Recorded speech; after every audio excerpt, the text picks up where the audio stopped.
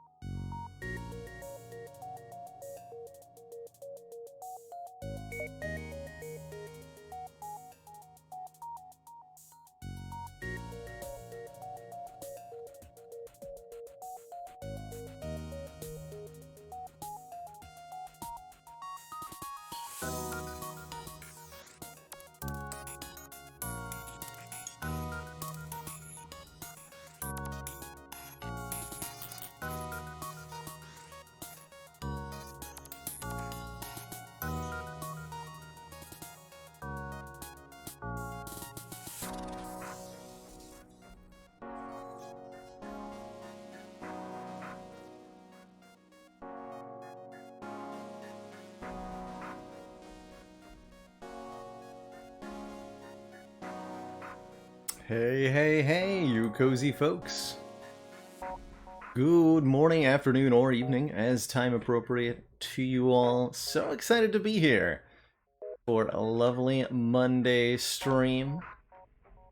Starting out with some cozy FTL. I've been really enjoying lately, so happy to get on into more of it. We've got a ton of cool new emotes, which I am so excited for. A couple made by Chronometrics, and the rest made by Sir Theus, our talented intro and outro screen here. The intro ending, these both made by Sir Theus, now doing some emotes for the channel, and I'm so happy with how they all came out.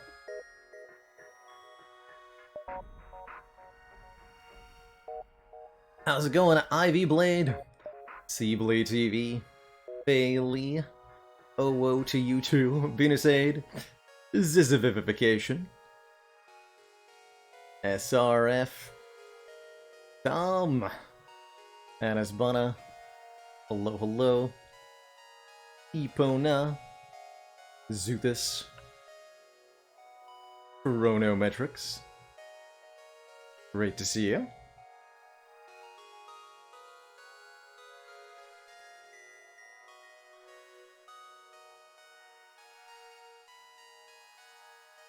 Striker Ninja during the pre-roll there, thank you so very much for the generous 6 months. Time flies when it's cozy time, as it should. Arrow of Kira, hello. How's it going, Connie?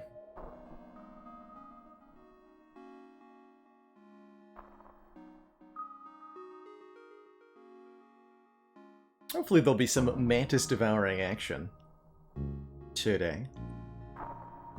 That feeling when you want to go for a Zoltan ship achievement and you lose 2 of the Zoltan crew members right in the first 2 sectors. Oof.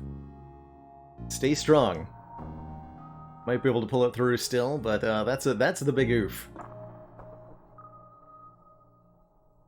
Hey, you die. Isla Cruz again, I think. We do have Baylor Huberset Tier 2, along with some of the other new ones. There's not enough emote slots for all the exciting stuff. But I'm very grateful that we have a lot of higher tier emote slots to work with, since the rework a couple of months ago. Hey, Zipskins, good morning. And hey, Sting! 30-second introduction to the game? Absolutely. Absolutely. So the really quick intro, I'll do a little bit more of a detail as we get started with our first run, but the quick and dirty of FTL is that it is a, I want to say shipship management roguelite. You're adventuring through a number of sectors of space, fleeing from a pursuing rebel fleet, and as you do so in Star Trek style, you encounter enemy ships, strange encounters with alien races, odd merchants, and other bizarre scenarios. The core gameplay revolves around ship-to-ship combat, involving your ship here. You've got weapons that you use to attack your enemies, and your enemies will be shooting at you, where you're trying to keep all of your different systems online. Every room of the ship with a symbol in it is a different system, that are all powered and damaged independently from one another. So it's, the idea is to protect your own important systems while disabling your enemies. And yeah, we do have a command for a pretty detailed intro run to FTL off the YouTube, if you'd like a really detailed explanation. So the emotes, to answer your question, Tom, emotes that got the boot from our tier 1 were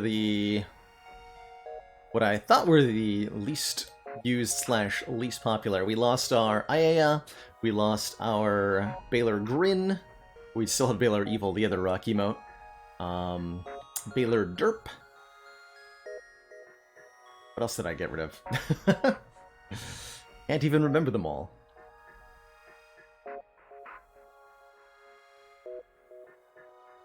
And a couple others. Oh yeah, Baylor Bird is gone too.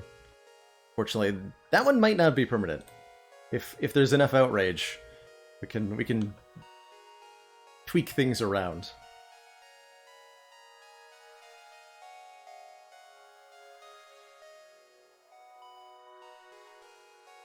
But very, very happy with the new set of emotes. So excited. So excited.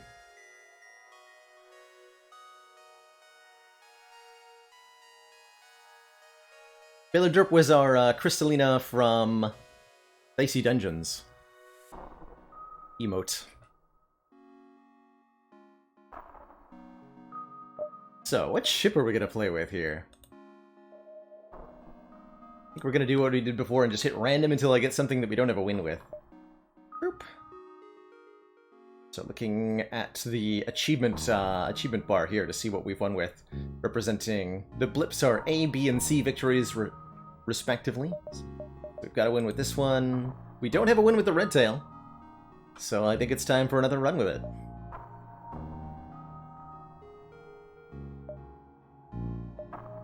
A comfy chair.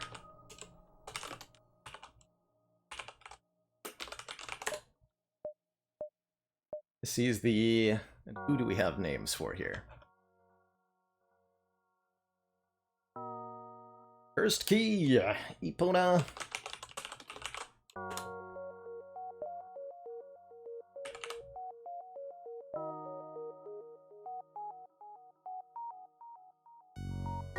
And Ivy Blade. Welcome aboard, everybody. Actually, what if I do one word? Looks better.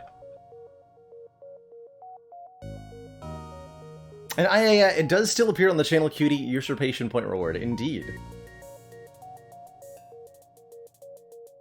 Indeed. Hey, fellow. Truly a blessed time on Crummit. So glad to hear. I know Tom picked up Crummit. Crummit's Tale Meteor Fall from our playing of it on Saturday. Sounds like a couple people were pleasantly surprised by that one. Might end up doing another run or two of it. I have not decided if we'll see more of it or not, but it was super cool to check out.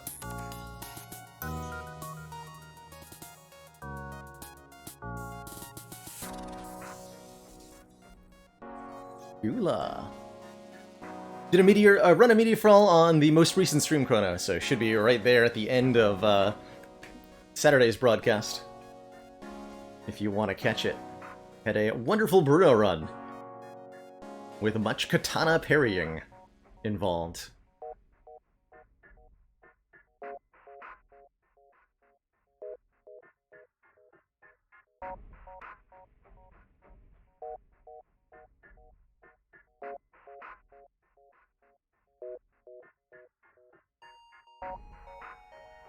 Alright, let's jump on into a run with the Kestrel B here. It's a very weapon-heavy ship. Starting with four basic lasers, which are pretty easily swapped out. They've got a single shots for 1 power with a 10-second charge time. Individually, not that good of a weapon, but the quartet of them makes for a really, really powerful weapon in sectors 1 through 3. Cucumber! The Mantis. Let's go. The laser chair. Actually, I like that a lot. That is indeed what we're piloting. The laser chair. Let's get going. Oh, wait. There we go. Whoops. Excuse me. You saw nothing. You saw nothing.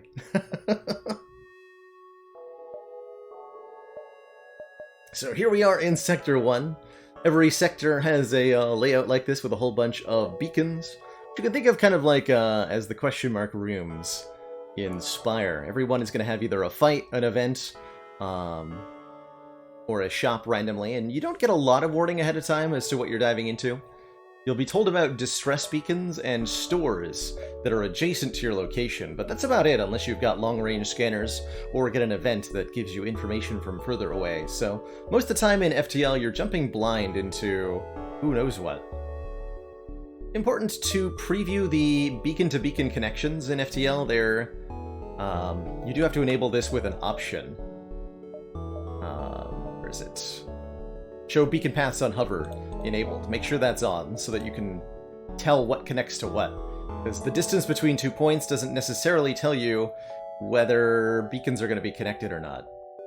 And sometimes the pathing ends up really weird, like there's a dead end over here. This just doesn't connect to anything. Likewise, this doesn't connect here, so you can't jump there. Odd. Like, the distance between these two is basically the same as the distance between these two. They don't connect, though. So strange. So strange. The blue ones are nebula sectors. They've got a different set of events, and your sensors don't work while you're in these beacons, but the Rebel fleet, which we'll talk about more, pursues you at a reduced rate when you're hanging out in a nebula. Would I consider FTL challenge runs in a similar way that I do various Spire challenge runs? Yes. Yes, I would. And I've got a couple in mind that we might end up doing. But I think there's a lot of room for interesting challenge runs in FTL, especially ones where you're, like, forcing a particular weapon. I would love to do a double Vulcan run at some point. Alright, our first encounter is a Rebel Scout. This is great.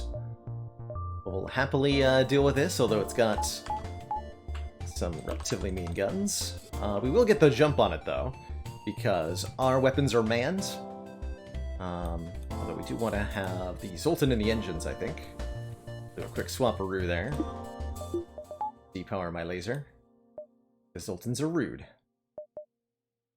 Hopefully that doesn't cost me any health. But, so they... Wait, they fired first? What do you mean they fired first? What do you mean?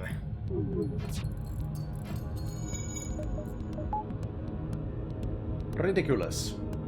Yeah, it seems like they get manning bonuses. They must. Otherwise they wouldn't have beat us to the punch there. And this thing is dodgy. Could have been actually a potential way to train our skills up. The two basic lasers on this, if we desynchronize them, make for really good training on the shields and evasion, but I'm not going to do that. Especially not with the red tail here, which is very good at just dunking enemies in the early game. Quickly salvage what we can. The outpost hails us and gives us a reward. We get some fuel and missiles. Quick overview of the resources here. Fuel, we need 1 for every jump on the map. Missiles are used whenever we fire a missile weapon. Drones are used whenever you use a drone item. And scrap is by far and above the most important resource. It's the lifeblood of any FTL run. Scrap is used on the ship upgrade screen here, whenever you're not in combat, to upgrade the ship, improving your systems so that they can do more things, but they also require more power whenever they're upgraded. So you also have to upgrade your reactor to output more power to support the upgraded systems. Our first 50 scrap, as usual, will probably go towards upgrading our shields. It's one of your best early game upgrades. And another potential double reward, a civilian fleeing from a pirate. We'll aid the civilian best we can. So, set all of our guns to fire at the weapon room here. We end up on fire. Great.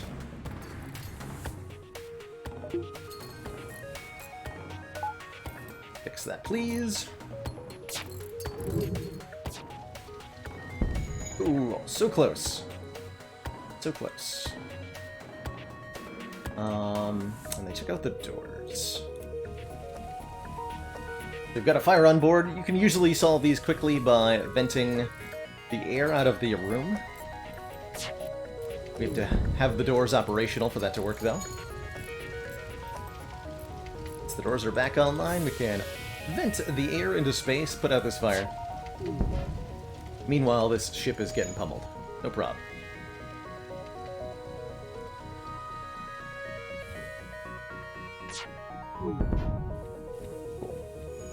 It's all good. Can I imagine any ship setup winnable with 0 regular shields? Yeah, I've done that before too. That's a good, that's a really good challenge run, is to start a ship that doesn't have any core shields and try to win with it. But you totally can. Absolutely. Cloaking and some good evasion will get you really, really, really far.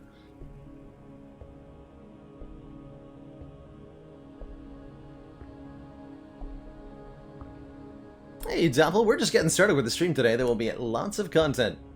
Probably only one run of FTL, but there will be more besides. Alright, civilians. The civilians are alive and are scientists. They give us stuff too. Wow, in just 2 jumps we've gotten 49 scrap, which is crazy good for Sector 1 here. Please stop stealing my power.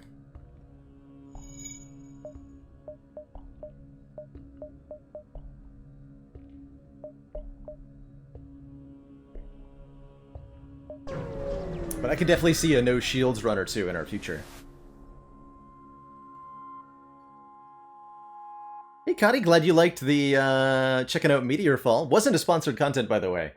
That was just me checking out a game I thought was cool.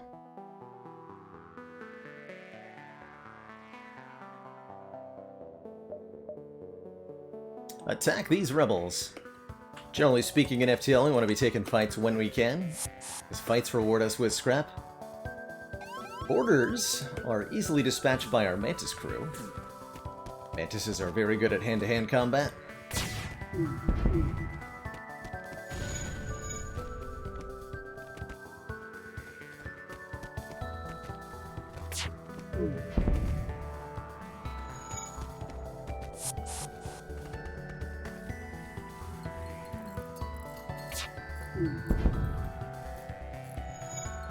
I could be like targeting their shields or evasion here. I probably should with a couple of the lasers.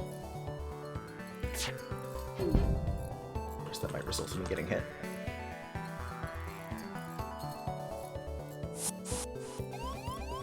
Yeah. Unnecessary damage. Alright, civilians, prepare to have your supplies stolen. Colonists hand over the supplies. Appears to be mostly equipment meant for automated farming, but we can make use of it. As we leave, receive a message, this! Why the rebels will always have our support. Well, not if I kill all the rebels with your farming equipment, Scrap. Got him.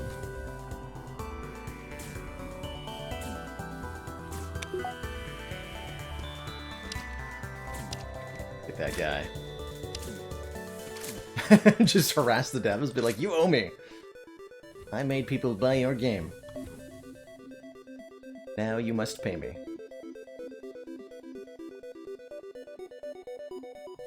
Poor civilians. They had it coming, though. That's what you get for supporting rebels. Or something. Alright, we'll put the points into shields, so we can now level up and have a second layer of shield bar here. Every bubble, every blip, whatever you want to call these, vaguely square object represents 1 incoming hit of any power from laser weapons. Beams are blocked entirely by shields, and missiles will pass through them.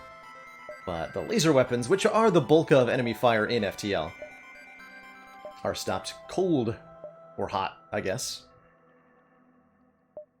I think lasers are hot.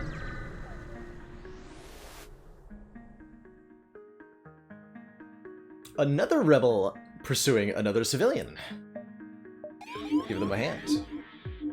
Got mind control happening. We'll cause one of our crew members to temporarily attack us instead of doing what they're supposed to be doing, which is piloting the engines. Level 2 mind control too. We can tell that by the 85 health on the crew. Zoltans normally have 70 health. We're able to blow up the ship pretty easily. Refuel's pretty good. But the civilians got away, so pretty low reward there. That said, we're well ahead of the curve here. Buy another point of reactor power, so we can power more systems. Yes, the halberding glaive beam can penetrate a little bit of shielding. But all other beams get stopped cold. To be clear, the exception that proves the rule and all that.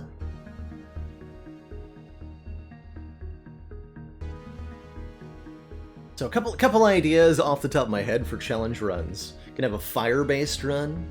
Love the fire runs. A no shields run, a no weapons, or pacifist run. A always have to be the good guy run. A lot of things we can do. I really like. Lots of room for fun. If I was gonna do like a pacifist or good guy run, we'd probably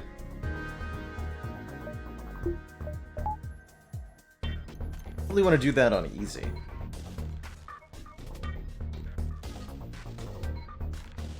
Only one crew member? I like these ideas. So we're in an Ion Storm here. Ion Storm reduces our power output to half. We're going to turn on as many of the lasers as we can. And we're not going to fire at any of their powered systems. They're under the same rules. They have half power. We can see that they've only turned on one of their lasers, so we can stop it with one layer of shields. But if they were to take damage that caused them to turn on another laser, that would be bad. So what we do is fire at the piloting, which is not a powered room. It's a subsystem. It doesn't take power, same with doors and sensors. And so their AI ship won't rearrange their power in response to it taking damage, like they would if we shot at the shields. They would power up the gun. They try to surrender, but it's a stinky surrender offer, so we won't take it. Your money and your lives.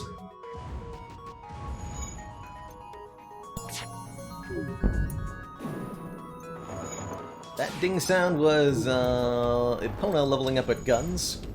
The 4 basic laser setup of this ship means your weapons crew member will level up very, very quickly, which is super good. Dare I say, super duper good. Yeah, this game is brutally tough, even without any amount of challenge run added. So to do theme runs, it's quite the daunting task. Captain of the ship claims he can provide services as long as you've got the scrap. And that service is dying. We will fight. Because instead of spending scrap, what if we got more scrap? Got a Burst 2, which is a pretty nasty gun. Put everything on their weapons room again. I'll probably depower the oxygen to get 5 more evasion here. Oh! Beat them to the punch. That's the benefit of having leveled our weapons. For 15% faster charge, we're now at 8.5 seconds to charge up the basic lasers. Versus the 10 seconds it normally takes.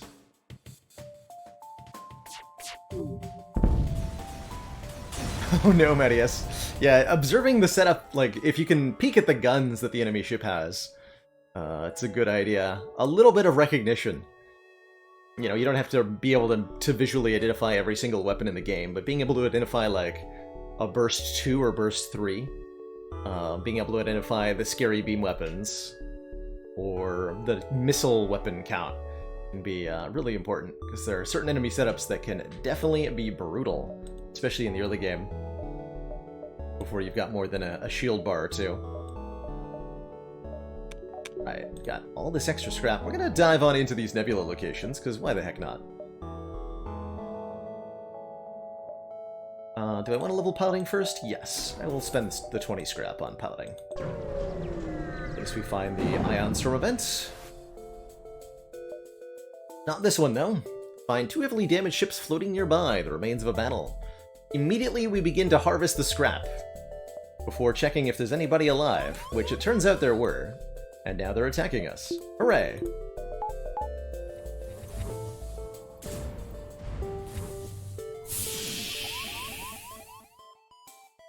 Well, I probably shouldn't have done that. They're gonna break the O2. Close the doors. Door 2. Yeah, I figured they would break the O2. Whoops. Means we're gonna do this. Might break the sensors as well. It's also okay. Oh god, I've made a horrible mistake. Okay, well they've all suffocated to death. So that's nice.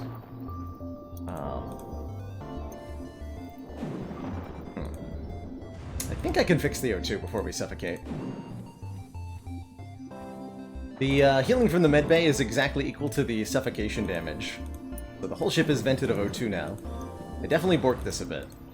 We're supposed to vent everywhere except the medbay, but I went for including the medbay, and that was not a good idea.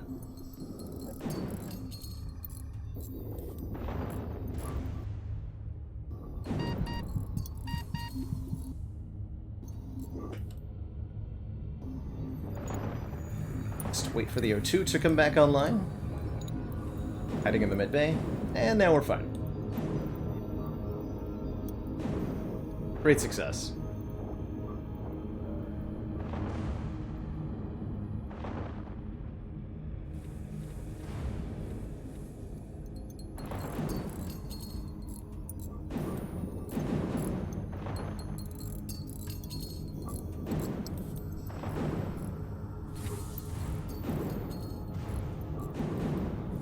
Oops. Fix that.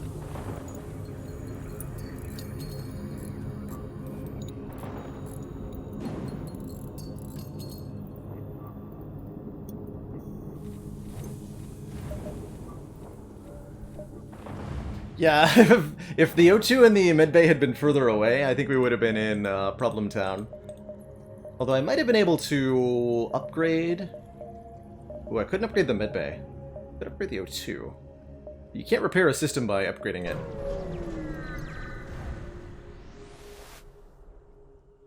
A pirate ship arrives shortly after us. Judging from the fact that it's attempting to avoid our ship, we assume it's a smuggler trying to stay away from beacons.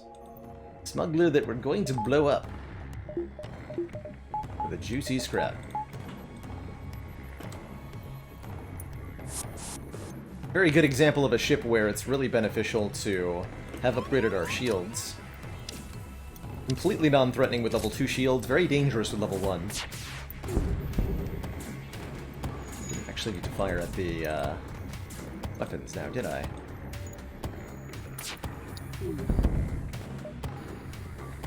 They're trying to escape. Let's see about that.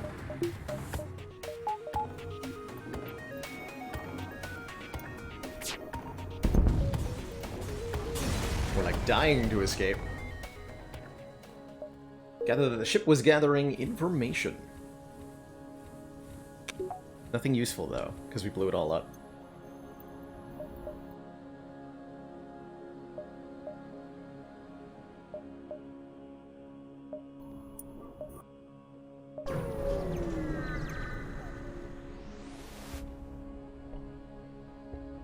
Another civilian being attacked by pirates. Trying to be a hero. Only got one laser. That's real threatening there. Good job.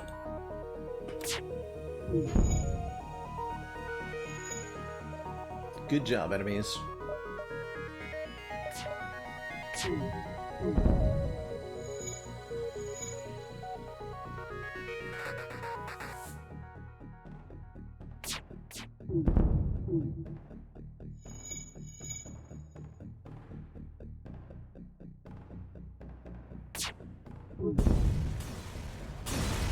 Sometimes fights in FTL are just free like that.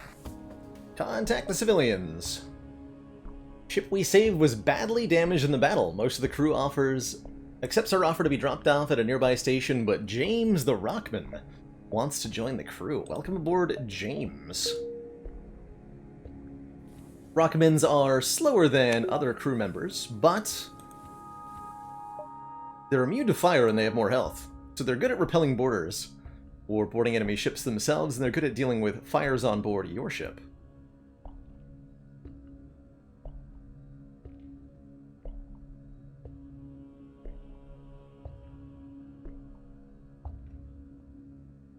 Morally dubious Baylor. That's how we roll in FTL. Major Tom.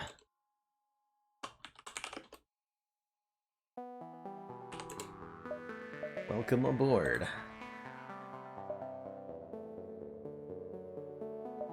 We've got ourselves a distress beacon. We're better equipped to handle that now that we have a Rockman crew.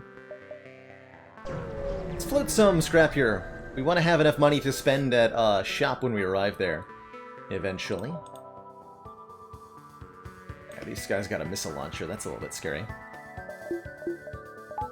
Power up the shields, too, to block both shots from the chain laser there.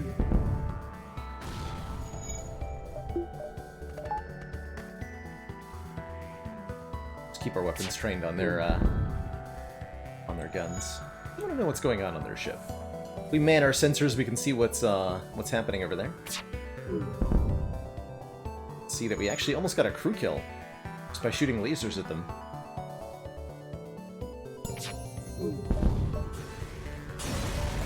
Pay a bit more attention to that. The outpost hails us. The pompous bastards expected free service just because they defeated the Federation. Take this. For the help.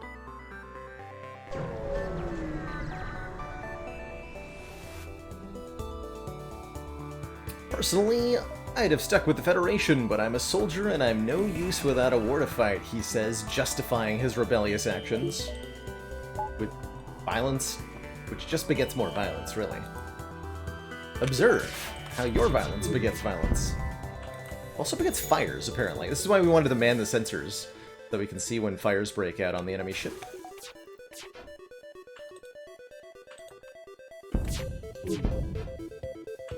We've got a defense drone Mark II, which is very good at shooting down stuff, including incoming laser shots.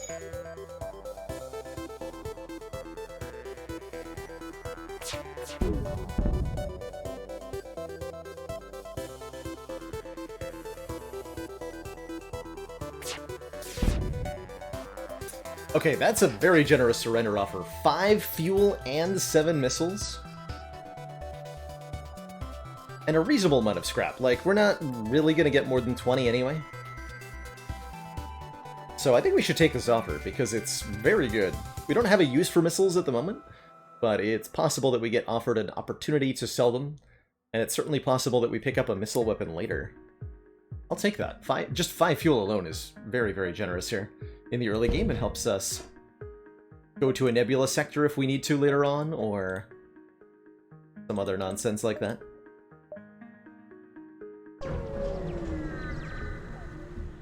That's the distress beacon.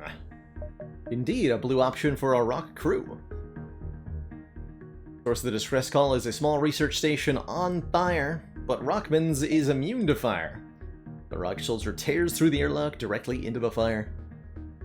Putting it out, no prob. Survivors give us 22 scrap. I think you always get a random augment from this if you've got the rock crew.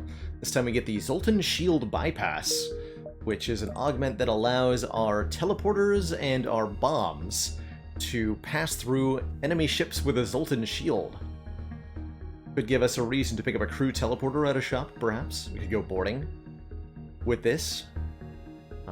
And with 27 missiles, a bomb weapon would be useful too. Hey, Methlin! Great to have you back. Hope you enjoyed your 2 weeks vacation. And thanks. It was really fun to conquer the no-skip ladder. I was truly surprised to beat it, but very happily so. What we got here?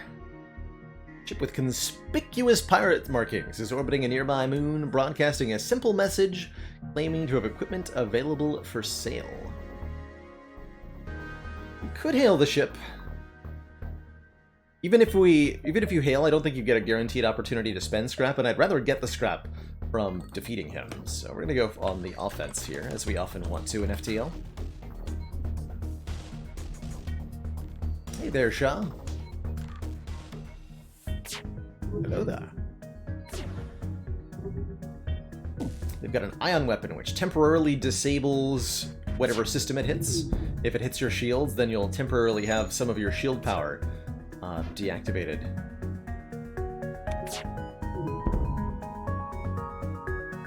Please don't kill us, they say, offering absolutely jack squat. You better do better than that.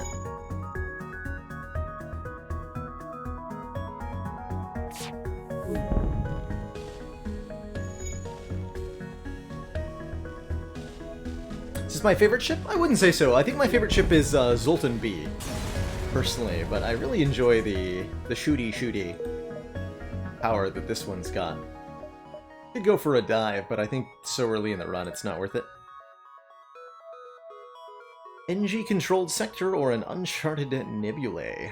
We've got plenty of fuel, so an uncharted nebula is not bad, and we already upgraded the piloting. So we'll get some blue options there. We don't have an NG crew, and I usually think that having an NG crew is a big factor in whether an NG-controlled sector is going to be good for you. So let's actually hit up a nebula here. There's very few nebulas in the entire layout here, except that we do have to go to one in Sector 7, which is interesting. But we'll jump into this one.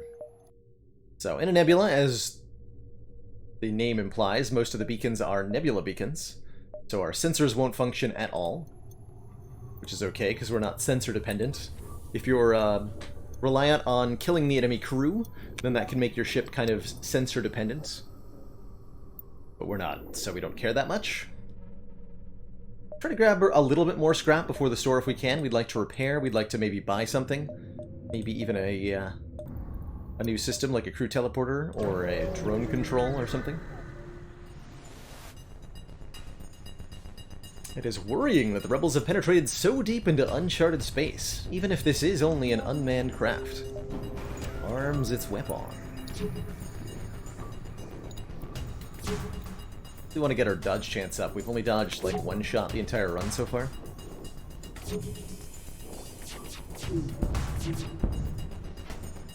That was kind of sloppy.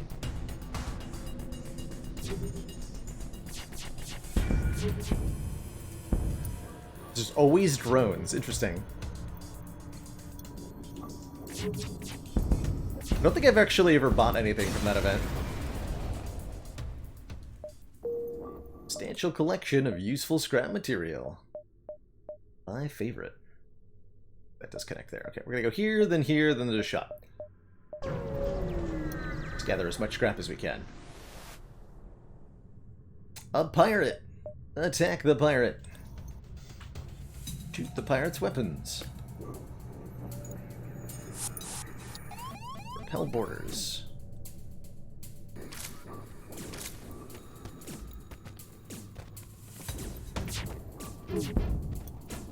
Nice dodge. Good, good. Dodge the missile.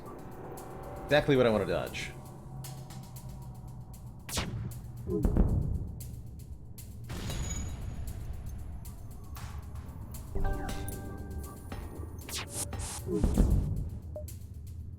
Looks like they don't want to fight. Let's say that I blame them.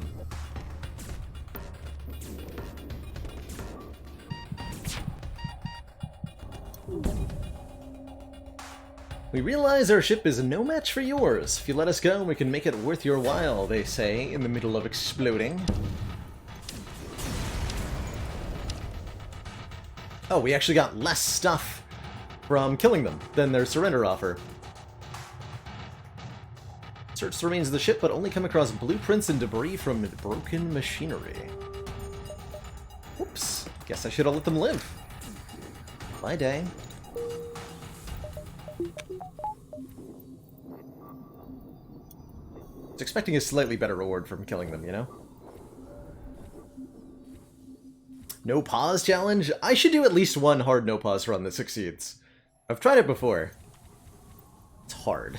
It's very difficult. Hard no pause is such a brutal way to play.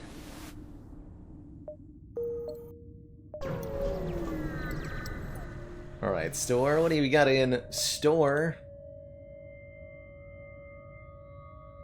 For me. Let's see. Some pretty meager drones on offer here. They do sell a drone control coming with a free system repair drone. Not particularly worth it. There's the crew teleporter if we want it. We have a Mantis and a Rockman, which makes a very good boarding crew. So I think we could put that to effective use. They're also selling cloaking, though, which is one of the best defensive augments in the game. I have never tried speedrunning FTL. No, I haven't. The Zoltan shield bypass makes the teleporter a bit more of an appealing option, huh? I think we would definitely do better in the short term with the cloak here. Probably also in the long term. Your teleporter lets us start gaining more scrap. If you kill the crew of an enemy ship rather than blow up their hull, you get, on average, better rewards.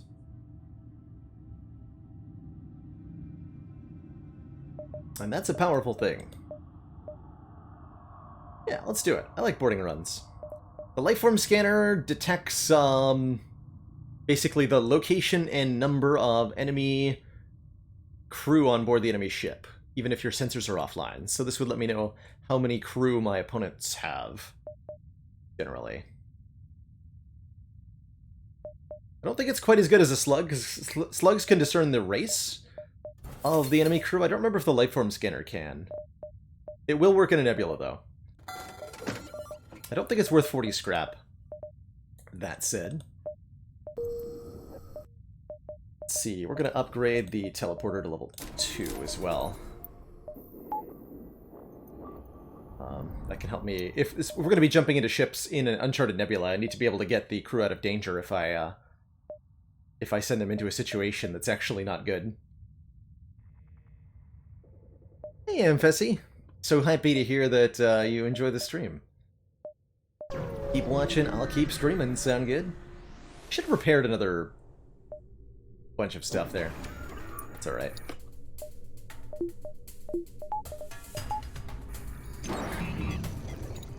They've hacked us by attaching a hacking drone which physically latches onto our ship. Oh god. Timing though.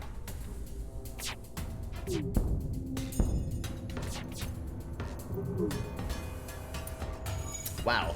Okay, I wasn't expecting to take so much here. I would have, you know, aimed at their weapons. Brutal. Just the timing lined up. Blah. Did not need to take any of that damage. Oof. You do get a free combat drone Mark 1 though. So nice. So nice.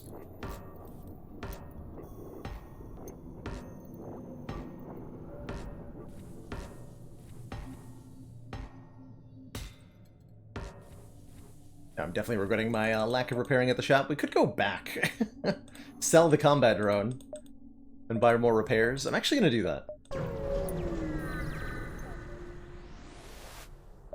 A little bit awkward. Same store when you go back.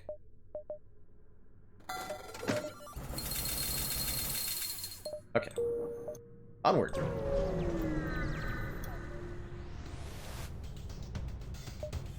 See a number of derelict ships near the beacon. After a short time, we hear the telltale sounds of a teleporter and shouts coming from within the ship. We've been boarded. We're gonna do venting thing correctly this time.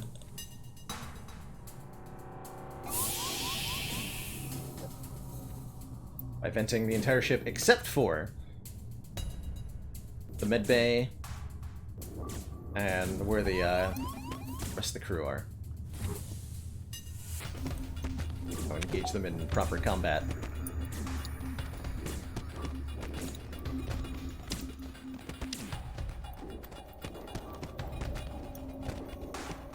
Here we go.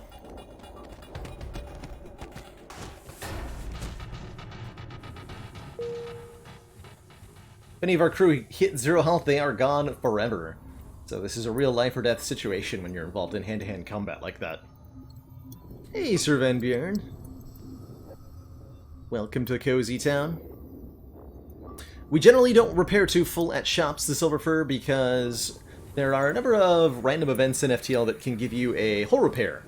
And the idea is that you want to be able to benefit from that if it happens, by avoiding paying for the full scrap.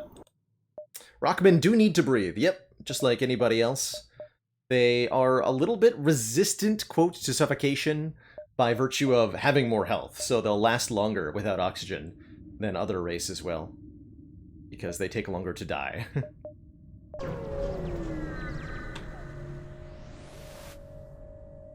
Yeah, even the NG, who are, I think, a cloud of nanomachines that have assembled into a human-like shape, they still need to breathe.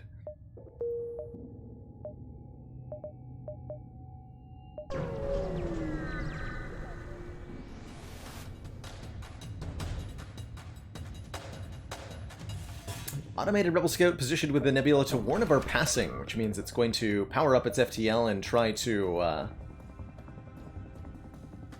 escape. So we need to disable the piloting on it to prevent it from getting away. Ooh, weapon hack. That's nasty. I'm gonna need to eat a couple of missiles here.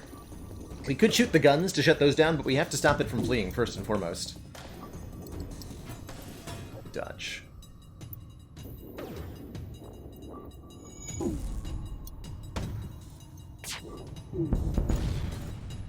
Perfect.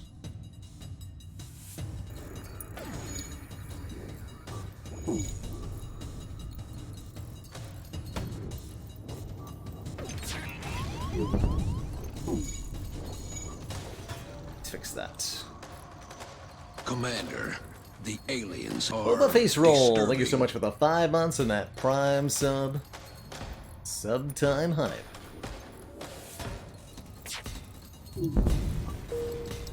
And I have indeed played a good amount of Into the Breach. I think I've won with all of the base squads one time.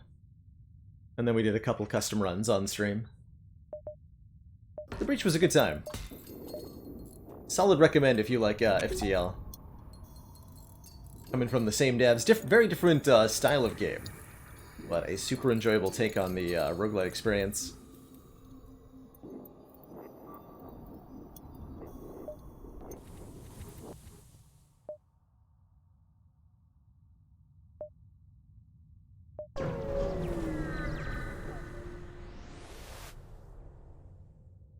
Heavily damaged Federation ship is hiding in the nebula at this beacon. Before we have time to make contact with them, they fade into the nebula.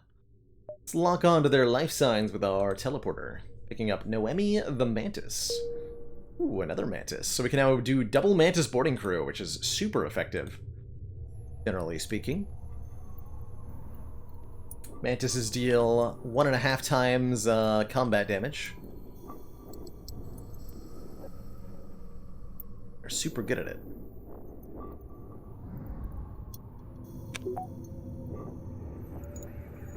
Baylor, welcome to the crew.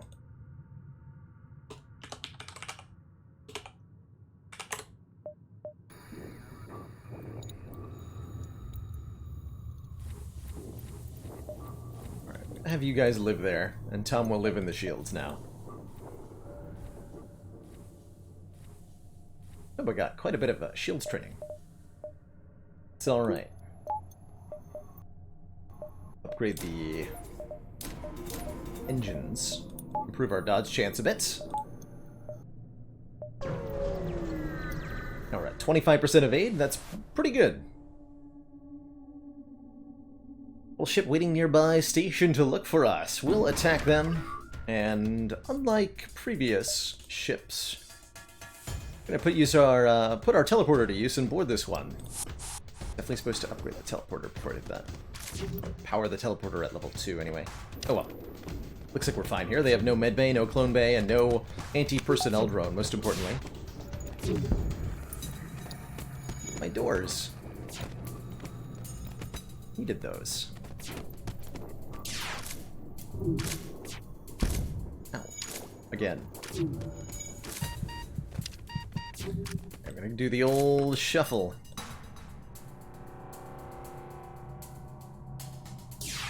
swap places by ordering one crew member into a different room, then ordering the second crew into the room they're already in, and then ordering the crew that's now ordered outside to go back into the room, and you swap the places of two crew like that. Even out the damage a bit more. There are no more life signs remaining on the ship, so we strip it of useful stuff. Heck yeah. Hey, 039, we might see some more Meteor Fall. I haven't figured out if I want to do more of it yet. But we're starting out today with some FTL, and then I'm going to be checking out Dream Quest, our community game for the month, after our FTL run here.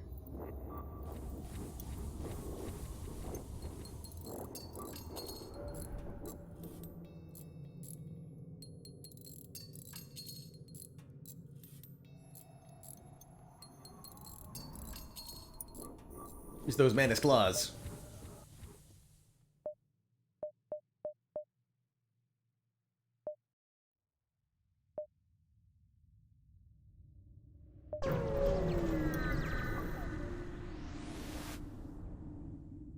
Navigating the fog blind, you practically bump holes with a Mantis ship. The hell you. Pah! This transgression will be overlooked. Nebula very dangerous. Next time, humans all die. There won't be a next time. There will only be a this time. Okay. Got a slightly dangerous weapon setup, and a crew teleporter of their own, and a medbay. We want to kill their crew, which we do. Going to A, need to deal with the border. Who is in the O2 room. Kill this Mantid. And then we need to break their medbay before we teleport onto their ship.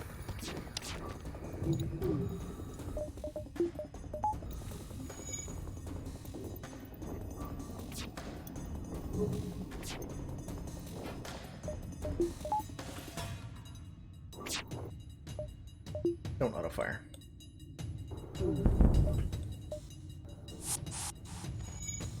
Got an NG here. NGs are good at repairing but bad at fighting.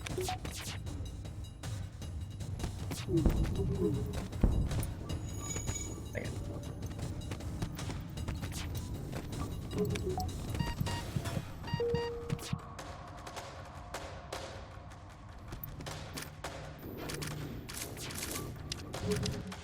Switch them earlier. No more life signs remaining on the ship. Heck yeah.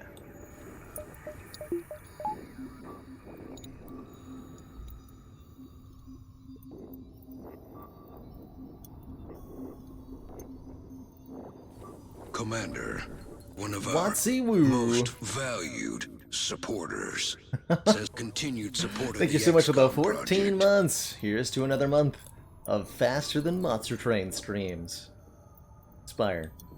Wait, what? Yes, it would be a bad idea to destroy the ship with your crew on board. Indeed, that would result in the sad times, unless you had a clone bay. Now, if you have a clone bay, by all means.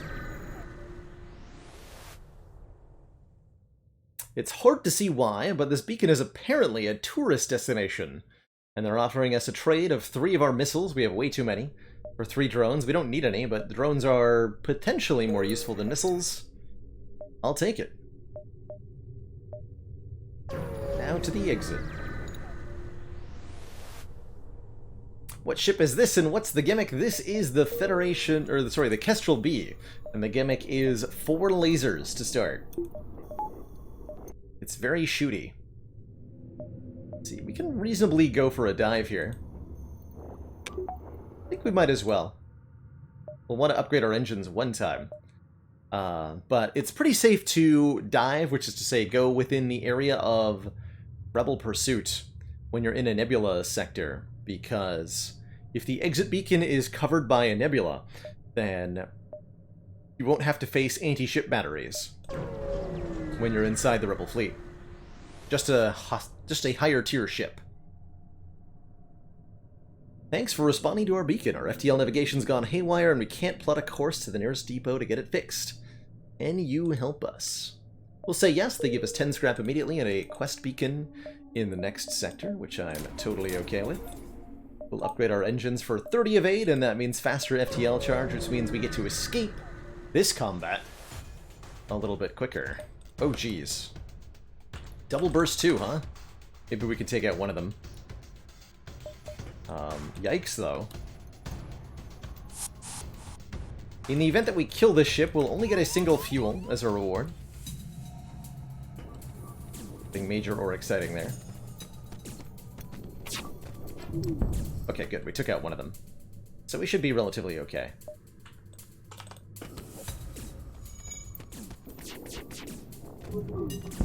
Relatively. I think we still want to get out of here as quickly as possible.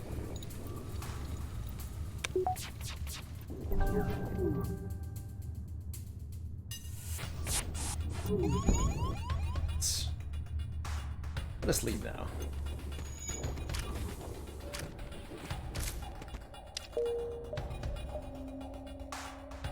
NG homeworlds or Mantis homeworlds. We could do the Kazakh quest again.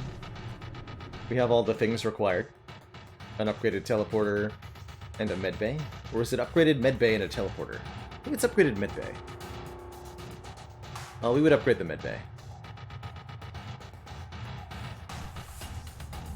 You need an NG crew for the NG homeworlds to offer you its quest. Let's go to the Mantis homeworlds.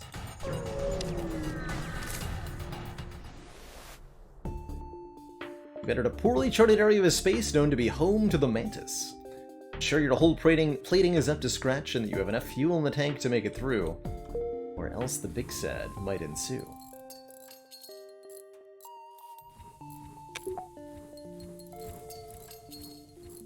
Upgraded medbay heals faster, yes, and most importantly, it provides a blue option in a quest event that you can find here in the Mantis homeworlds. But yeah, it does heal faster, and not just a little bit faster, but 3 times as fast, which is a substantial reason to want it upgraded.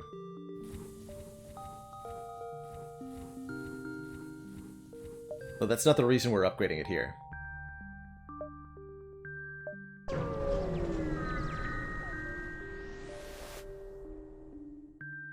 More lost people, sure. Alright, so we have 2 people we have to guide through the Mantis homeworlds. Both right there. Upgraded mid-bay is 35 scraps, so we just need a little bit more. Hopefully Kazakh is not right here.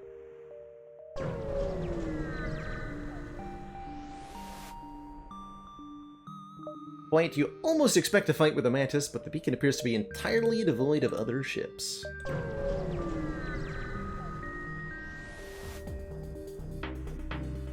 You escort the ship to the requested beacon, but much to our dismay, it's a trap. Is that an ion intruder? It is an ion intruder. It is.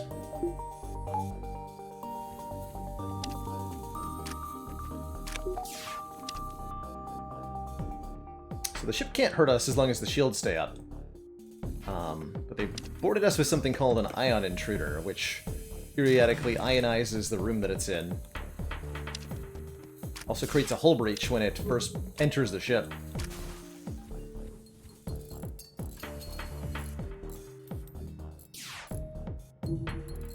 They're gonna have a limited number of drone parts, though.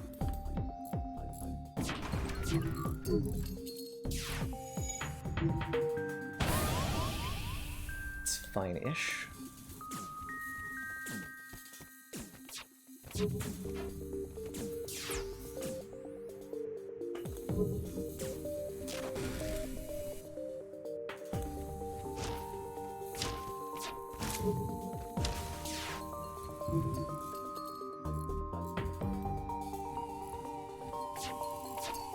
Just doing damage control here.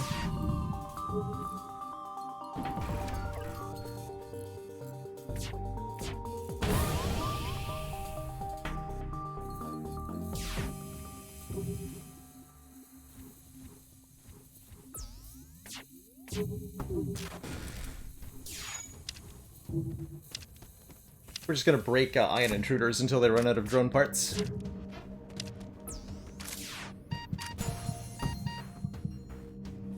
God, why are you? Alright, because the O2 was ionized. Whoops, I almost lost my bolt in there.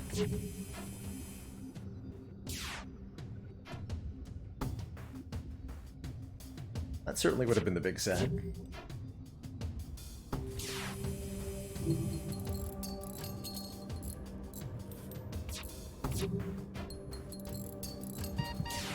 Looks like they're out of drone parts, as they have not sent another one our way. So we can now think about boarding their ship. And we will.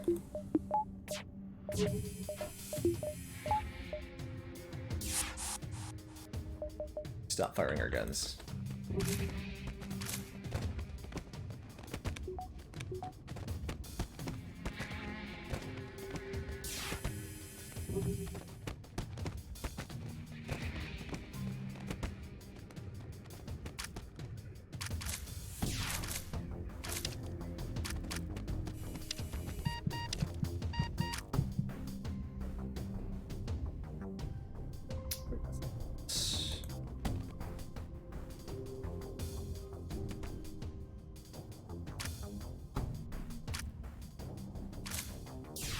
How to do the thing.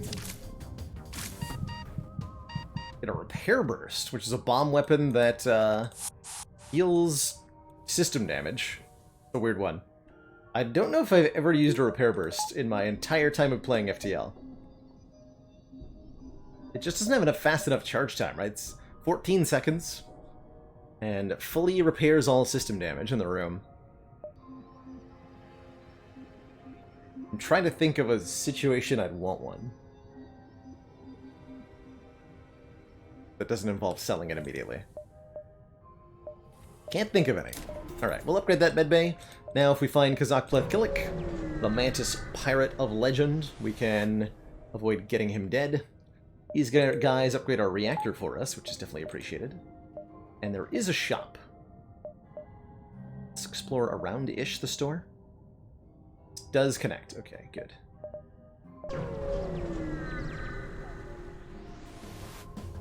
Doesn't repair hull, no, just system damage. Welcome to my teleporter. Prepare to die.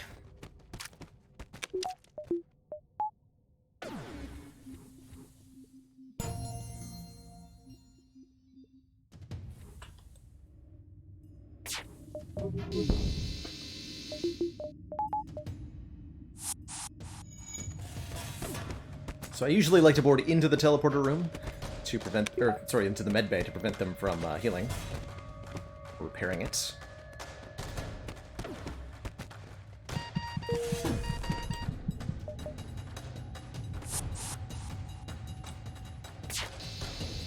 Ah!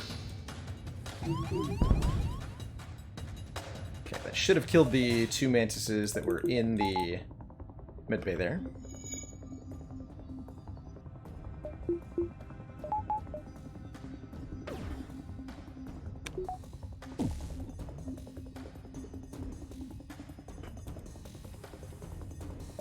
Should have taken out the weapons while I was doing that.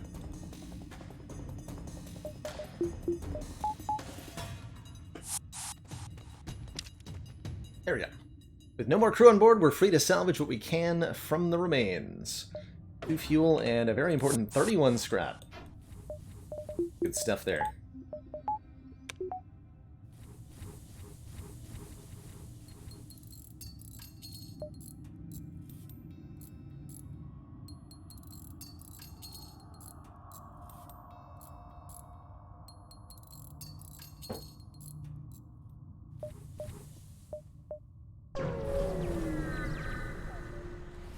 Jumped into a pulsar. Yikes. Small rebel research station overlooks a pulsating star. They've got a boarding drone.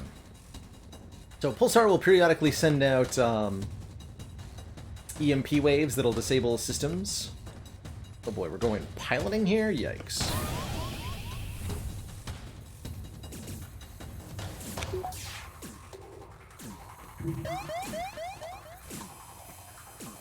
So we'll let that take out their shields, and then we're gonna hit them with our weapons.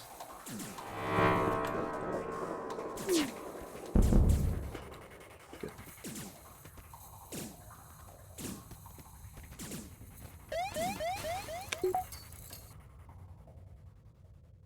I'd like to get a crew kill here. We'll see how possible that ends up being.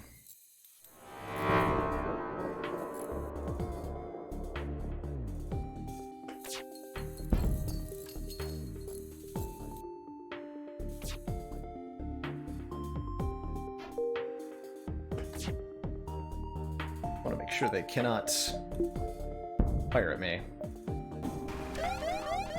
Okay, they're charging FTL. We're just going to blow them up.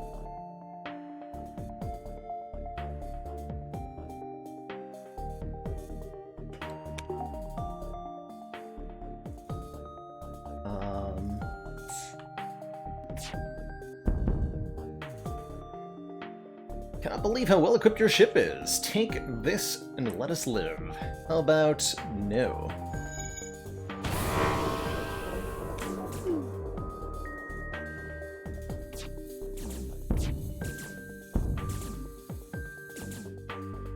Or considered no.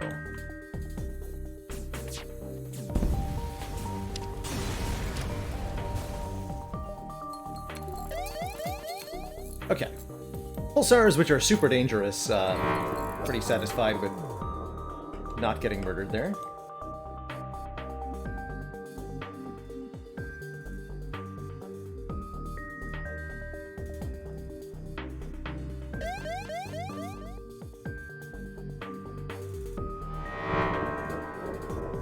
And we want to, before we jump away, we want to make sure that our systems are no longer taking ion damage, as that'll persist into the next jump.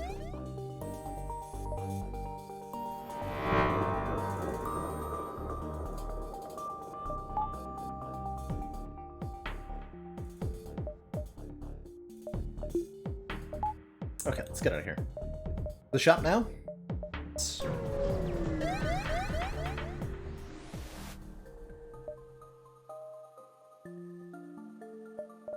We can find some wares and a long-range scanners, which we're definitely going to buy.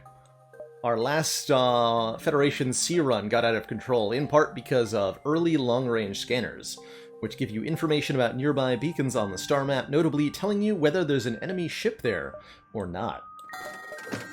And that information lets you be really efficient with your pathing, lets you accrue tons and tons of scrap. And at only 30 scrap, they are super worth it.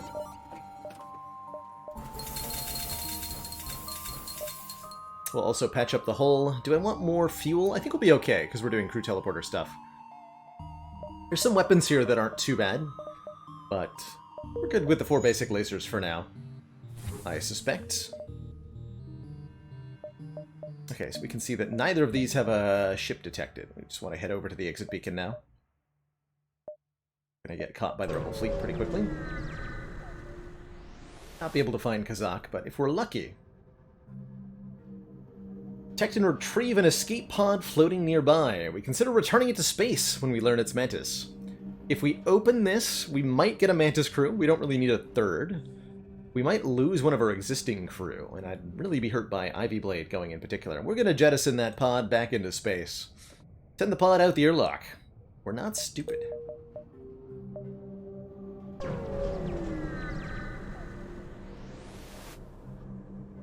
Nothing here but space debris. Oh, that's going to get caught, so I should visit this still. Because we're diving here no matter what, looks like.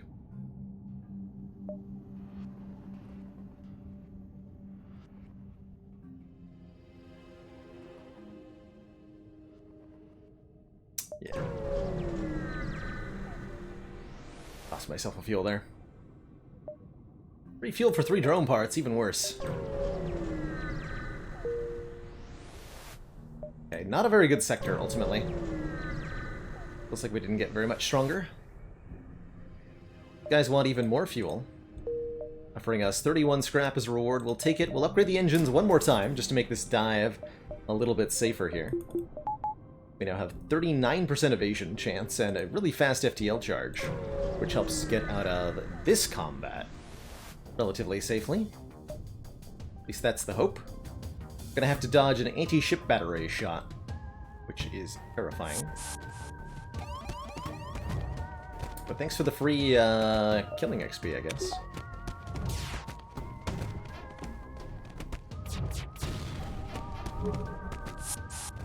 Dang it.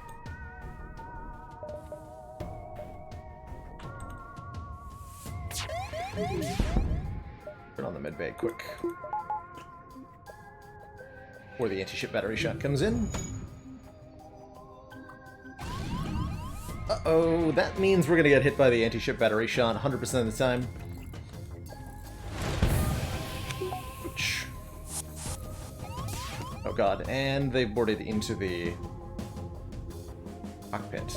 Uh-oh. This is what we call the big yikes.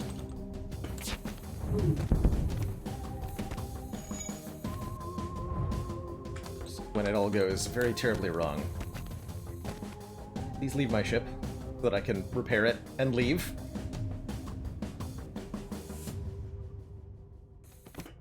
Please, please.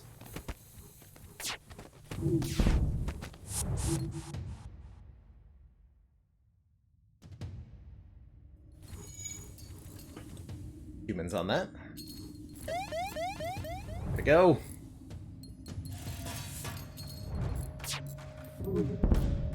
Okay, we get away before the next anti-ship battery shot came in. Good. And it missed anyway. Woo! Spicy. And we're down to 4 fuel. Extra spicy. It's all good, though. Hey, Logan the Varg. So glad to hear that, Meteor Fall caught your eye. It's always nice to hear as a content creator that, like, something I decided to show off ends up being popular.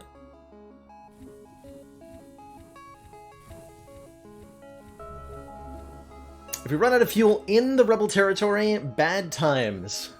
You pretty much have to... You have to fight and win against the super elite enemy while you're being bombarded with the anti-ship battery, and it'll drop 1 fuel if you can beat it. I think. Or maybe it's like 3 if you have no fuel. But you get a very small amount of fuel if you can win the fight. If you can't win the fight, you die. Which is likely what happens. Okay, 4 fuel if you have none. I thought something like that would be the case. Well, look at this nebula, though. Dang, it's a big nebula. Jump around in that. I have fuel to do so with? I don't.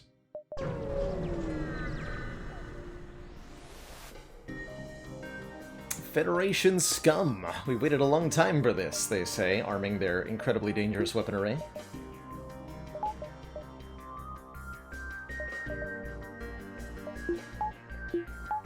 Thankfully, we have an enormous dodge chance. I like to board into the 2-man rooms. If you board into the larger rooms, then if they have more than 2 crew, they can just send them all to attack you.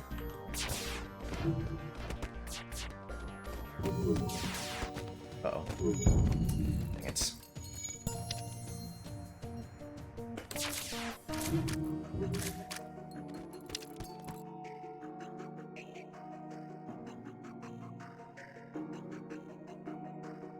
Hit again.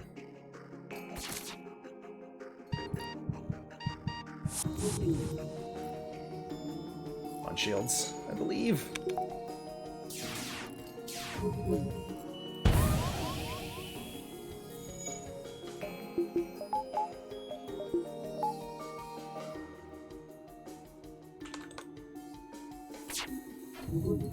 There we go. At least turned off one of the guns.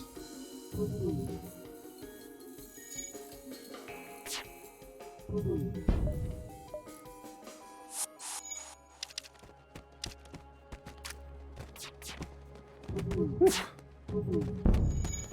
Don't kill it. There we go. No more life signs remaining on the ship. Success.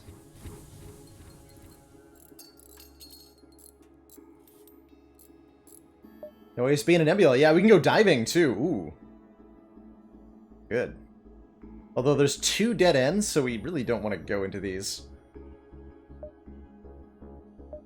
Stress asteroid field. Interesting. Forget what kinds of events you get at a asteroid distress beacon.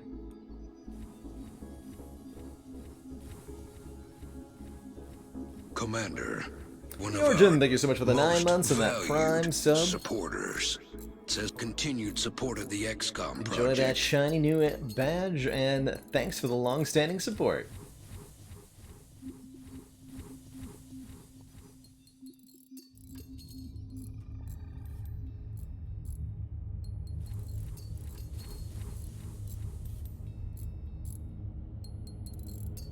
We might have to go to the store here. Nothing to sell. Check out a distress beacon first. Oh, if I go to the shop, then I'm gonna have to jump over here. Okay with that. Maybe it's people who ran out of fuel? You arrive to find a lumbering Zoltan freighter with no one at the helm. It's a mystery what happened to the crew, but we take the stuff. Because why wouldn't you, really? Commander, one of our And Baron Fell, most thank you so much for that. valued Also 9 months. supporters. Says continued support of the XCOM project. The subs are real today. So happy to have you all here. Hanging out. Buy some fuel. 1, 2, 3, 4, 5. Okay. Get ourselves back in shape here.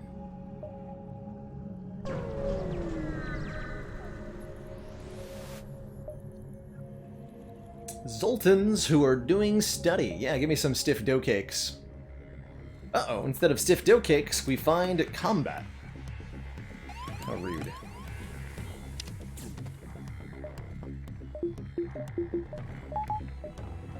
See that they have a missile launcher? And a clone bay, too. Okay. And they've teleported on board with slugs. We don't need the shields fully powered for this.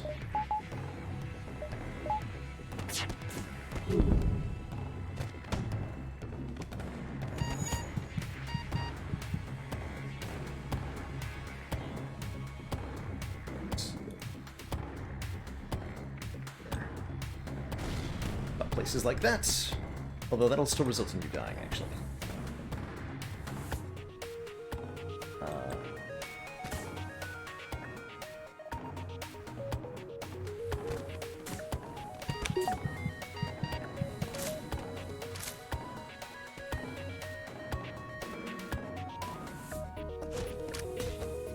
Please don't kill my mantises, thank you. Uh-oh. Oh god, I almost ran into the missile trying to dodge it there. All good, I think. We killed them, so we need to take out the clone bay now. Good, so that'll kill any crew that we're cloning.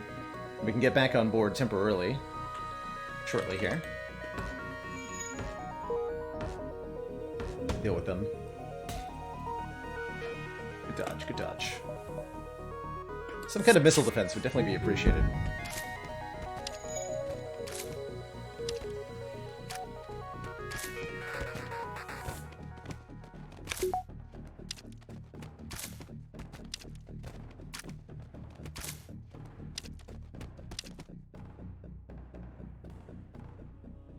Disable the ship and contact the research station. 37 is a ton of scrap, by the way.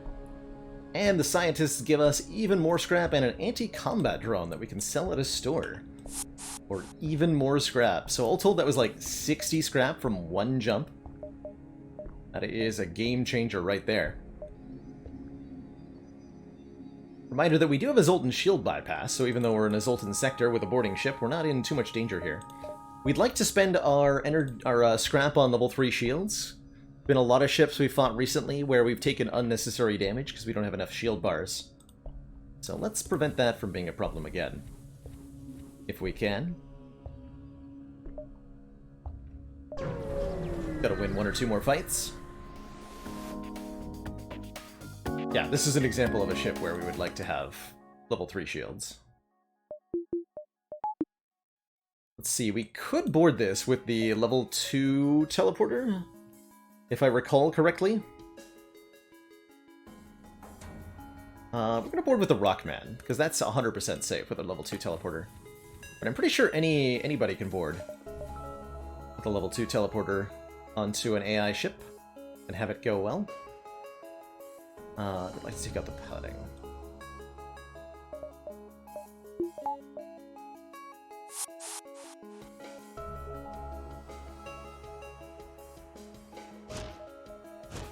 So there's no oxygen on this ship.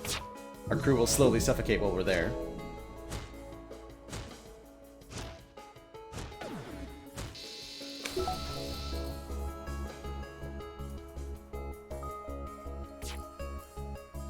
Let's see, so yeah, we would just be able to teleport them back with 8 health. Barely make it for a non-Rockman crew.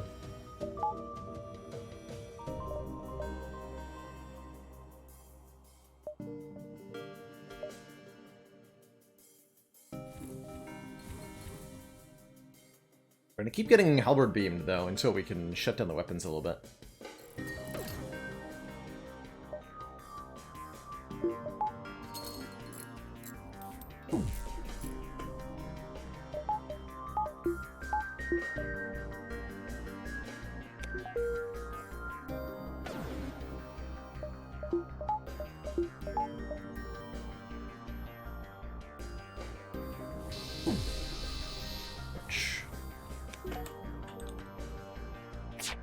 Okay.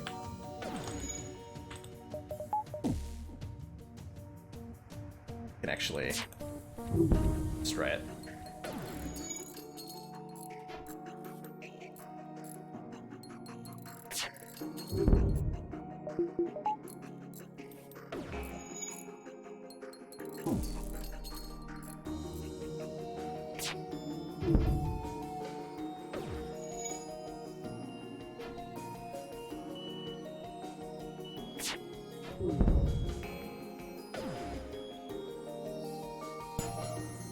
Good dodges. So we now have a leveled up dodge chance to 42%, which is really, really good. And we've maxed out shields. Well, not maxed out. We have higher level shields. They're not maxed out.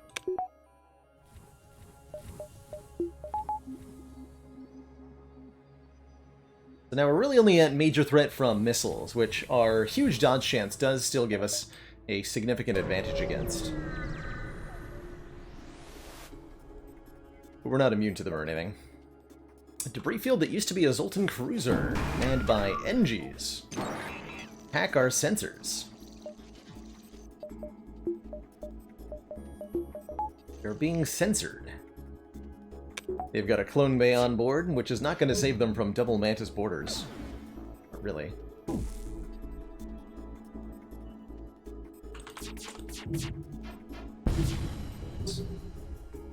Try that again.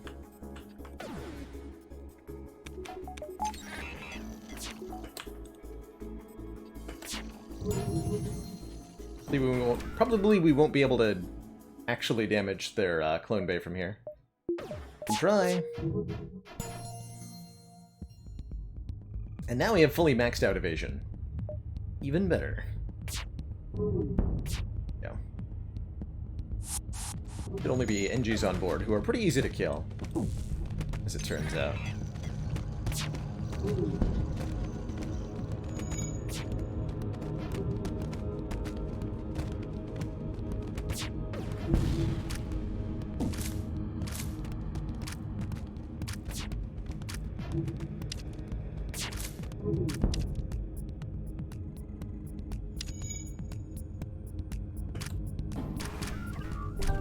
She will periodically respawn. Let's actually get some more crew on board. Can really overwhelm them.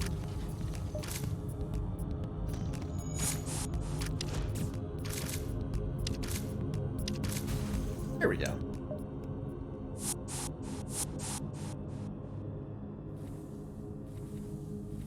Ship's pretty good for boarding because of the medbay's location and directly adjacent to the teleporter. Will I do a run with drones? It's been a while since we've done an NG ship run, but I'm sure... We still need to get a victory with the NGC, so I'm sure we will. Sure that we will. Okay, that's a nebula with an ion storm. Okay. We want to visit as much of the nebula as we can here. Get some more power.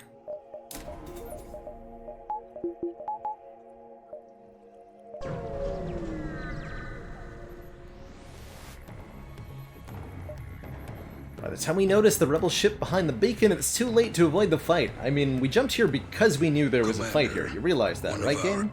Most valued Do you realize supporters. Says continued support of the XCOM project. Agni Runar, thank you so much for the full half year. Heck yeah.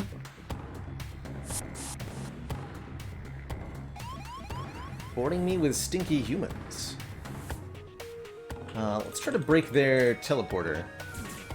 Prevent them from fleeing. Perfect. Get to kill these two crew from here.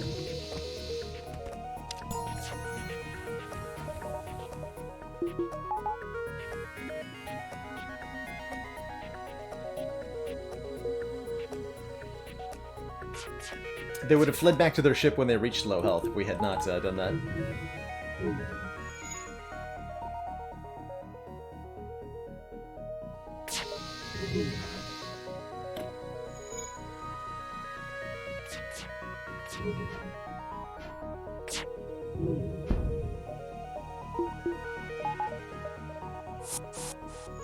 Oh god, it's on fire.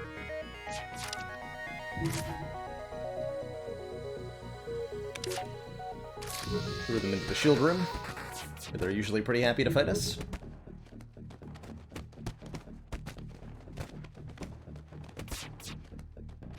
And mantises with maxed out combat skills do so much damage in melee. Excellent work, Commander.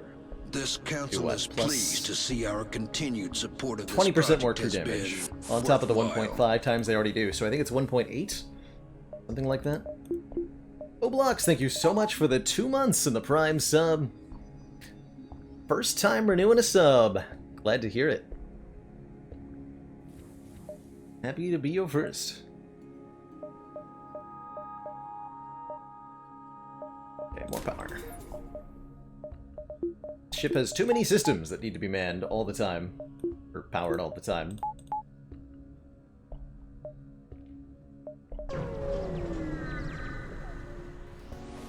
What do we got here? Rebel Scout with 3 shields on it. Okay, it really can't hurt us that much. It can't hurt us at all. But likewise, we have some difficulty. Let's try to take out the piloting first. May take a few barrages. But since we're in no danger here, we can just be patient. Nice. Connected. Let's switch everything over to firing at shields then. And that'll kill it.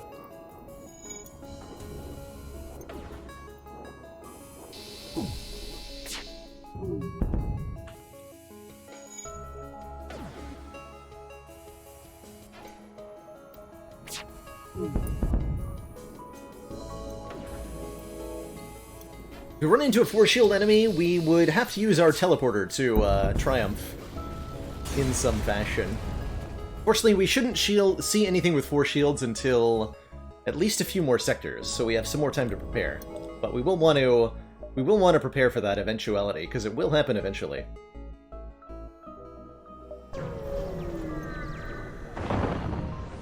If we didn't have a teleporter, well, we would we'd have to leave the fight then. Prepare to fight. We could use our blue option to escape this combat. But this is just telling us that we'll guaranteed get away from the fight. We'd rather have a fight that we can then win. I think. I think we'd rather have a fight that we can then win. This looks pretty nasty.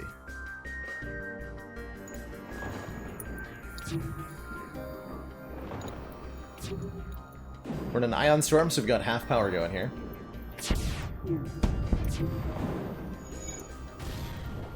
Dang it.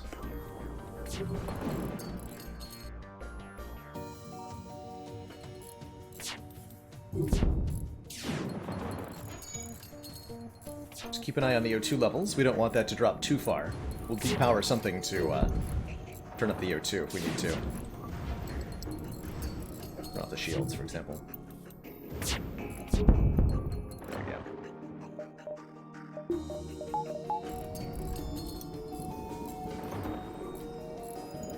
Hey, you flannel violin. not actually sure what the earliest you can encounter a 4-shield ship is. Probably Sector 5 or so, which is not far away.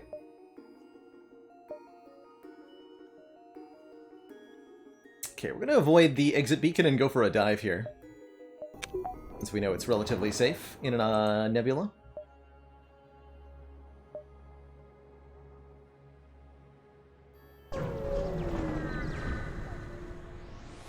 Not planning on buying Clone Bay at any point during this run, Dai, although we might if the opportunity arises and I've got nothing better to do with the money. But it costs 50 scrap to swap over, and I wouldn't say is often worth it. Do I have anything to sell at this store? Yes, the anti-drone drone. Okay, what do you got for me?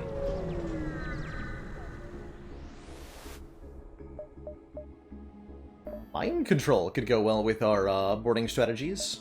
We could also take a drone control that has a defense drone, and that would allow us to avoid missiles. Reconstructive teleport's pretty interesting with boarding strategies. Crew is fully healed whenever they teleport, though 70 is a lot of scrap to pay. I'm quite good buying drone control here. Really good buying drone control. Although it doesn't help us deal with powerful enemy ships. That's okay.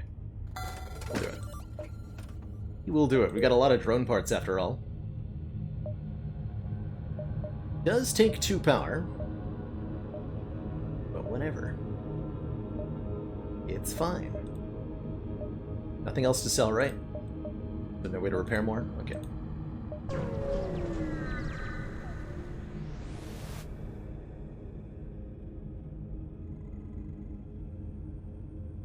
Inside this nebula, you detect a rogue planet drifting through space. On its surface, a huge monolith visible at this distance even to the naked eye. A Zoltan Elder hails you from the planet. Through luck or intent, you have discovered the Great Eye. Look into its depths and receive your just deserts. You approach the planet and wait, but nothing happens, the Zoltan hail. And in the coming times, when the monolith speaks not with a man, he has no future, and must be left wanting. Then they attack, because they are rude or something. No mid-bay. We're just going to board straight away. There's no reason to fire at this. We can go straight on board. Zoltan crew explode when they die, dealing 15 damage to everybody in the room. So even though they are kind of weak... Ooh, hull missile. This is how we deal with anything that has 4 shields. We shoot missiles at it. Missile's perfect here. Totally perfect. Takes only 2 power. Got a long-ass 17-second charge time, but pierces any number of shields and does double damage to rooms without shields in them. So we're going to use this to deal with foes now. We can snipe stuff like med bays or clone bays with it. We can take down shields on ships that have too much. We can take out piloting for things that are trying to get away. It's just going to be all around really good.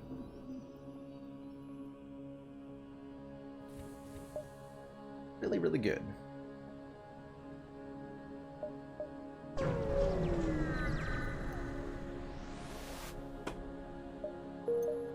Back comes.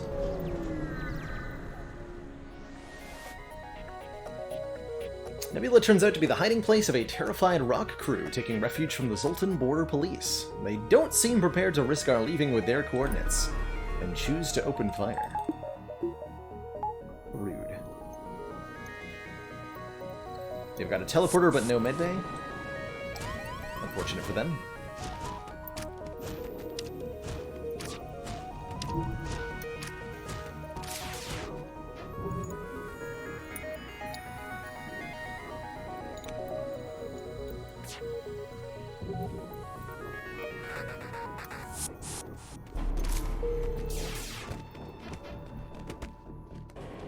Normally, Mantis and Rockman are about an even match for each other, but because our Mantis are max leveled out on melee, they should win the 1v1.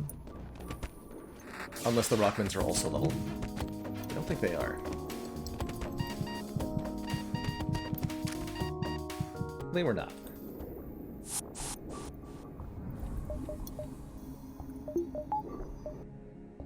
No ship detected here, so I'm probably not going to bother diving for that. We'd have to dive twice, which is pretty risky. And it would cost me quite a bit of fuel, which we don't have a lot of. So let's just get on out of here.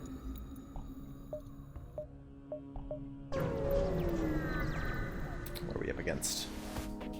Okay, this doesn't look too bad. Well,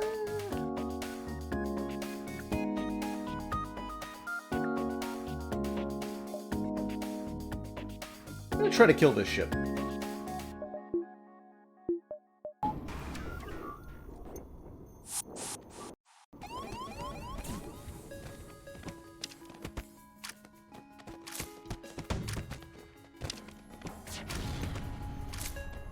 Defense drone should shoot down most incoming missiles. Ow.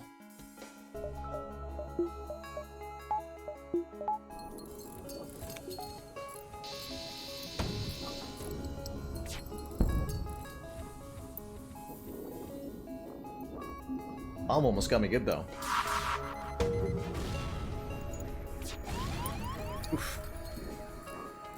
Defense drone was on the opposite side of the ship from that missile, which sometimes causes stuff to get let through. What happened there?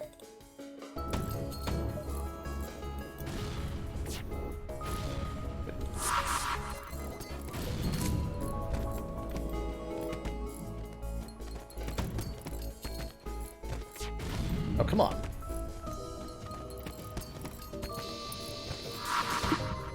Oh, shoot. Need to auto-fire there.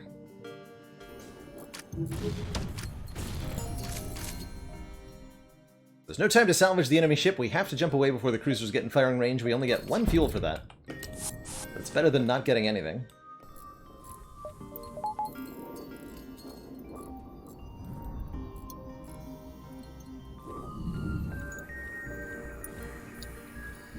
Can jump to the next sector when we're ready.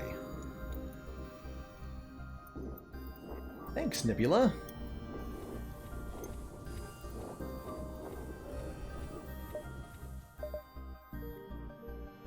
Okay, I've learned my lesson about Sector 5, Abandoned Sector, and we're on a boarding strategy here. Abandoned sectors are full of Lanius ships, which have no oxygen on them. So they're kind of a nightmare to deal with if you're using boarding strategies. The Mantis-controlled sector.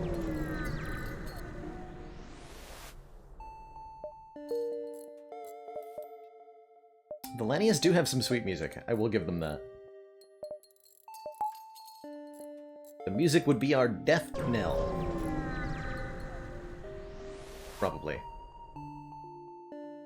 Dive at the distress beacon near a small asteroid belt and find a ship with pirate markings partially crushed between 2 big rocks. It was very dumb of them. Let's destroy them. They're just pirates after all. Fire a few volleys into their hull, causing the ship to depressurize and break apart. We want to hit up everything that says possible ship detected, because scrap. We're in really good shape to, download the data stores off this thing, so we get a full sector reveal here, letting us chart a path that hits all of this stuff. The store is unfortunately out of the way. I don't think we're going to go to that. Possible scrap detected. Heck yeah. What do we got here? Aid the civilians! Fight the Mantis. That's a chain ion? That's pretty scary.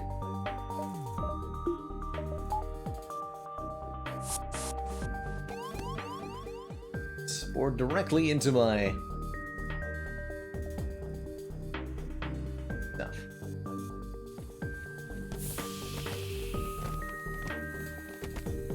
Kill them before they board back onto their ship. Unless the aid of no oxygen. Got away anyway.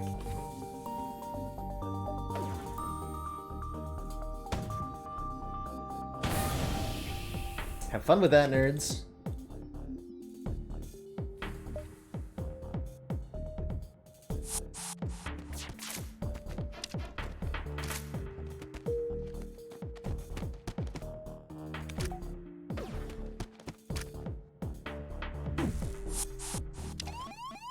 They boarded me, but I'm boarding them. How dare you board me while I'm boarding you?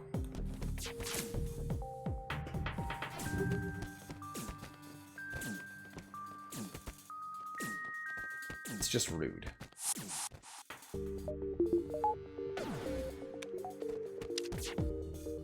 No more life signs are detected on the pirate ship. What about the civilians? Hey, this is why we don't repair to full. This right here. Sectors become increasingly dangerous for friends of the Federation. I think my crew can patch up some of your hull. We get a 5-point repair, which is pretty generous. We're on our way.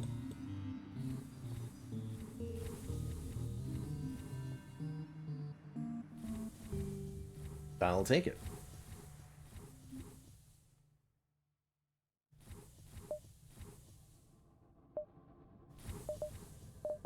A little bit more power. So what do we want our next upgrades to be? Could upgrade like doors or something?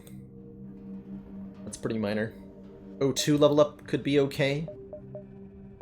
Save us from awkward situations sometimes.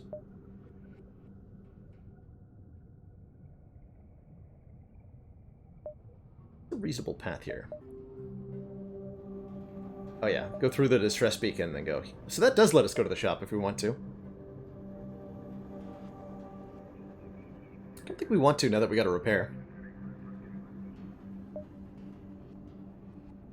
We go like jump to the distress and then here, here, here, here. Because it's pretty inaccessible. Okay, we'll jump here. Yeah, hard to go wrong with more engines, although I think we're at the point where the engines get a little bit diminishing in their returns. Yeah, it's only 3% dodge instead of 5 for the next engine upgrade. The first 5 engine upgrades are 5 dodge each, and then it's 3, 3, 4 for a lot of scrap. Maxing out the engines can be worthwhile, but I usually stop at either 4 or 5. Usually. Find a number of ships fleeing from a small space station. Help! We're being overrun by some sort of giant alien spiders. Well, those things are no joke. We are not going to mess with these. High chance to lose crew if you don't have a blue option here. Can't risk finding some unknown alien on every backwater station you come across. You'll leave those suckers to their fate.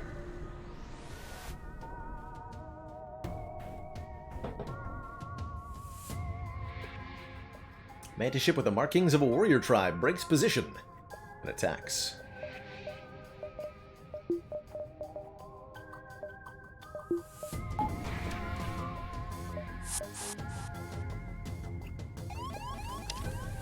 Got a clone bay, huh?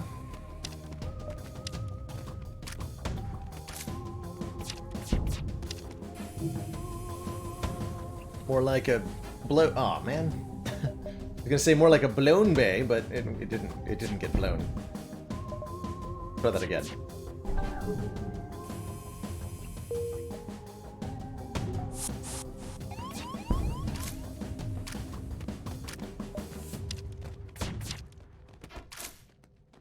More like a blown bay. Got him.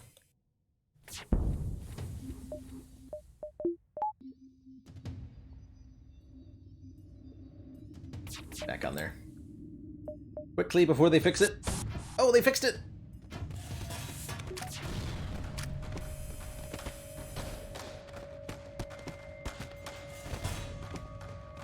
Stinky NGs.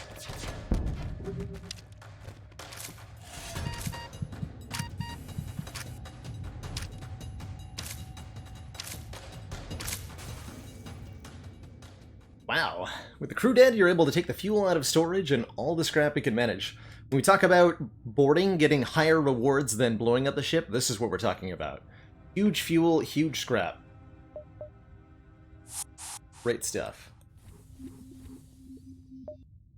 Very great stuff. And we're able to get these kinds of rewards more often because we're deliberately seeking out combats with the long-range scanners. It's a deadly 1-2 punch of getting real strong, real fast.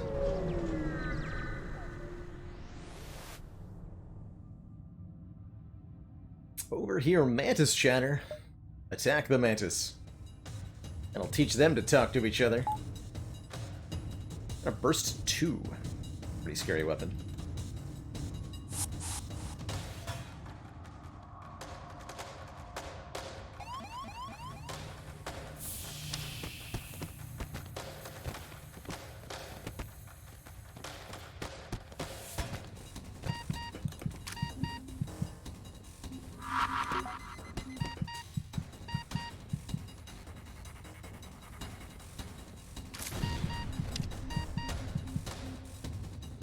I may have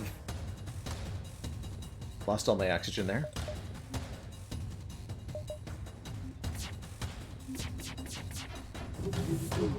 Dodges. We'll fix the O2 after we kill them, I guess.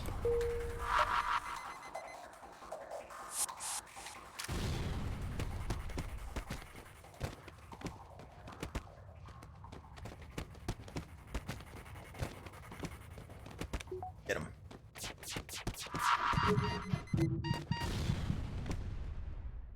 No more life signs remain on the ship. Easy peasy.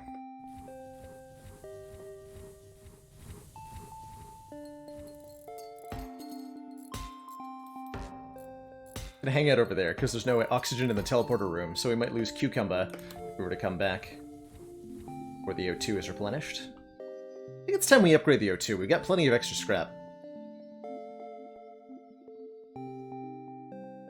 The pause symbol next to the room near the pilot, this is our doors subsystem, which allows us to open and close the doors. If it's destroyed, then the doors are locked into their current positions.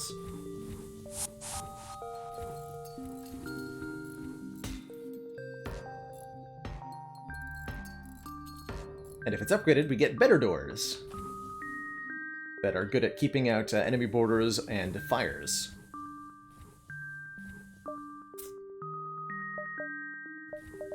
Okay, let's upgrade that O2, and yeah, let's go for a doors upgrade also. Don't need to keep the O2 fully powered, but just like the... Oh, it's only 1.5 healing. Sorry. Right, medbay goes 1.53, and oxygen is 136 multipliers. Sorry when I said it was triple earlier for the medbay. Wow, so level 3 medbay is twice as fast as level 2 medbay. Dang. That's a lot of medical. That's a lot of med power. AI of a rebel scout immediately identifies this as a threat and engages. Fortunately, they forgot to put shields on it, so, yeah. Not gonna last very long.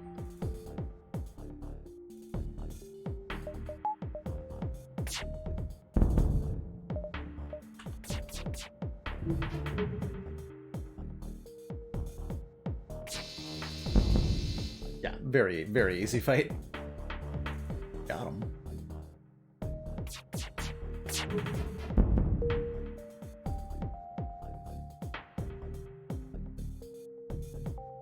Oh, Tom's almost maxed out on shields. Nice.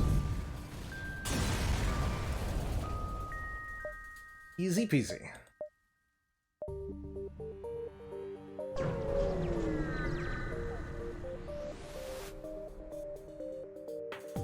Another guy who's picking a fight just because he's useless without a war. Again, I don't really think that reasoning stands up very well. Just gonna put that out there.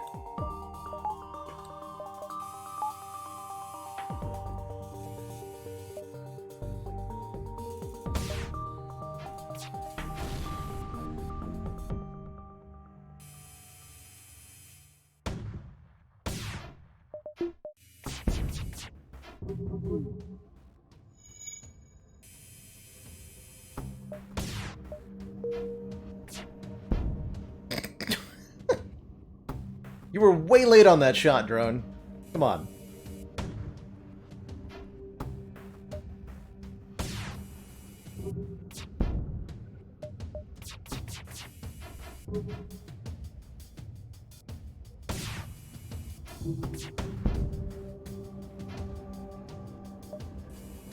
Hello? Please land a shot.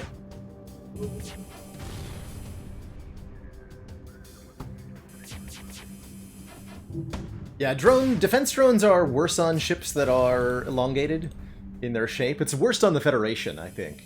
It's not particularly good on the Kestrel, but anything that's more compact and oval, like the NG ships in particular, works better. What is happening? This is why missile weapons are bad sometimes. Okay, we've run them out of missiles. Their drone just blocked our missile. Good thing we have infinite missiles to spend here. Yeah, no kidding.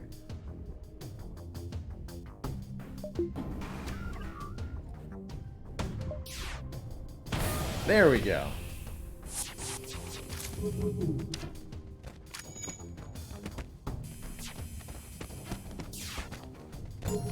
Avoided boarding into the medbay because we created a hull breach into it.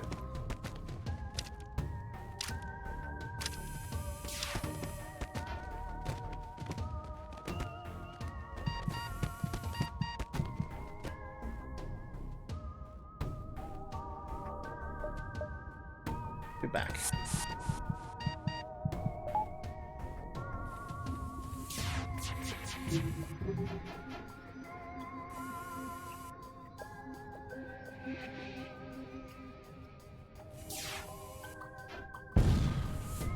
Rip defense drone. Okay, they slightly repaired the medbay. That won't be enough to save them, though. Mantises with maxed out skills can outdamage a medbay. So if they're already low on health, they're gonna lose this fight. I think.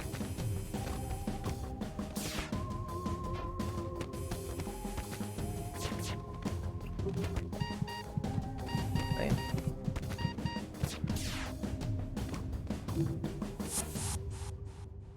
Got me. Okay. What I should be able to do, though, is kill without using another missile. I'm try to do that.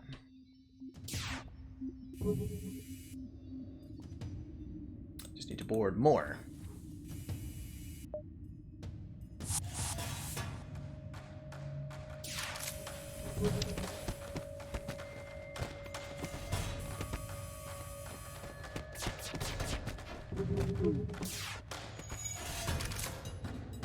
Dodge there.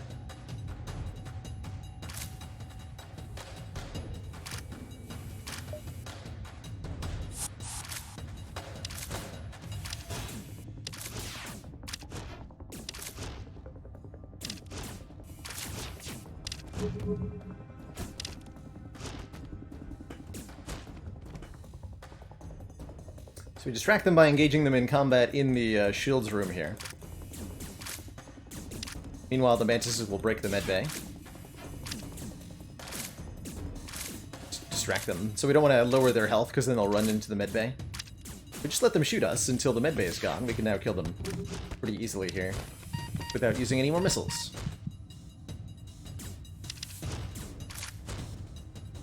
There. Just like that.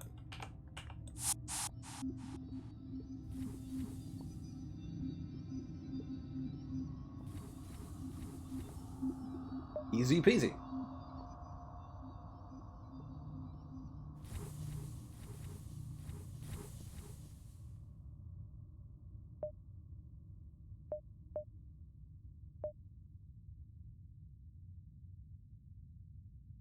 So I get to pick one of these two beacons to visit.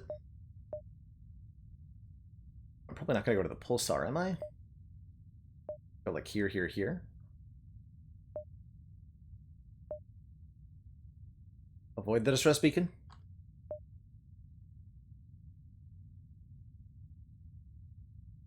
We just go here, here, here.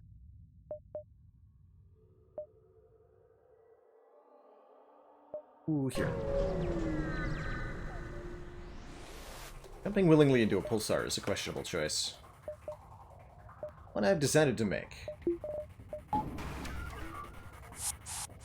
Fence drone, you're on duty.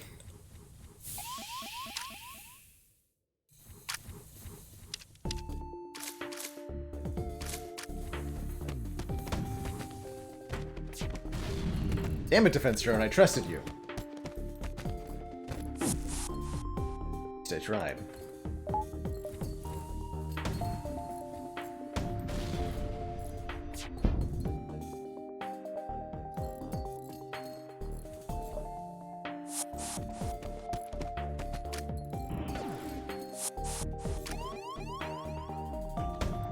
Welcome to my ship.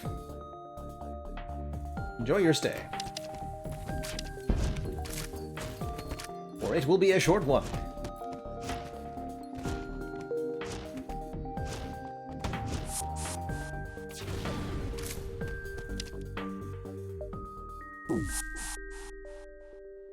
Easy peasy again. Less of a defense drone and more of a mild discouragement drone. Look, it just has to reduce the incoming damage. It doesn't have to stop it all, I guess. It's doing a job. Doing a job.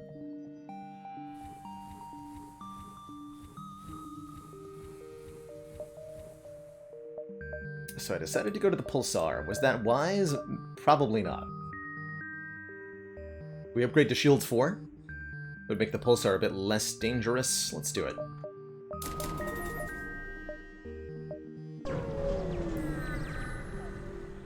Let's see what we got here.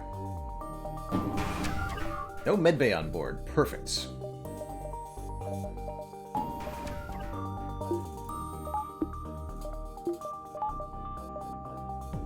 I think they have an anti-personnel drone, though.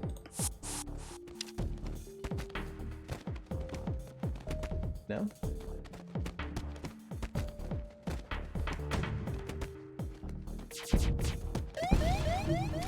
Defense drone, no!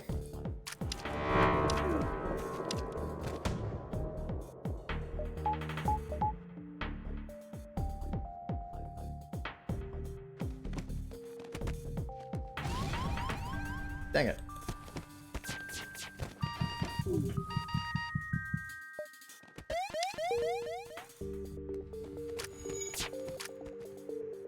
Sweet. Dodges that.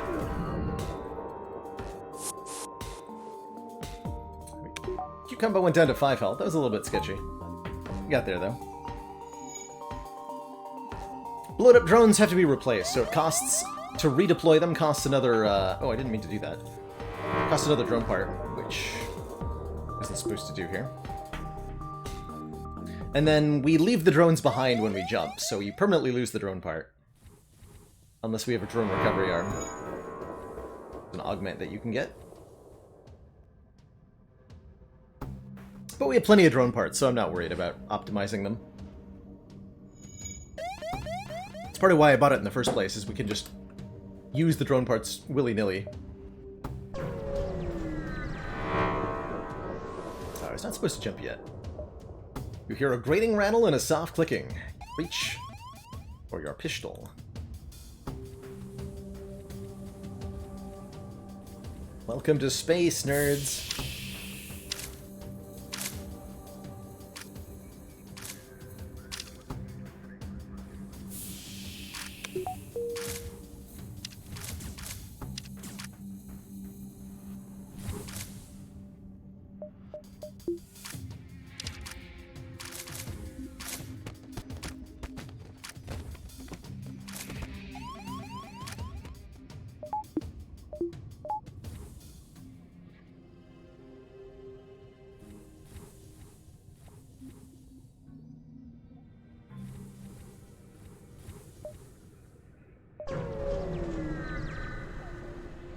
Kaiser Saw is hitting us up with the first astronomy fact of today.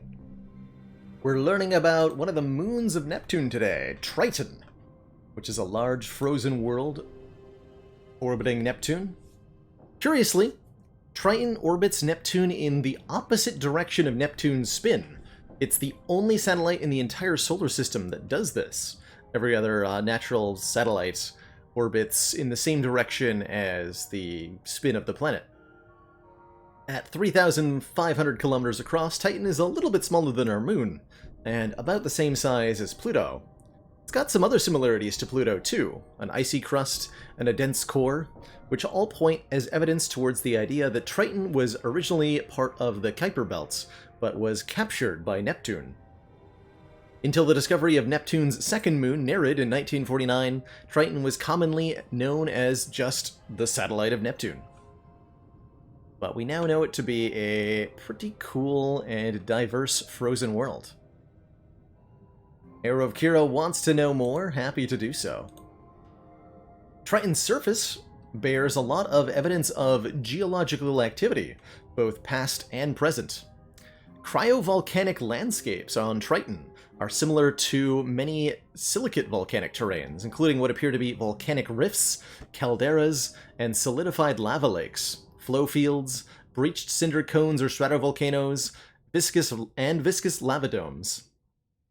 Ice volcanoes on Triton spout what is probably a mixture of liquid nitrogen, methane, and dust, which instantly freezes and then snows back down to the surface. One image captured by Voyager 2 shows a frosty plume shooting 8 kilometers into the sky and drifting 140 kilometers downwind. So there's a lot of cool stuff happening on top of Triton.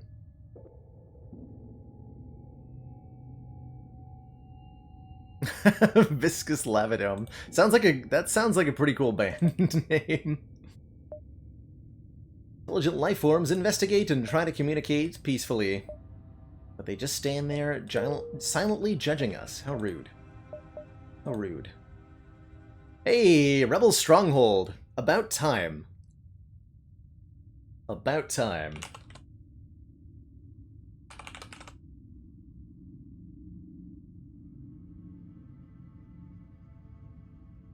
No ship presence. Okay. I don't think in all the time of my streaming this we've actually seen a Rebel Stronghold sector. So let's go there. Because there's a really cool event that you can find. And Die for Fun hitting us up with a dad joke. Where's the best place to buy cheap electronics? Why, at the outlet mall. Of course.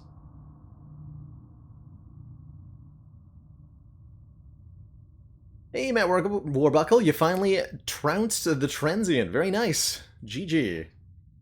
GG.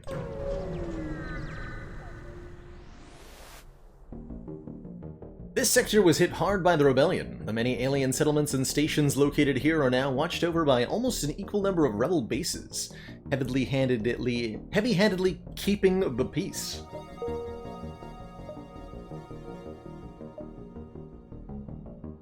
And there are stores.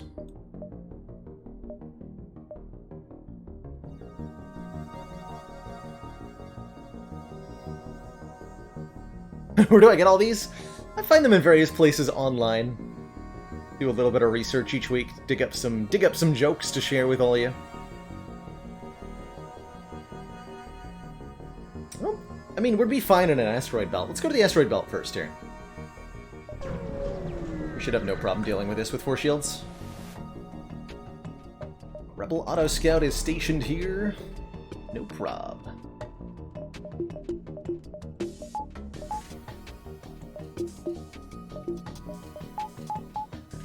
I'll use 1 hull missile on this thing. There we go. Our defense drone will shoot at missiles, but also at asteroids, which may cause them to miss. Missile.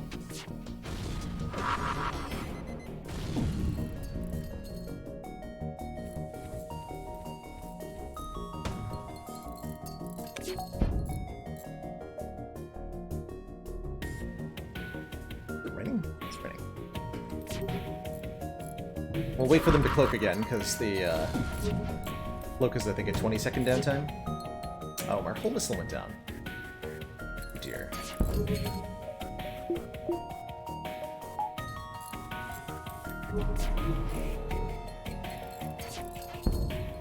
Good news is they'll run out of missiles pretty quick, because they're also bombing us.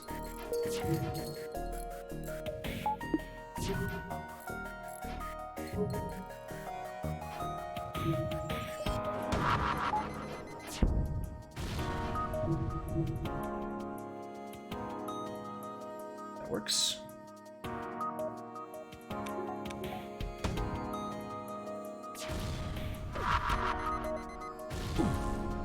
Let's wait for a cloak cycle again.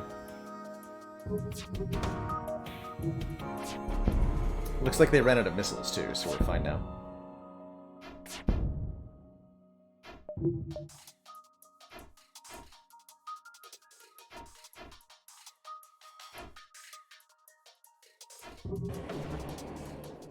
The flagship itself does not have finite missiles.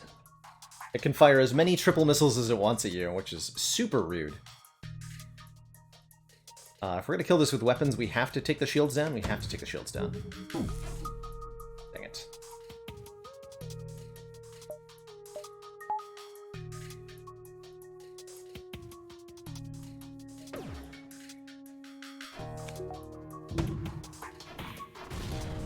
We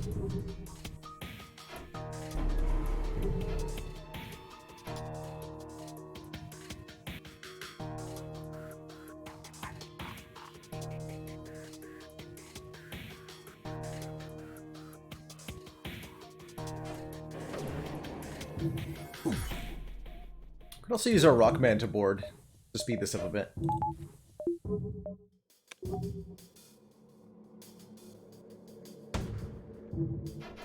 Yeah.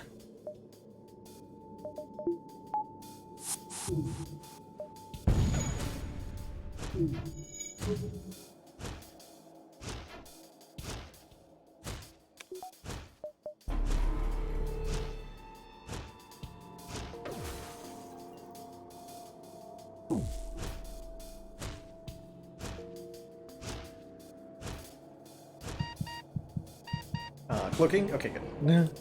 Like, you have to wear off soon now, please.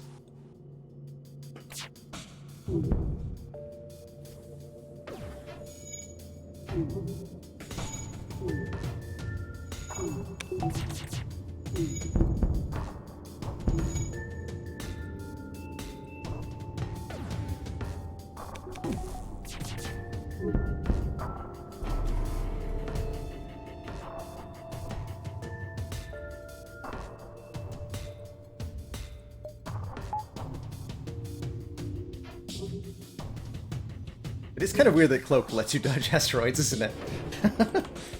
How does that even work? You know what? Let's not ask that question.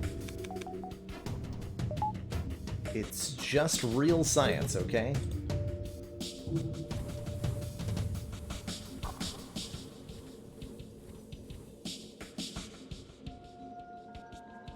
Alright, people, back to your stations.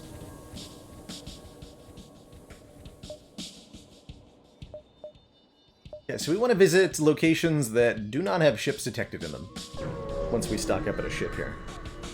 A shop. Ship shop? Ship shop. Ooh, hacking. Hacking's very strong. Hacking assist allows us to latch a hacking drone onto an enemy ship, temporarily disabling key systems. Could be very, very good. Yeah, let's go hacking. Hacking will... We've got lots of drone parts to work with. Hacking will really make our life a lot easier. Let's repair as much as we can, also. Alright. Let's take a peek. So we're deliberately avoiding locations with enemy ships, because there's something specific that we're trying to find here.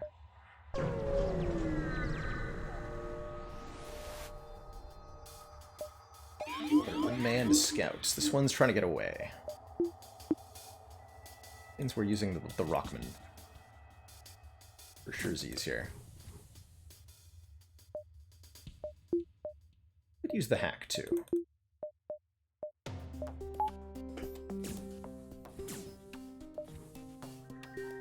No cloak on this one, good.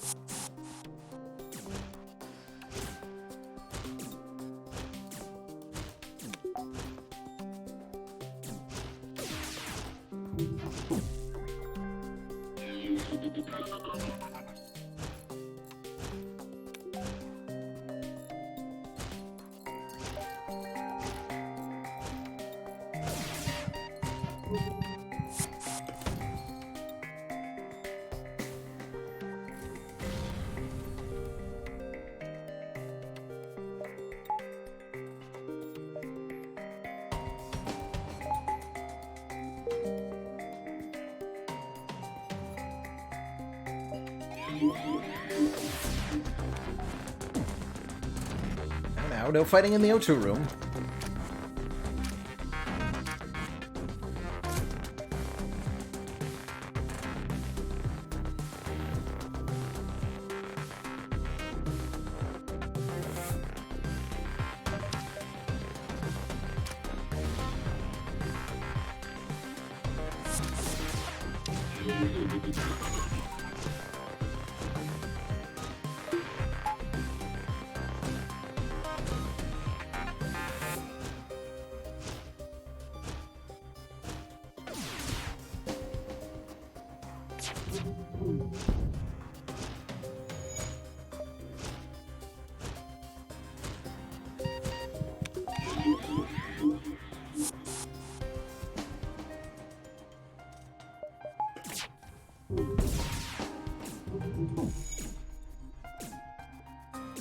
Fine.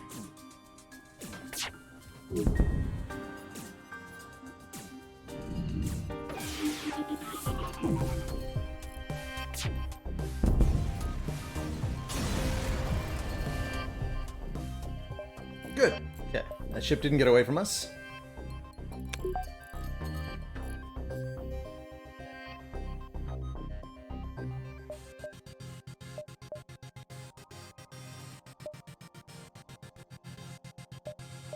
Look over here. See if we can find what we're looking for. Receive a message from a nearby rebel station. You've only got a lot of guts passing through our space, I'll give you that. Kill their crew. I want that ship intact. It says. Putting borders on our ship.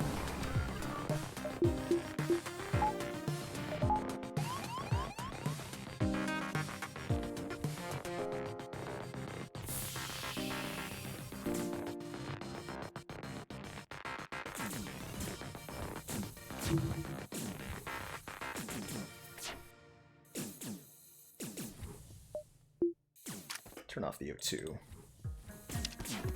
Set this a little bit more effectively.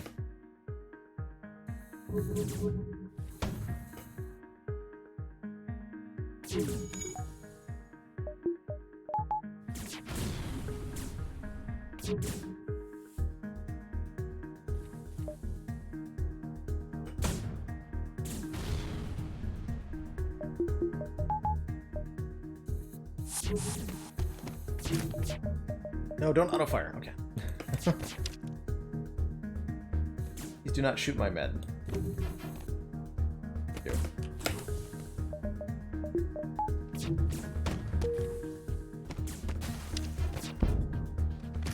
Good blocking.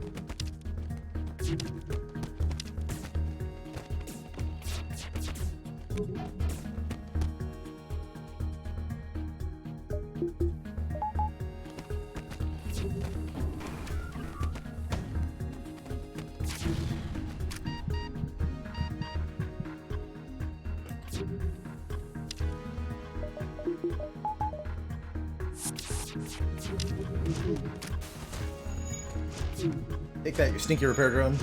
Get him. Easy. Crew dead, scrap acquired. Fuel also acquired. Very good. Buy several points more power with that.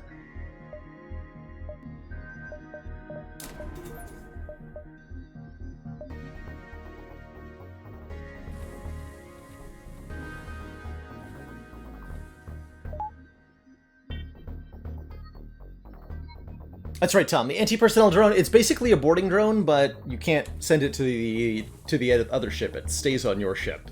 The two have identical combat stats, as far as I'm aware. One for your ship, one for the enemy ship. Boarding drone and anti-personnel. Anti-personnel is less power than the boarding drone, presumably because you have to, like, catapult the boarding drone onto the enemy ship. Sure would be nice to visit all these ships, but that's not what I'm looking for. Ooh, a free ion intruder. Man, we're getting free rebel promotional goods? Thanks. I'll take it.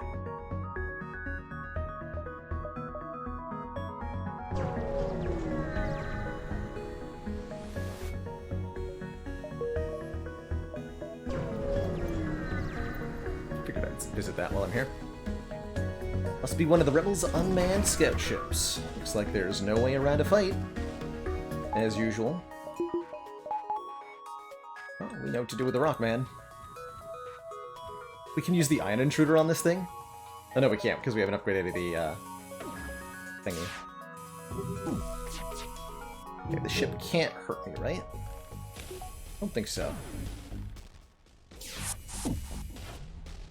like it can.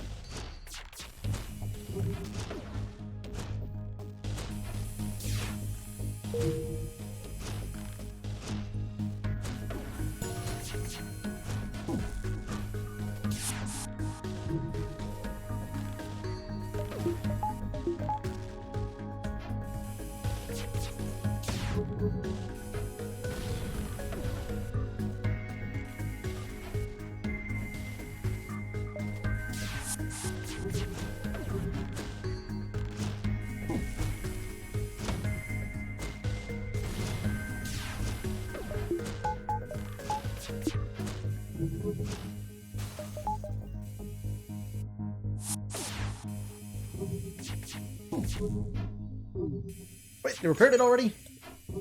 Ridiculous.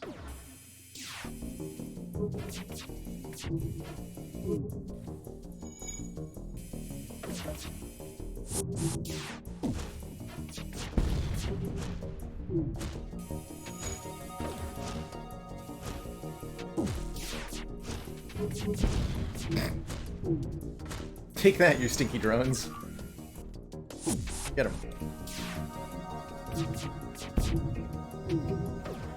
Where did I hit that time? Oh, I hit the ion shot or something? Oh my god.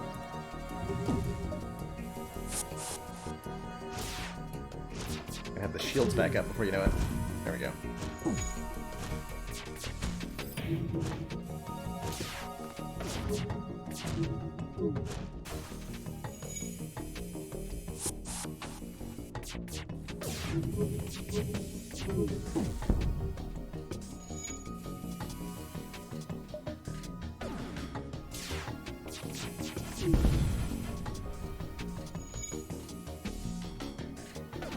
Drones also have the weakness to breach rooms, that's right.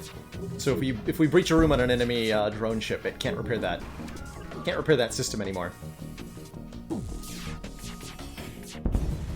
There we go. Substantial collection of useful scrap material. Okay, this is our only hope for what we're looking for. Go there first, see if we get it.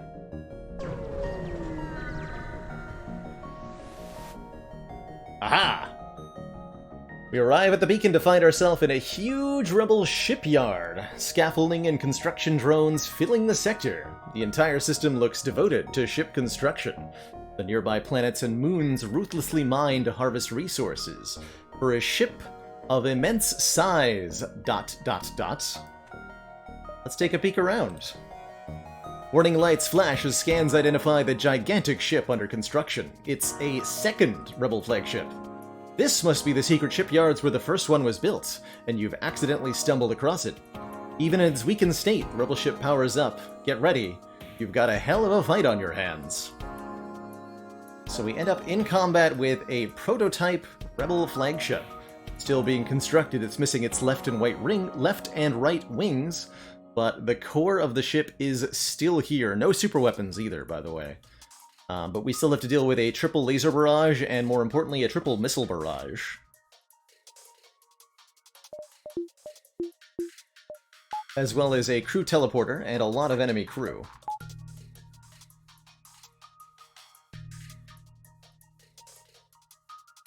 It shouldn't be too bad. I think I'm going to use a weapons hack on the triple missile launcher. Since they're going to board us, we should be able to deal with them. The crew, no problem. So let's go ahead and hack this. That'll give us a read on it. Welcome aboard, nerds.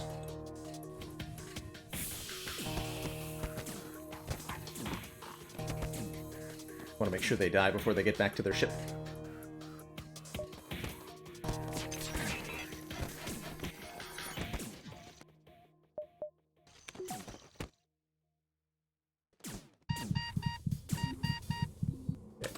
Died. Shoot missile. Dang it.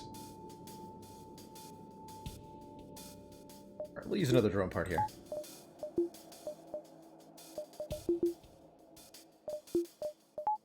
Oh, one of these 3 shots, hopefully. Kind of.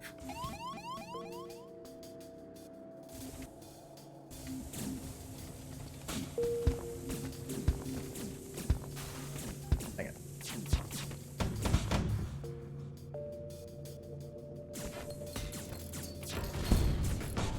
Cool, avoided damage there.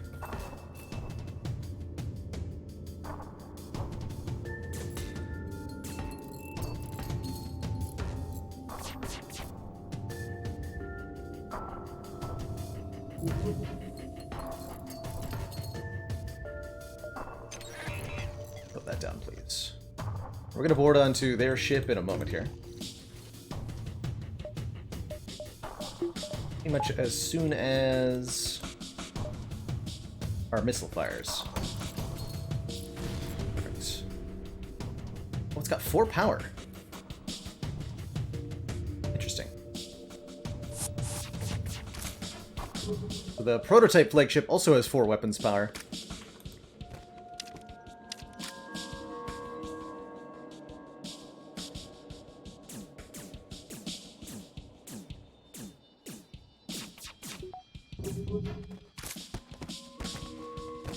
With the combat against these two, and when they try to leave the room to go to the medbay, they'll die because they're in the hacked room. Hacking is so good for getting crew kills because of the door locking. So good. You detect no more life signs on the incomplete flagship. You'd expect a ship of that size to have more security measures, but perhaps their computer systems aren't yet complete. Yet another difference between this and the flagship. You can just straight up get a crew kill. Let's go ahead and pillage this, scoring ourselves 5 fuel, 5 missiles, 5 drone parts, 55 scrap, a stun bomb, and 2 jumps of fleet pursuit delay. This is pretty much what you always get, just tons of O stuff.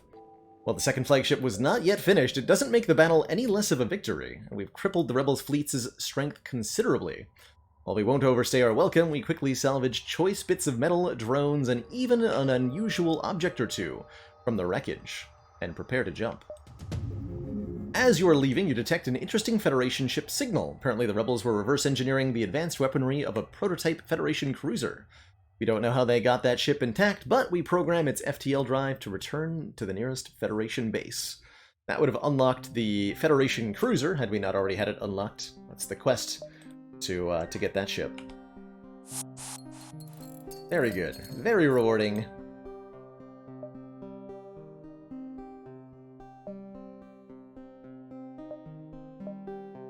Do you mean that I can visit? Jump here, then jump here, then jump here? I think we get to actually go here now. Or, wait, no, we're not gonna. So I can't take advantage of the delayed jumps, I don't think. Yeah, you'll get the Federation cruiser pretty quick, generally. So it's I think, rare to unlock it via this method, but cool if you do.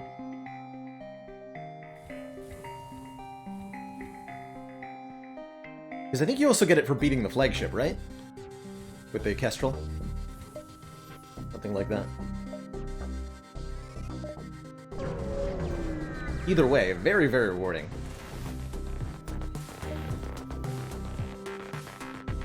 Teleporter, but no medbay. Will they never learn?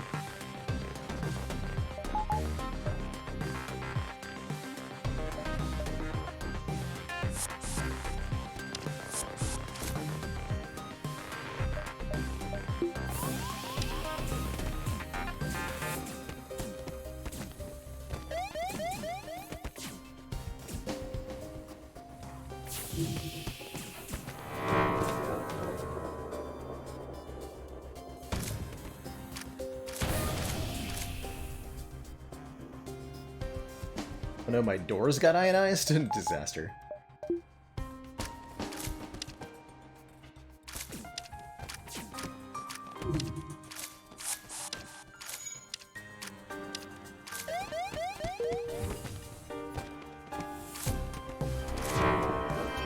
No more life signs on the ship. Ow. My hole.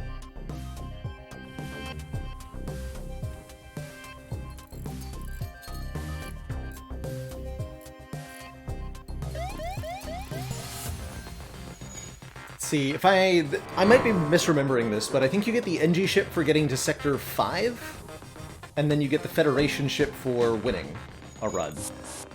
I don't know if that's true or not, still.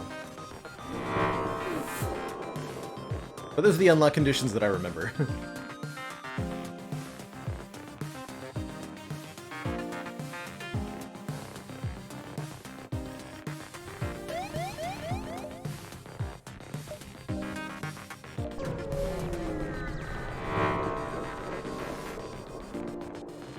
If a rebel scout immediately identifies us as a threat.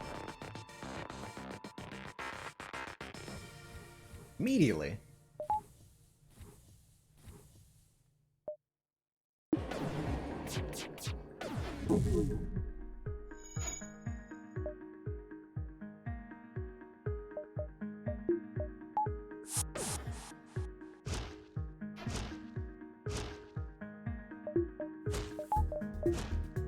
Trying to get caught on this thing.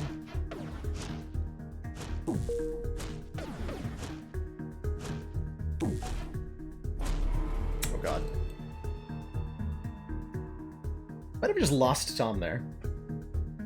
I thought that was going to be done in time. Hopefully he can hold his breath through the cloak here. Good luck, Tom. Yes, okay, they chose to fire weapons, which lowered their cloak time, and I think that's the only reason he's alive. Good luck. Good luck. Need your Tom to live control. Please don't die.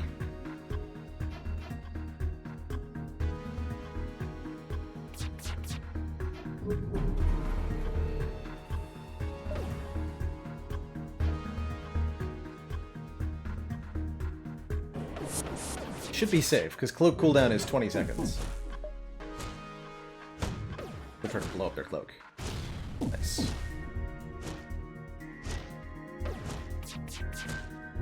Oh, my shields. Got like super ionized there.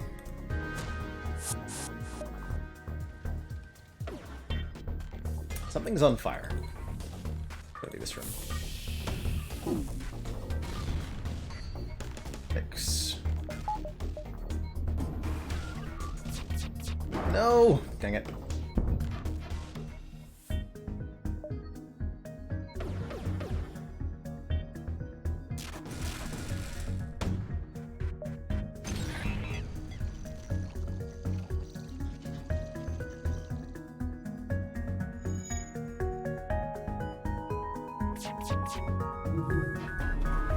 Whew, okay.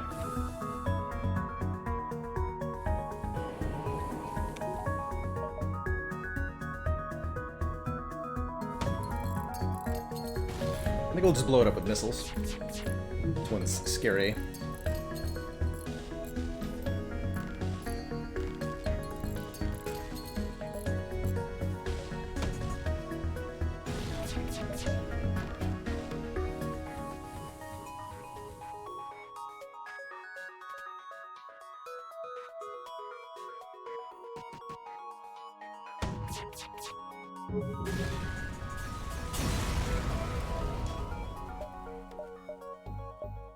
Substantial collection of useful scrap material. Mind if I do? Come across an asteroid mining colony. Greetings! Our supply of mining explosives have run out ever since the rebels blockaded the system. You have any extra missiles? Wait, where's the blue option to launch a missile? We have a whole missile equipped. Interesting. Anyway, I don't want to give them 15 because we're using them, but I'll give them 5, and they'll give us a reward. 10 hull points repaired. Done deal. And our final stop is an uncharted nebula. We've got plenty of fuel for the journey. So let's go.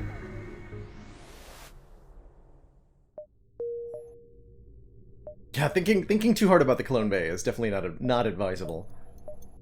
Terrifying experience, really. Stuff upgraded. I might want to use the ion intruder. Nope, not that. That.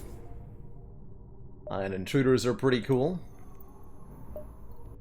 Not a lot I would want at a shop since we're basically fully repaired. We do have the stun bomb to sell. And we could sell the Ion Intruder drone.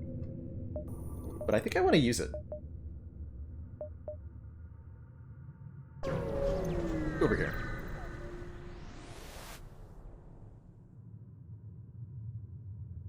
Spins us a tale of the dangers of the nebula. Or trying to sell us stuff. Unappreciated marketing tactics. Better attack.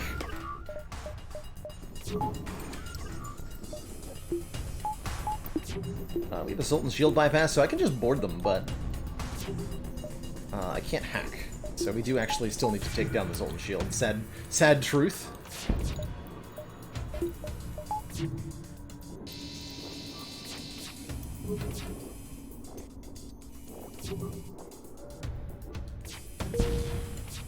Oh no! Shoot. Defense drone, no.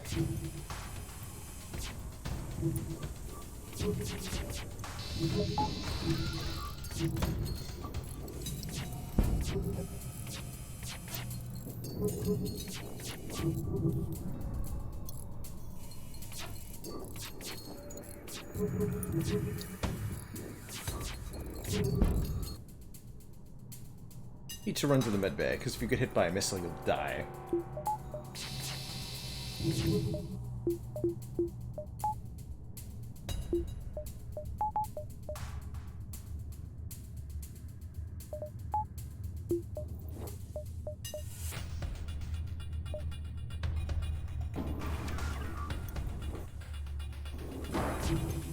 Slightly unconventional boarding career this time. So we unlock the doors, let them into the med bay. Lock the doors and hack the med bay, which starts draining health instead of healing, but only for their crew. And we slaughter everybody in the med bay. Then we leave the med bay, and when they try to go into the med bay for healing, they will find themselves facing a locked door.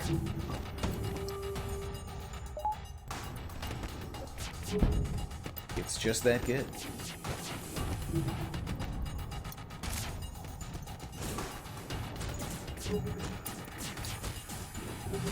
We made it in.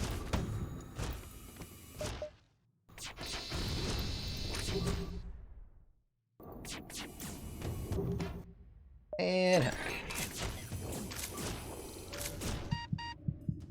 Easy peasy. No more life signs remain on the ship. We strip out of useful materials and a 64 scrap, which is a frankly ridiculous quantity.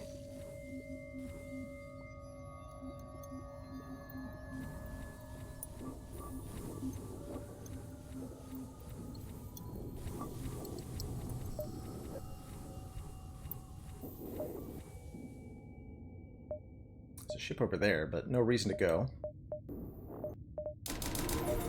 Just max out the reactor here. No reason not to.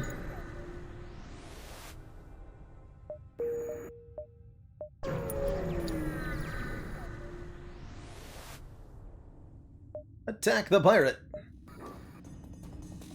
Double bombs, kind of terrifying.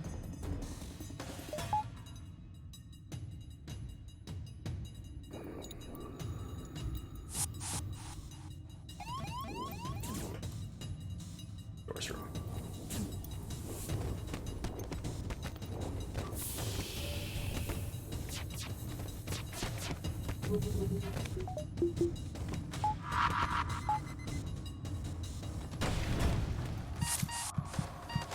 Okay, we killed one. Possibly a second if he made it into the medbay before he was on the other side of the ship. I think it was a little bit too quick.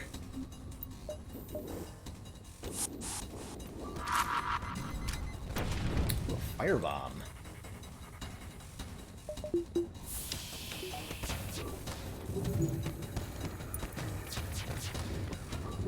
Turning off the O2 so the oxygen depletes faster and the fire will go out.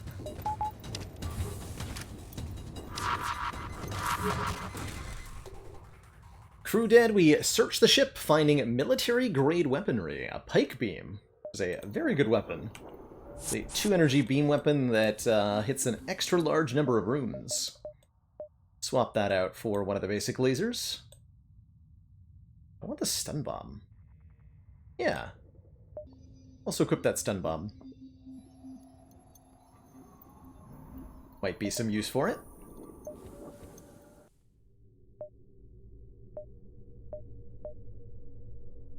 With an ion storm? Sure, we have extra power.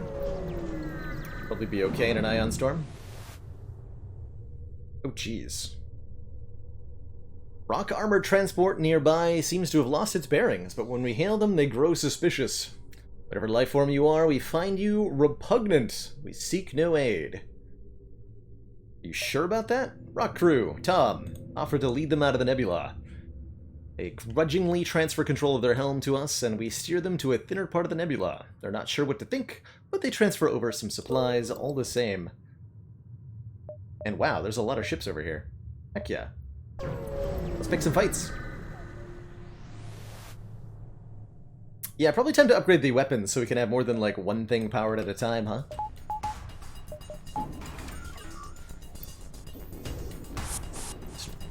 I'm considering ion intrudering. We're just gonna hack their, probably hack their medbay.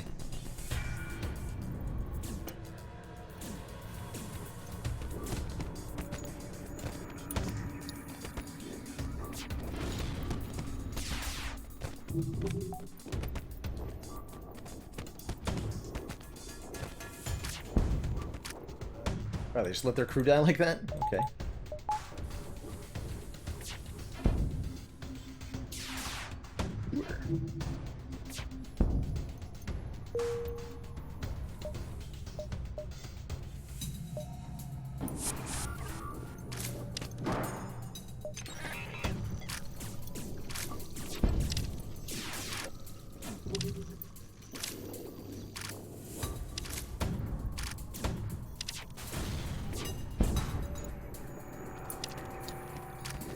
Easy pickings with a little bit of a hack. Ooh, we find a prisoner who offers to join the crew, Schultz the Zoltan. Gives us another point of power to work with. Welcome, Schultz. You're gonna live in the engines, just like the other Zoltan. If we hack their medbay, it reduces their health. Rather, it doesn't heal us, but anti-heals any enemy crew who are inside. Not us, though. We're immune to it. Because reasons. It's the same for the same reason that the medbay doesn't heal us normally. The hacked version doesn't hurt us. So that's pretty cool.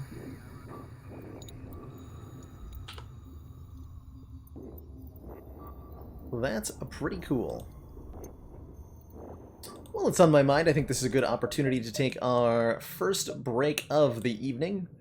A quick little opportunity to refill my legs and... Wait, no, it's... Hello? Refill my legs and stretch that water. And when I return, there'll be some more FTL action. I'll be right back, everybody.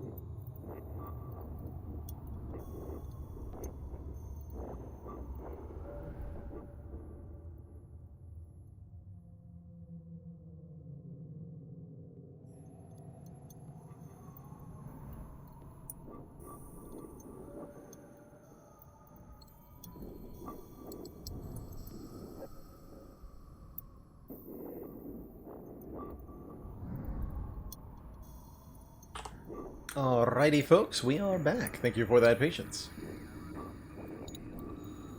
Keep rolling. Where were we? That's right, we're about to fight a ship. With all of this scrap. We actually have more scrap than I really know what to do with. I guess we'll upgrade the weapons so we can actually power some of our stuff simultaneously. Bailey! Although not named by Failey. Welcome aboard. And let's use those long-range scanners to make sure that we don't lose these enemies as we try to attack them.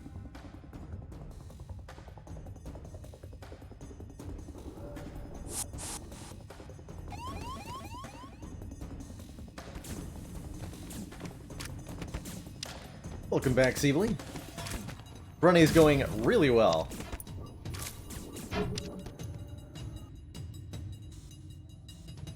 Extremely well.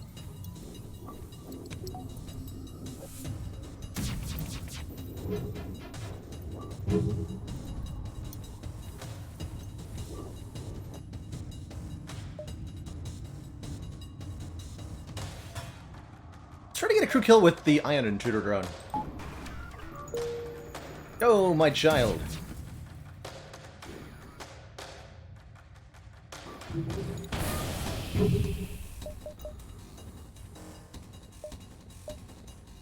Let's distract them. So the intruder will periodically ion pulse the room it's in and stun everybody at the same time. Hoping we'd go for the medbay next.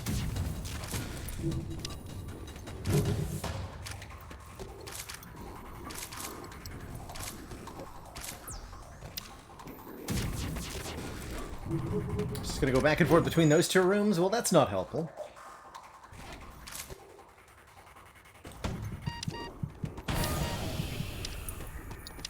We'll do that, I guess.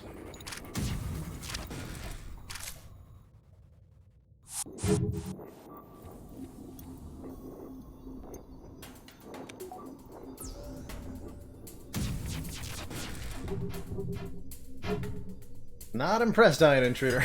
Alright. It's trying its best.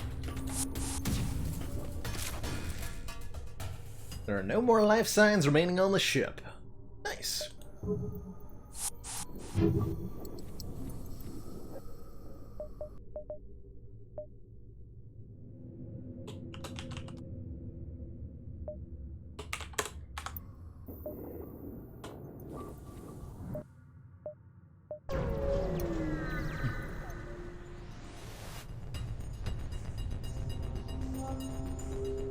Tangled wrecks of many ships wait in dormancy here. You see lights flicker on what looks like debris, and a rebel scout bursts from the wreckage. Okay, this is a ship that the Ion Intruder will actually work really well against. So, let's see if we can actually get it to do our work for us.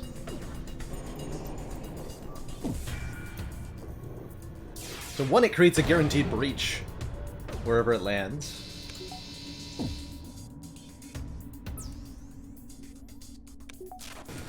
Gonna ionize the hell out of these shields, too.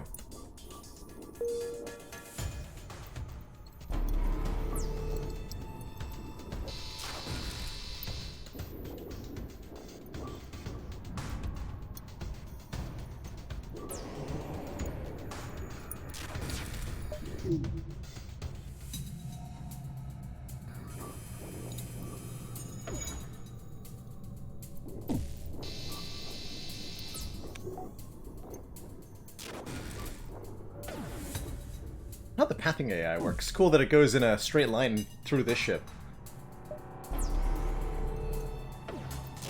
I guess it's gonna go... Is it gonna go back and forth now? Or is it gonna go all the way to the other end? It should just go right back and forth between these two, right? Yeah. Interesting. Huh. It's really interesting.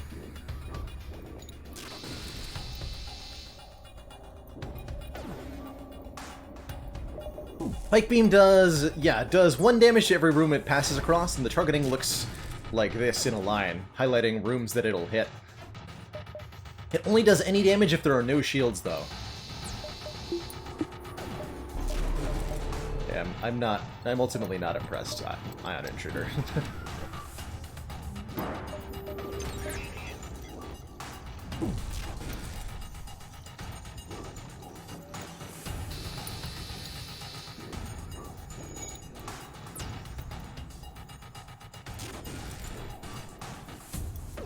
Seems somewhat useful. But only somewhat.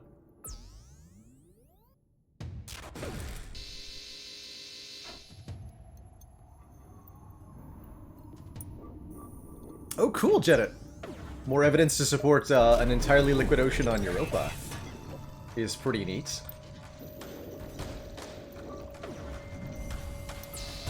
Very exciting. Seems like there's a lot of water out there in the solar system.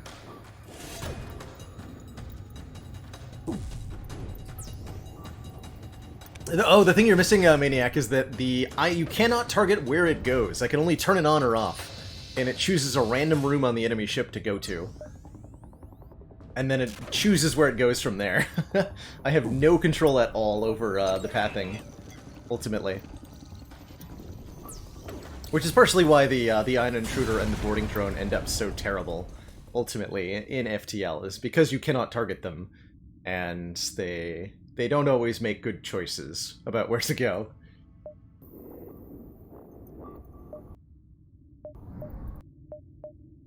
But it's cool to try to use them. And I could see either double Ion Intruder or Ion Intruder plus, like, some actual ion guns being kind of hilarious.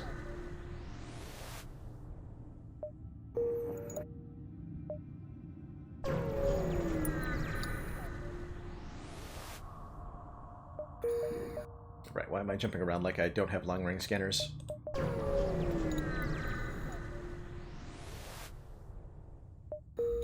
3 dead jumps, but we knew they were dead jumps, so why did we go there? Or why did we go to all of them more reasonably? Mantis! Fight them.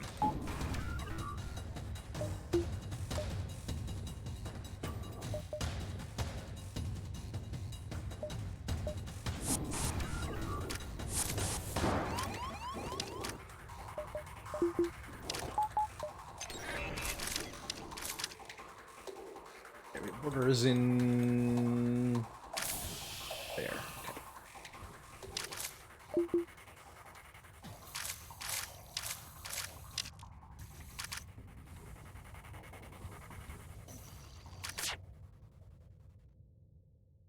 Six shots incoming. We should evade enough. Though this could hurt, potentially. Yeah. Old Exaxes. There are mantises in my cockpit. Which I'm not a fan of. Not gonna lie. How about I go here and we just vent the cockpit? How about that? Mantis nerds.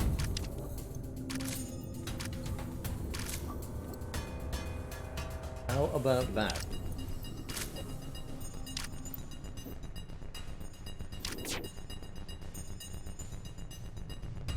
Ooh. That means there's nobody in the cockpit now. Good thing we have autopilot. Aw, it failed to dodge even once. Unfortunate. Well, we tried.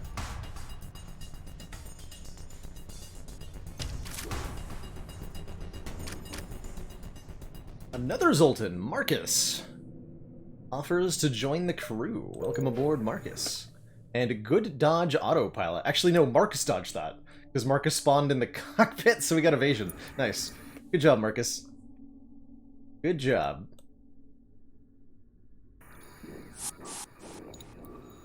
Amazing. Pretty good.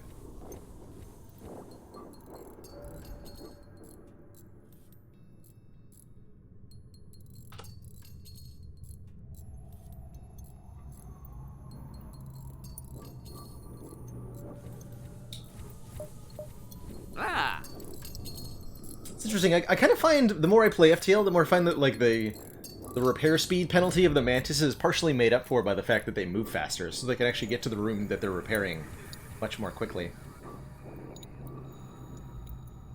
What would I think of accuracy if it made shivs hit an extra time? Ooh. I think that would be super cool, but it would ultimately... It doesn't address any of the problems with accuracy, which is that, mainly, one of the biggest problems with accuracy is that it takes too many shivs. Your starting deck doesn't benefit from it at all, and it takes too many shivs for the accuracy to end up being a worthwhile investment. So it's so hard to get into the deck in situations where it'll actually help. But making shivs hit an extra time would be so cool. The solution I proposed for accuracy was, or at least the idea, like in my head, of like how would I change accuracy to make it better, is I think it should be merged with Infinite Blades so that it creates its own shivs, in addition to making all of your other shivs better. I would like to see that happen. And then you'd be able to add it to the starting deck and have it do something.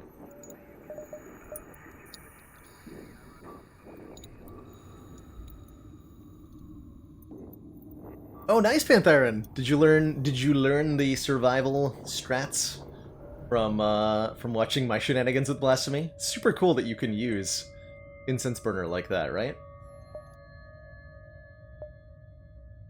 Might be going for a dive on this one. Depends on what the scanner tells me about this location. Just gain 1 strength. That'd be an interesting take on it. Would be helpful though. Super helpful.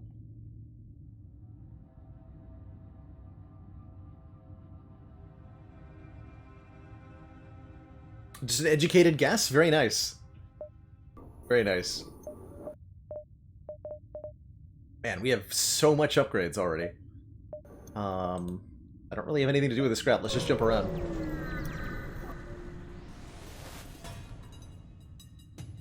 The drone isn't looking for us. Maybe it's scouting ahead for the Rebel expansion, or maybe they're seeking to use the nebula for cover. Regardless, it does realize that we're hostile. Alright, we're just gonna... shield hack. Nice and basic. Call it a day. Let's see, that is level 2 mind control. Okay, so I shouldn't let them battle to the death, because somebody will die.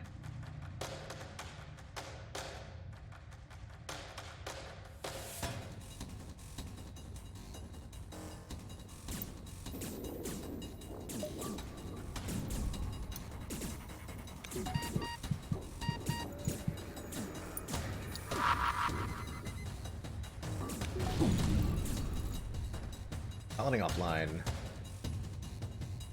Just gonna make that hurt.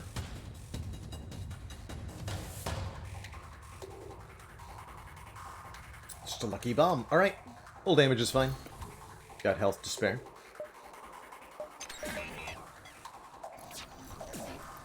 Oh, come on.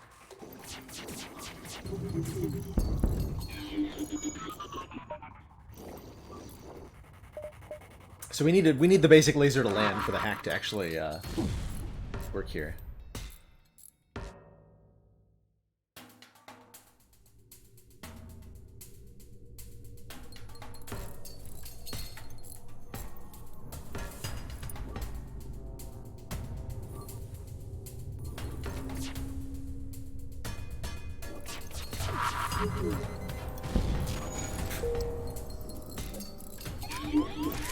Oh, don't kill him.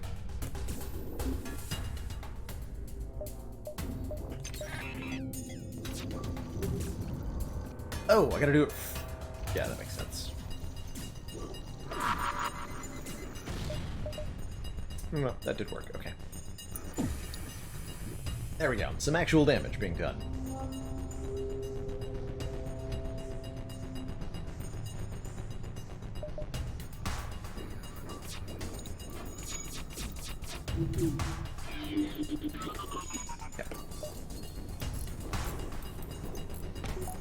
Little bit sketchy so far. More than a little bit, quite frankly. But we're getting there. Spidey! Welcome aboard.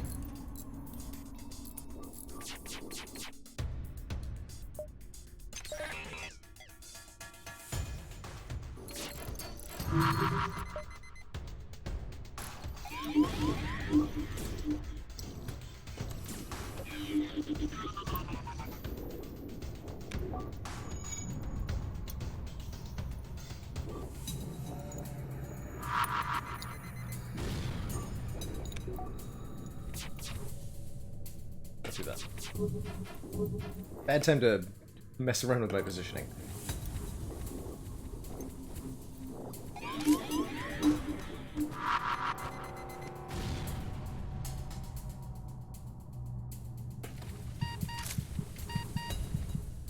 Oh, don't die.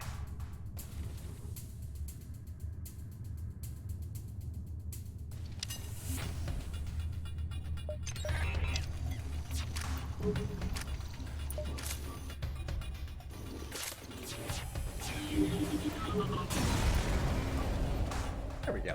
Okay. Nothing disastrous happened. Thankfully. It's definitely spicy.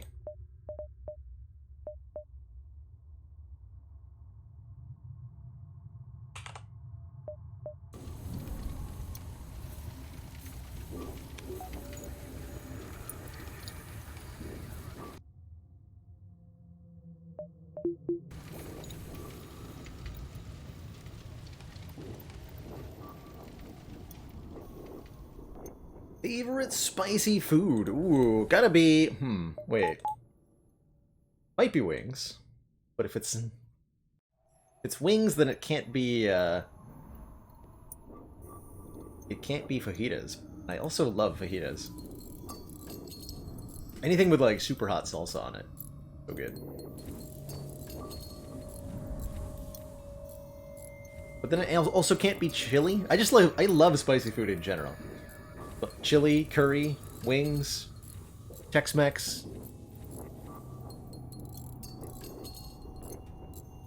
It's all delicious.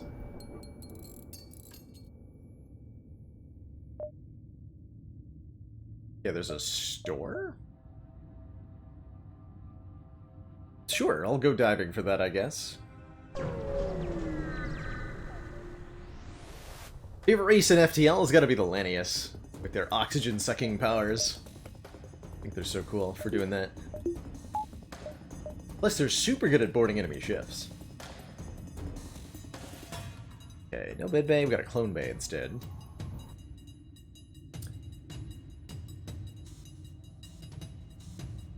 Szechuan food? Mm-hmm. Thai food? Love Thai food.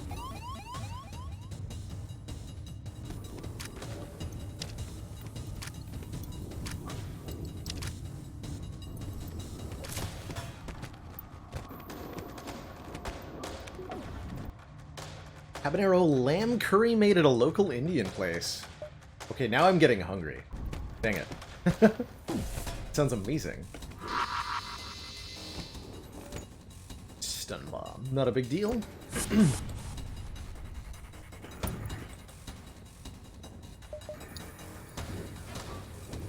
That's fine. They have a clone base, so they'll revive if dead, but they still teleport back to their ship when they're on low health, like they have a medbay. When the devs added the clone bay, they didn't give the AI really the ability to use it intelligently at all. So there's a lot of ways around it, and that's probably for the best, because clone bays would be super deadly on enemy ships if they weren't cowards.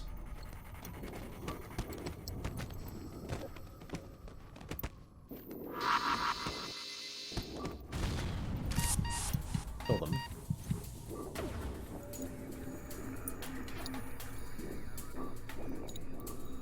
So all the crew on board are now at low health, basically.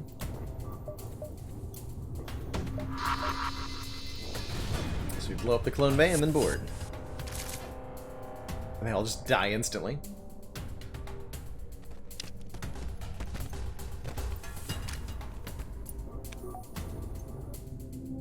And then we get yet another Zoltan. Banks!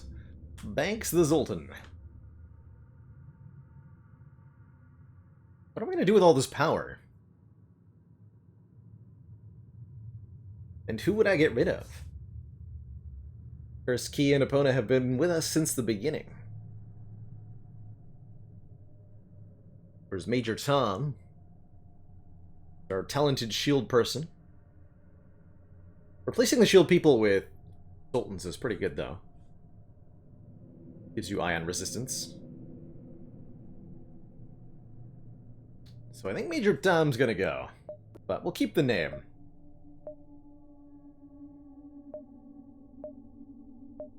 Welcome, Major Tom 2. Drum.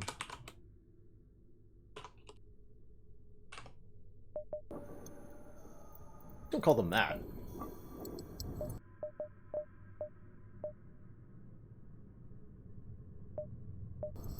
Tom 2. If Tom was so good, how come there's not a Tom 2?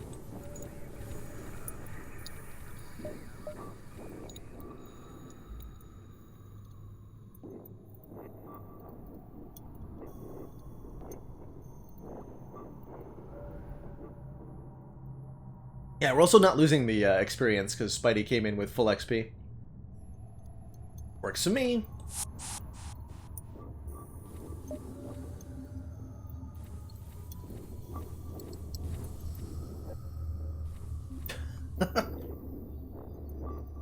Yet, Tom. Followed us around.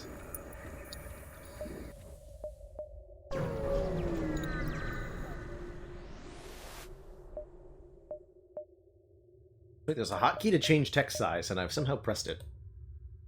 Oops.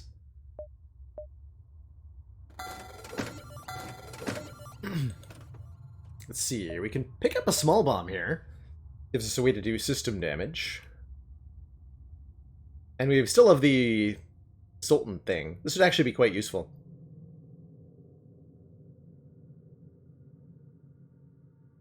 So what's our plan for flagship, exactly? I don't think we ever take down the Zoltan shield, do we? There's a boarding drone?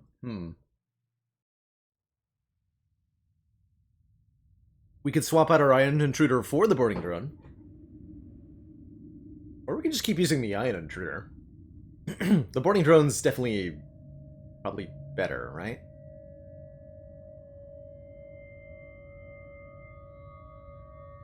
Shield Overcharger could be fun.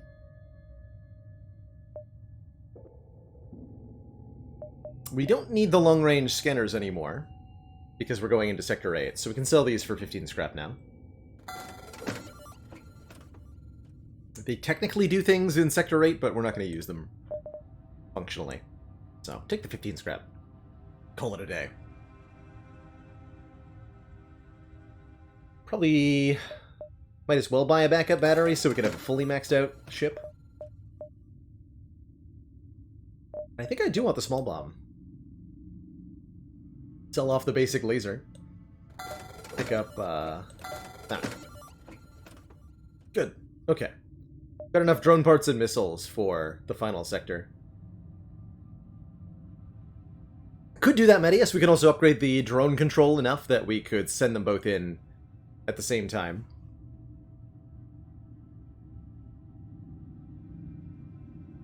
But that would require me to not use the defense drone.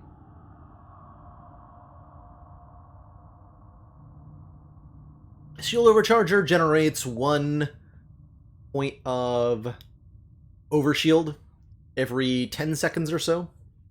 Not that often. But it can be helpful, especially if you've got cloaking. Combos really well with.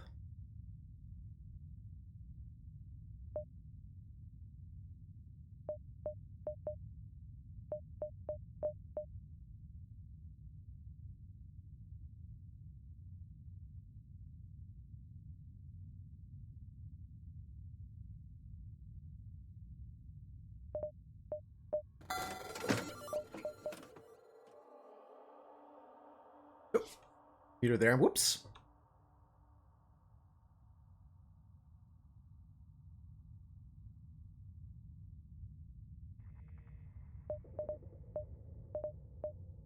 Anyway, yeah, I like the idea of swapping out the medbay for the clone bay. Okay, I need to take one more quick break. I'll be right back, everybody.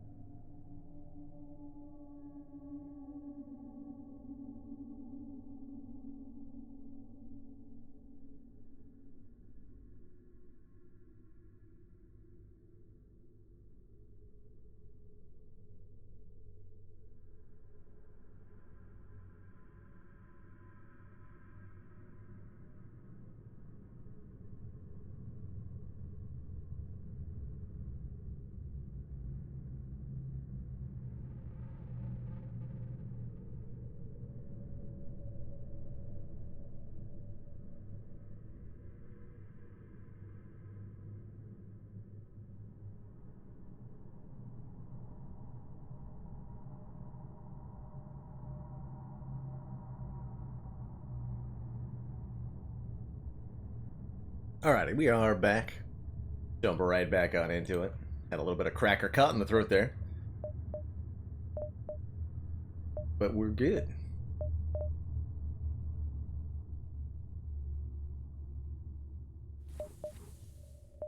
Okay, so we swapped out for the med bay to a clone bay. We don't want any of these things. We bought the small bomb. We're not going to buy a ion intruder. Alright, let's go.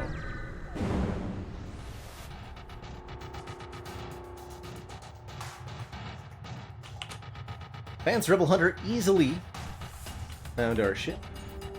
We can't see it through the nebula, but we can assume the fleet is right on top of us. Well, you know what happens when you assume. Or an Ion Storm Rebel fleet is an interesting predicament.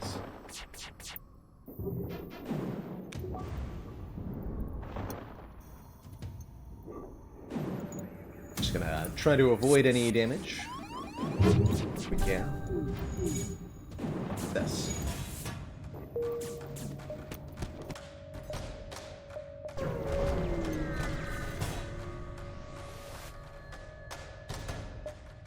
Found the exit beacon, but the rebels got here first. Oh, that's not a nebula. They've got... Excuse me? Oh god. Well, we're gonna hack that, because that's terrifying. Double Vulcan. And 2 support weapons. 10 power of weaponry here that they have online.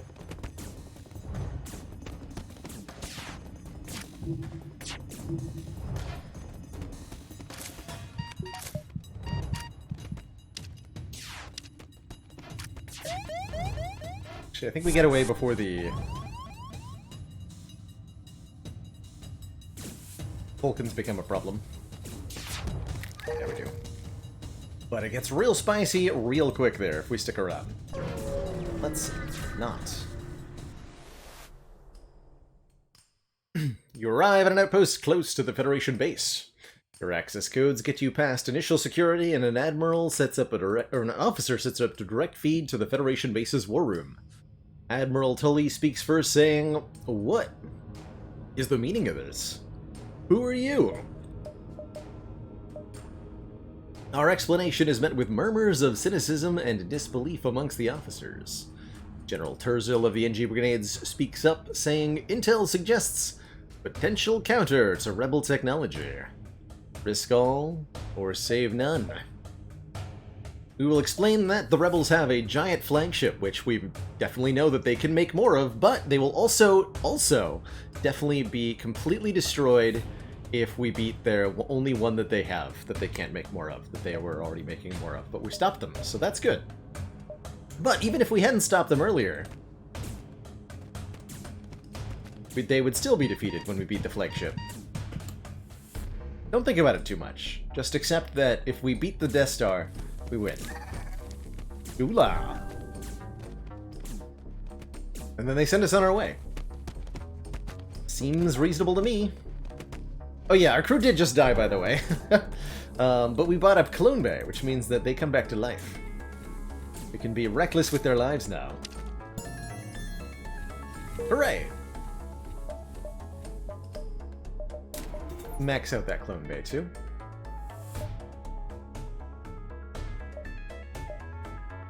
Alright, so here's our sector layout. There's a repair station right next to us. We might as well use to top off our hull and pick up some more missiles and drone parts. How many Death Stars could they possibly make? Definitely not a number that much bigger than 3, right? Probably not. Alright, we get some free stuff. Which is like appreciated, probably, or whatever. We have to get to the base before the Rebel flagship does. Or else bad plot things will happen. Bad things relating to the plot. There. How do I kill this? I have a clone bay. That's how I kill it. That means we can be more reckless with our lives. Hooray!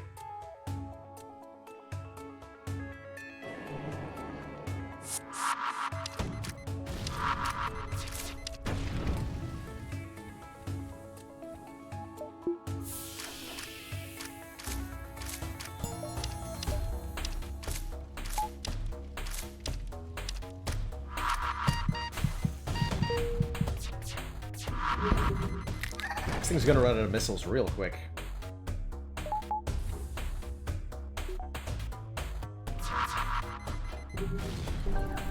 Ooh.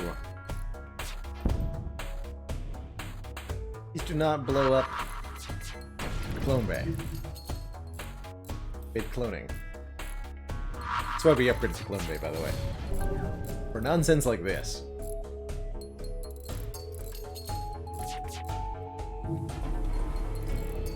But they're already out of missiles.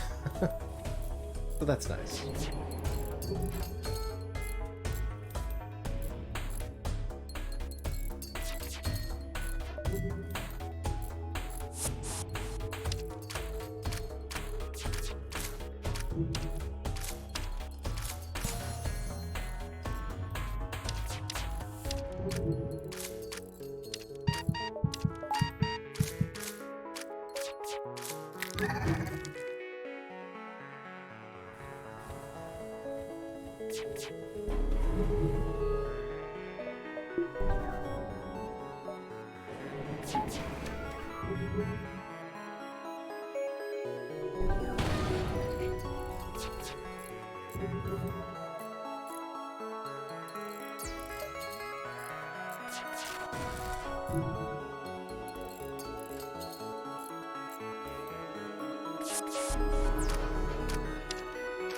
Won't be able to repair any shield damage it takes, because the ion shooter blew a hole in it.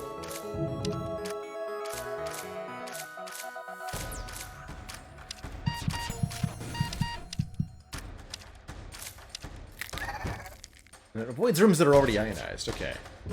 The cloaking could actually make it go to the shield room? Yeah. Cool. Hey, Silver Fox. Hello, hello. And how's it going, Metal Stoops? Yeah, we got a ton of new emotes now, both in Tier 1 and Tier 2. So there's something for everybody.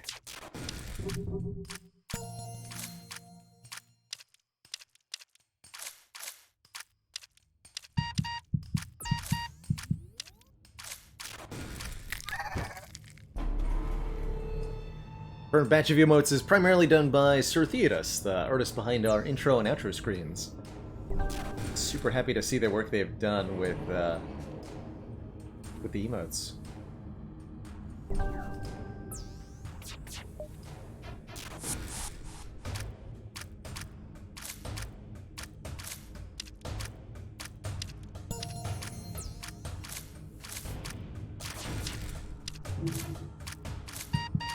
That's right, you get the shields.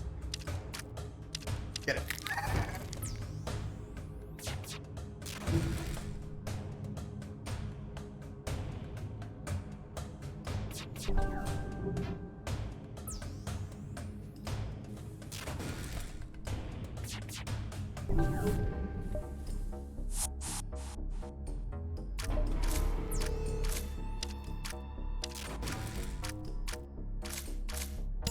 Oh, we'll target ionizer. Interesting.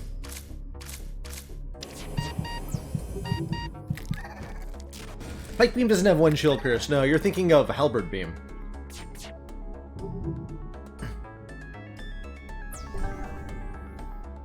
That's what has one shield pierce.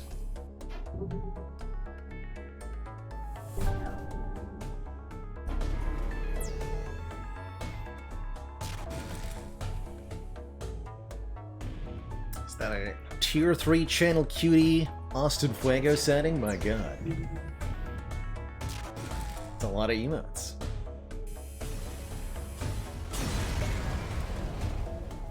Oh, 56 scrap for that little thing? Nice. I like it.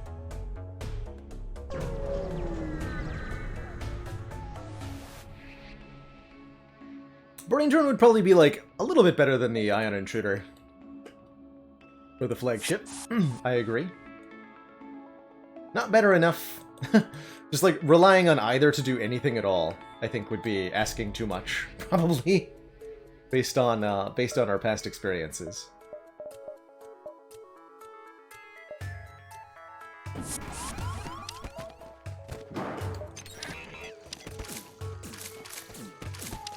Don't make my Zoltans blow up. Keep them alive. Oh god. Well, that was unfortunate for everybody in that room. Damn. They didn't even have a clone bay. That's just brutal.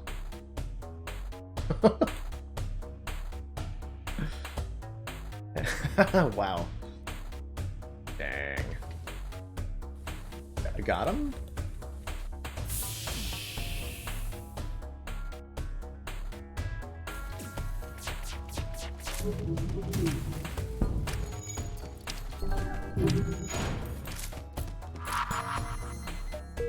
Ow, that was actually a bit more damaging than I thought it was going to be.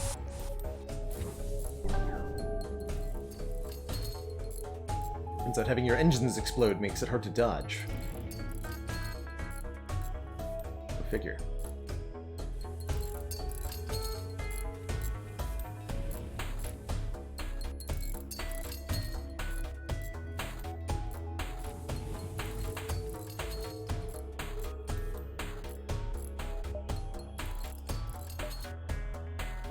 So we need to get to the base here. Sector is slowly being taken over by the rebels, who might have to pass through one or more locations containing them. We should also upgrade some systems with the last of our scrap here. I guess we'll max out O2. More in engines would actually be genuinely helpful.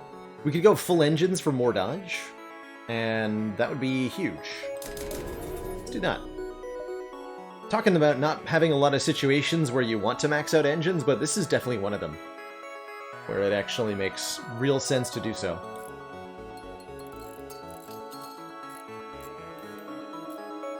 Since we have the power to spare, after all, we have 4 Zoltans on board.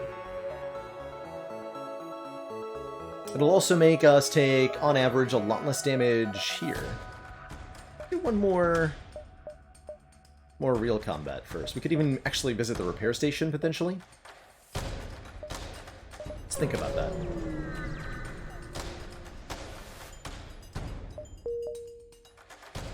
Could visit the repair. Do 1. We wouldn't be able to get back to the base quick enough, would we? I don't think that's a good idea. Okay, let's not do that. Okay. Not do that.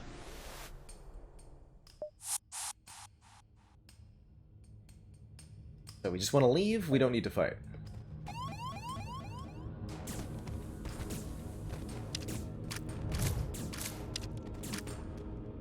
How fast that FTL charges.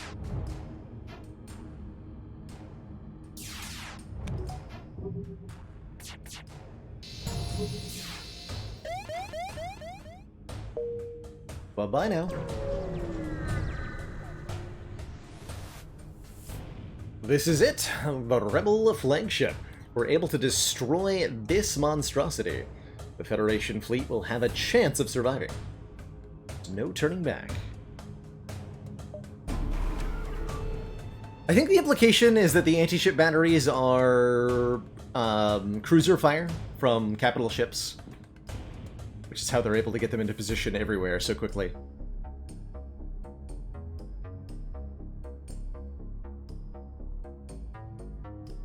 Prefer the option of jumping away. The Phase 1 of the flagship uses a hacking drone, and there's a couple systems that if it hacks, depending on your ship, you can be in for a really, really bad time. Having the optionality of jumping away from Phase 1 is worth quite a bit.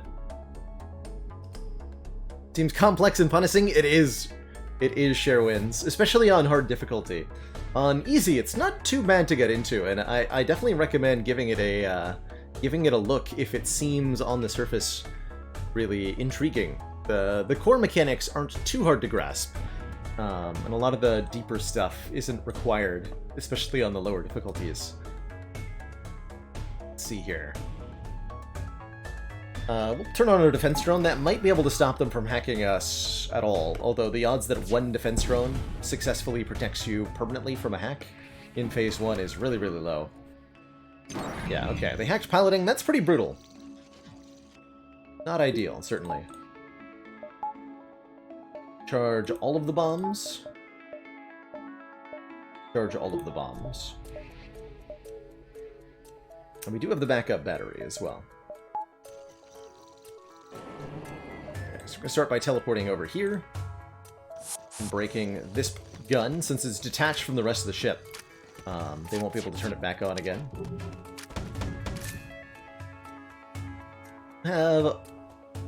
Yeah, we've reduced evasion because of that hack for the entire fight, and we'll have 0 evasion during hack periods. But we should be okay. Especially since I can, hopefully, keep the missile launcher from firing.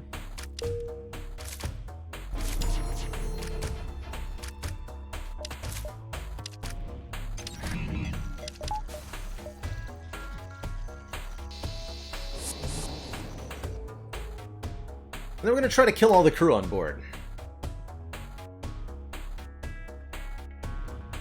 Piloting hack, I don't think it's worth a reset here. We should be okay. Especially if we can attack the missiles. I think we'll be alright. I strongly suspect we will be okay.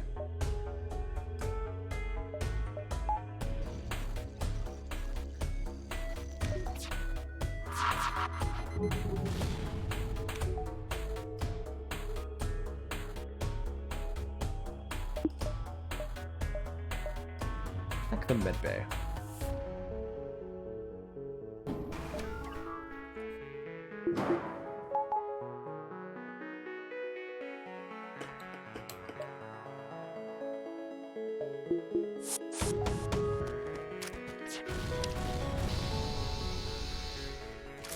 Sensors are on fire is not ideal.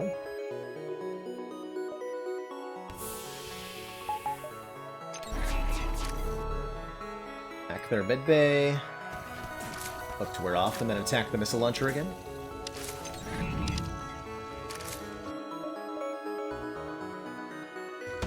Wait, no! What? I was supposed to... No. I was supposed to queue up. I thought it... And anyway. Whoops.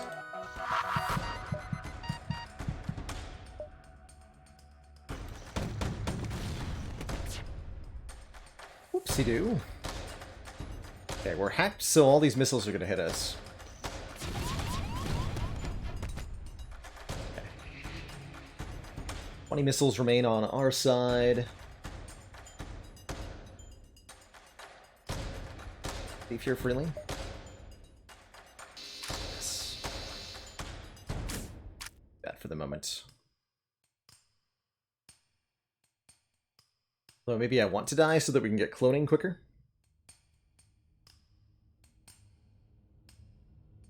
Have a hard time deciding what ship parts to target and lend any general advice.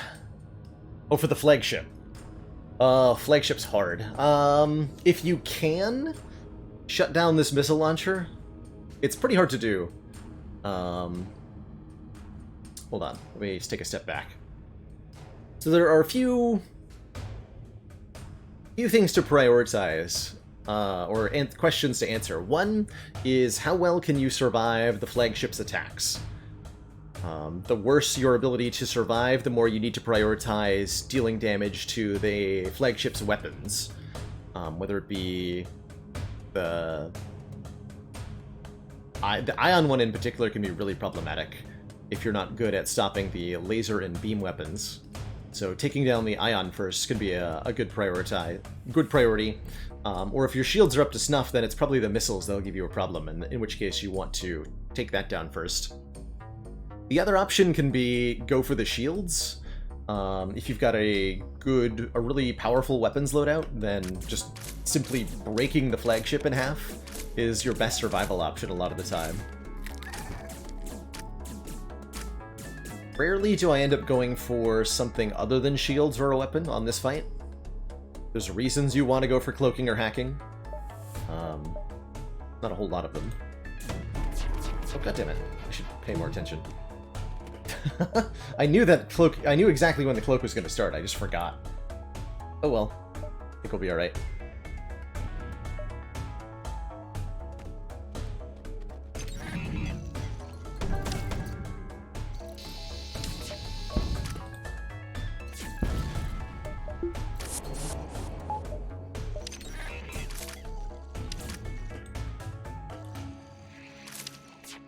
Fight some crew, please.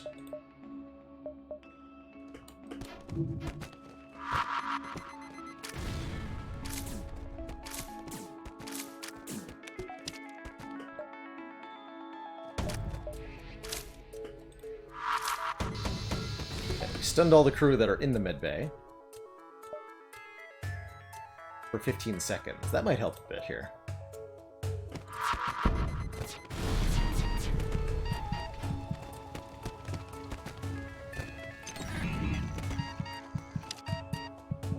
And now the medbay is hacked. Let's do damage to them.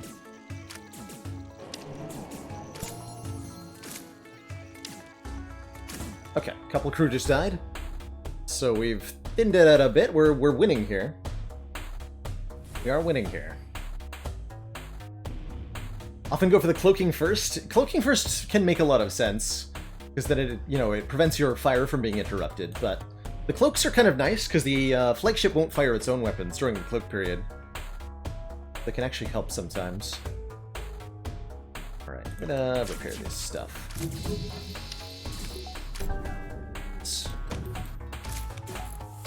Stop missing that shot. Dang it. No! If you're having trouble with the evasion, going for the piloting first can also be correct. Do that one a lot.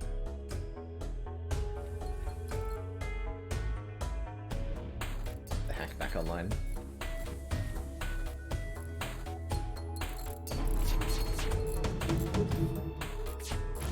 Maybe we'll fire.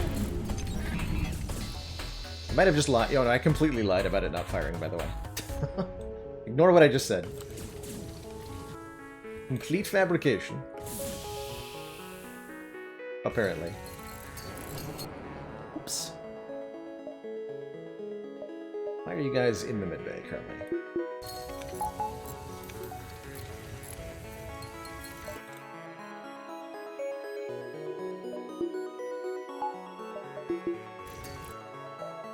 Into the mid-bay. When's the next cloak? Should be soon, right? Seems the whole ship is on fire. A slight issue.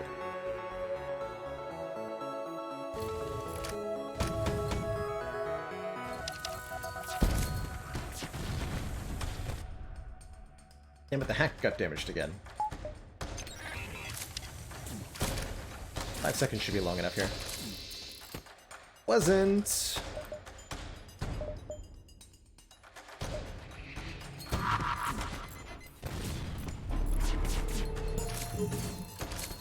Good. 2 more dead. So there's only 2 crew left on the main part of the flagship. Once we finish them off here, we'll have more control over the fight. And it'll be a very, very easy Phase 2 and Phase 3. Just have to not die before then.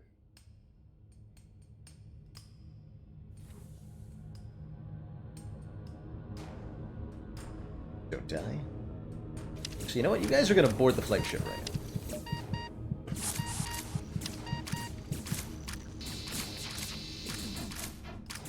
Aha! Okay. We prevailed. We've prevailed.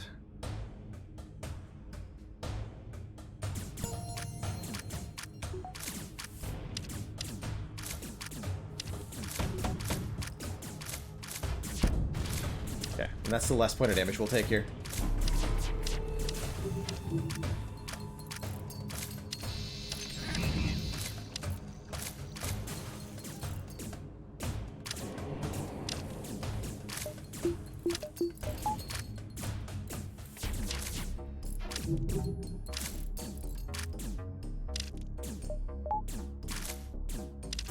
Never ended up using the backup battery. It feels like an oversight.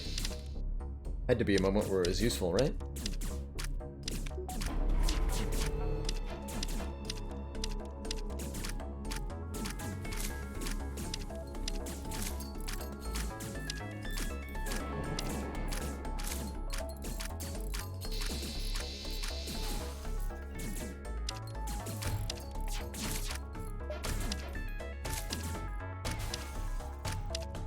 So, with nobody on board to repair, we can just kind of break all the systems freely.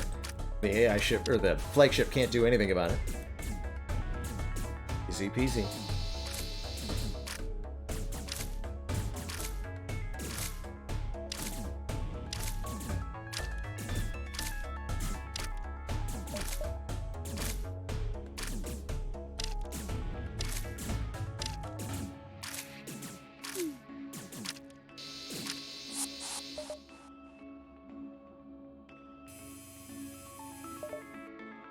Slice and dice.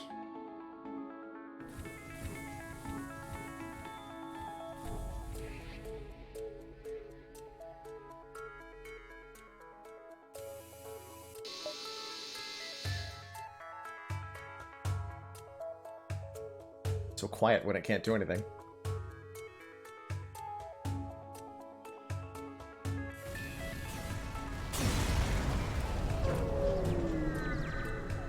We get a chain burst laser as a reward. Nice. Just as we finally gain the upper hand, it finds a way to make an FTL jump. We've got to keep up the assault, they say. Look at the piloting. If we wait instead of jumping, does that still trigger Clone Bay healing? Let's see.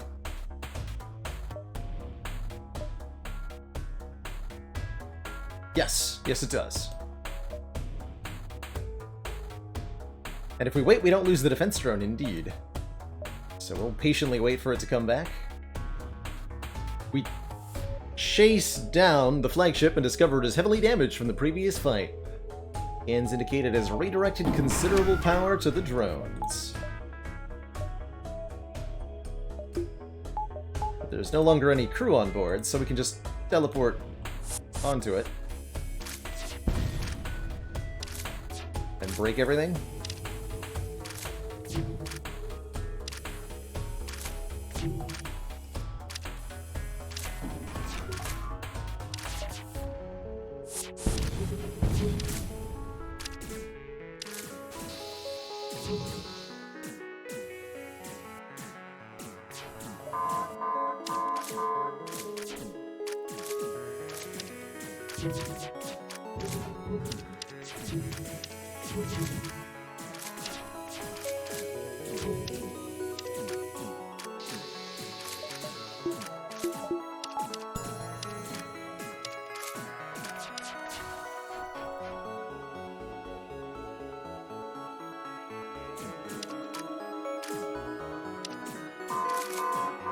So the power surges, which create a big burst of drones, will still be able to spawn, but with 4 shields and 55 dodge, it'll never hurt us.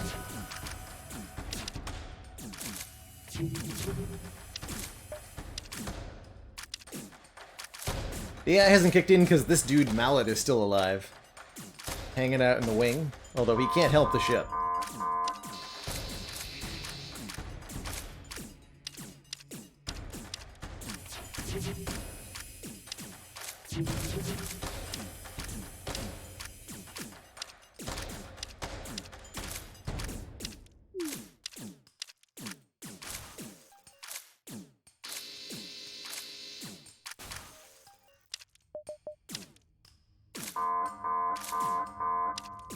Slice and dice.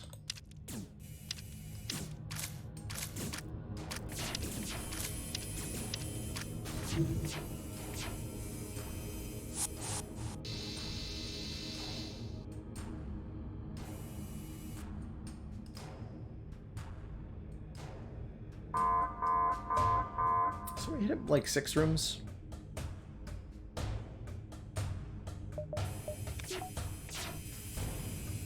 He is. You can like glitch the aiming a little bit.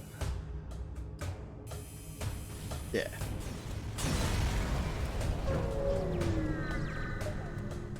Just as you finally gain the upper hand, it finds another way to make another FTL jump. Got to keep up the FTL... Oh, hey. Over here. And now, an interlude to fight these guys. Hello. Commander, one of our most valued supporters. Says Darkium, continued support of the XCOM thank you so much for the project. 7 months in that prime sub. Lucky number 7.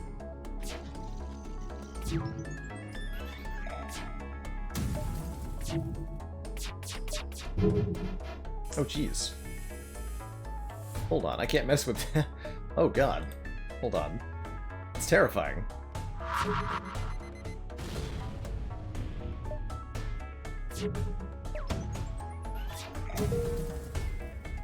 You know what? I'm out of here. Bye. That's a terrifying opponent. Let's fight the flagship again instead. Seems way easier.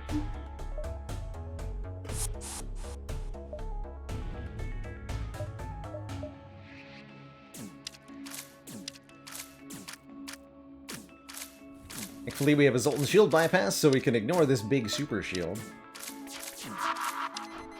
Now that there's no human crew left on board the flagship.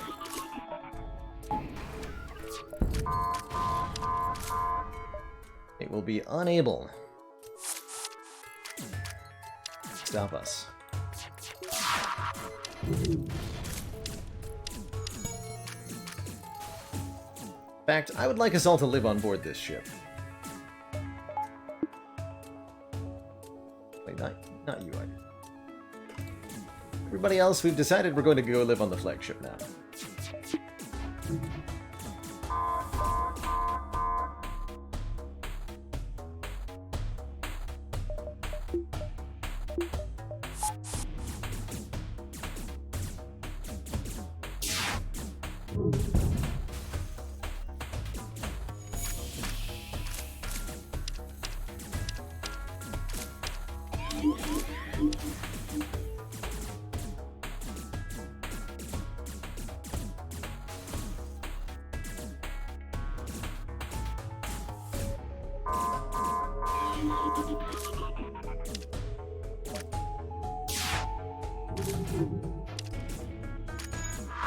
Good dodging. Did I run Dicey Dungeons at some point? Yes! We played through all the episode of Dicey Dungeons on stream and had a really good time with it.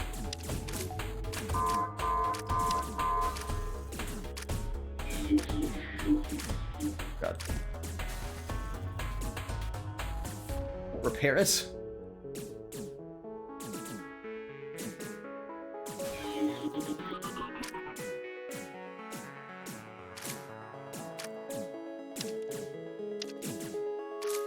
It's illegal.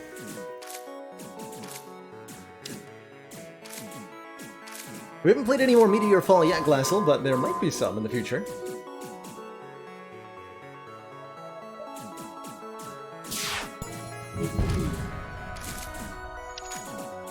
Not defense drone, no.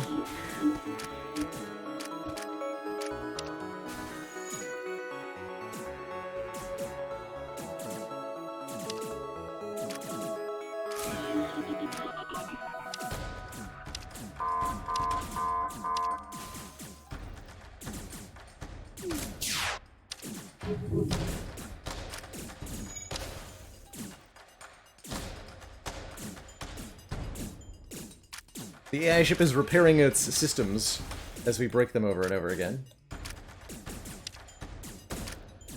And, well, turns out you don't actually need to break down the super shield if you can just teleport straight on board.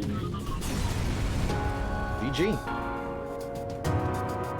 GG.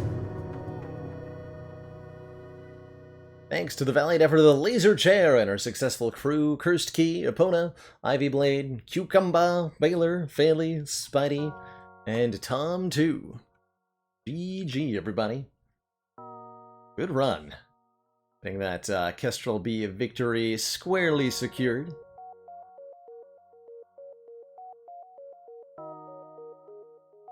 with a score of 62-68. So a really, really good one. Ranking number 3 on our all-time runs. Definitely the early teleporter and the early long-range scanners having a lot to do with that one.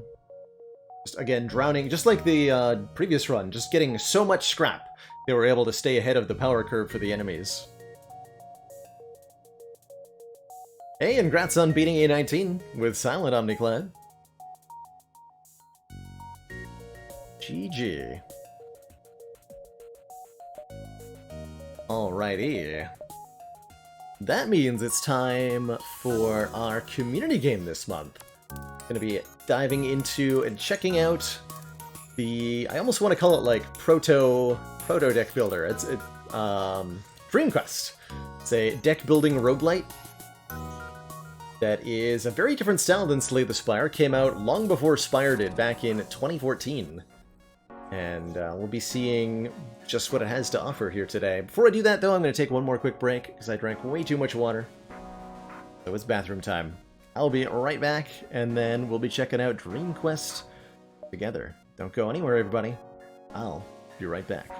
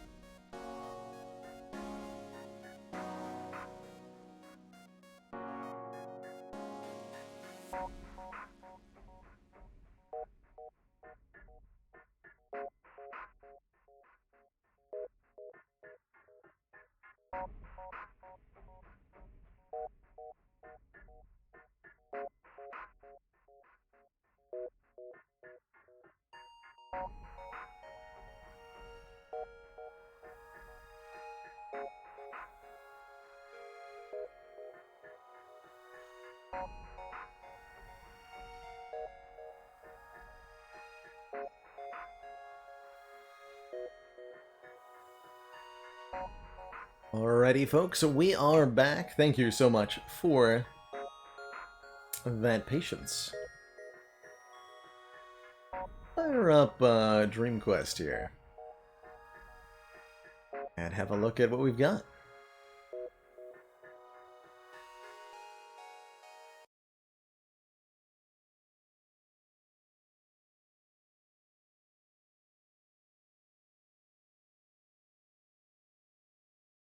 Okay, so Dream Quest itself has a pretty simple soundtrack that loops endlessly, and not a whole lot of attention to the sound design. So we're going to be playing some background chill music from other games while we play. This is a really early entry into the roguelike deck building genre, way back in 2014. Did Dream Quest come out. And it never really got past the point of placeholder art and placeholder sound effects. So we're going into this experience with full understanding that it never did quite get finished in the way that we expect of other games. And we accept that its simplistic, at times ridiculous art is enjoyable for its own reasons, kind of like the beta art option in Slay the Spire, but for everything, and you can't turn it off. That's Dream Quest. We've got ourselves set on the base difficulty. There's Kitten, Grizzly Bear, and Velociraptor, which are offered to us as difficulty levels. We'll choose the default and see what that does for us. And let's play. Choose our class. There are a whole bunch of different classes in this game, and they all play as I understand it, completely differently from one another. Warriors revel in combat, the rush of blood, the surge of adrenaline. These are the warriors' passions. And what they lack in subtlety, warriors make up for with pure power and resilience. After every 2 combats, the warrior can use her rage to destroy a wall in the dungeon. This is not completely blind, no. Nope. I suggested this personally for the community vote, and chat went with my pick for this month. I've seen a couple of runs a couple of years ago. Not a whole lot, and I definitely haven't seen every class. So we'll try to pick one that I have not experimented, or that I haven't seen played. The Wizard. Masters of magic, wizards make up for a lack of power with extreme versatility. Able to conjure meteors, stop time, and disappear from view. There is little an experienced and prepared mage can't do, except find his glasses. After each combat, the wizard can use his magic to teleport himself anywhere on the map, even otherwise undiscovered locations. Random? Priest. Spiritual guides, teachers, scholars. Priests are the heart of the adventuring party. Versatile spellcasters equally comfortable with healing the sick, protecting the weak, and burning the heretical. Priests are not to be trifled with. Every 2 combats, the priest can use his magic to reveal a tile and the 8 squares around it, so we get to map reveal. I think it normally starts on priest. It remembered I did a little test run just to make sure the audio is set up. So I think it's supposed to go priest, thief, warrior, wizard, and then random is the last option. Rogues, scoundrels, and ne'er-do-wells. The path of the thief is rarely anyone's first choice, but a harsh life has prepared them well for adventuring. Their legendary speed, alongside a variety of tricks, makes thieves excellent addition to any adventuring party, at least until it's time to divide the gold. Every 4 combats, the thief can use his 6th sense to uncover a treasure that nobody else would find.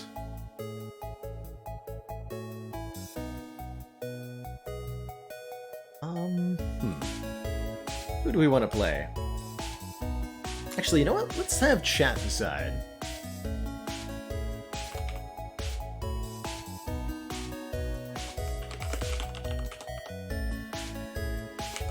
Priest. Thief. Wizard. Warrior.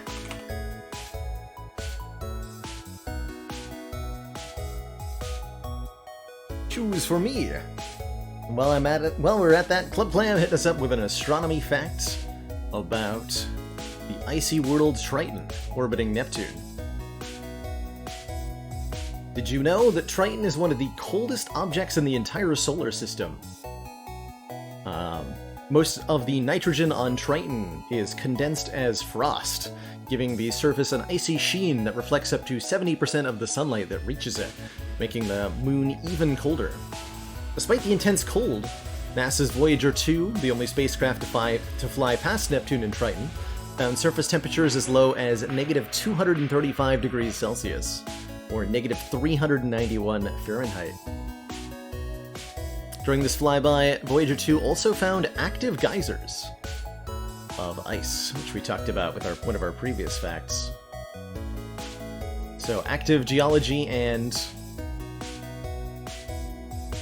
nonsense like that, despite incredibly cold temperatures at all times.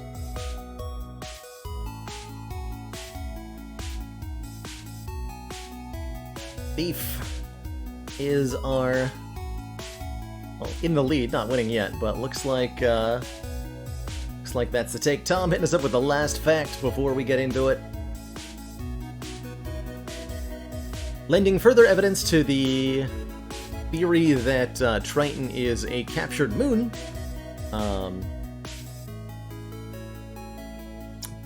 the gravity of Neptune, because of the rotation of Triton in the opposite direction to Neptune, its orbit is decaying. In only a few million years, Triton will get close enough to Neptune for the planet's gravitational forces to break it apart, probably forming a ring around Neptune that will be bright enough to be seen from a telescope. And Oblox hitting us up with a dad joke. Did you hear about the man who was really enthusiastic about glue? He's a ceiling fan.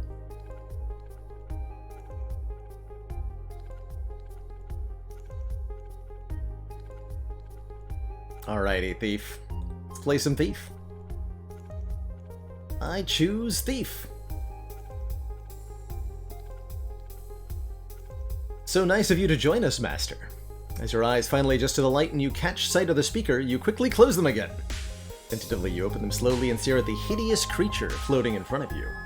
Maybe a foot tall, like an enormous red bat with leathery wings, horns, and a spiked tail. The imp sneers at you. So, you ready to go? You've got monsters to kill and corpses to loot.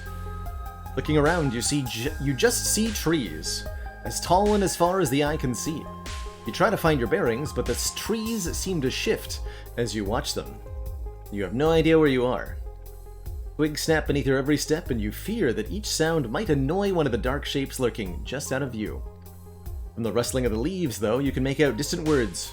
Beware the Lord of the Dream. He has green toes and a devastating sneeze. When he sings, those who listen slowly go mad. Stay far away.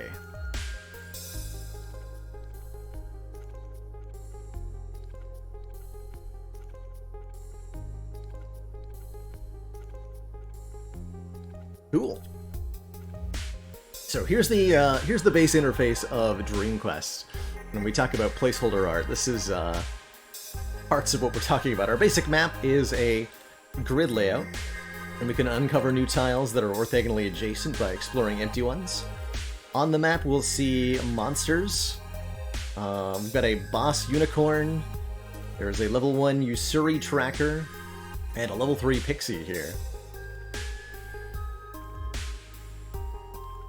Still better than what Instant Speed Frog could do? Hey, it's functional.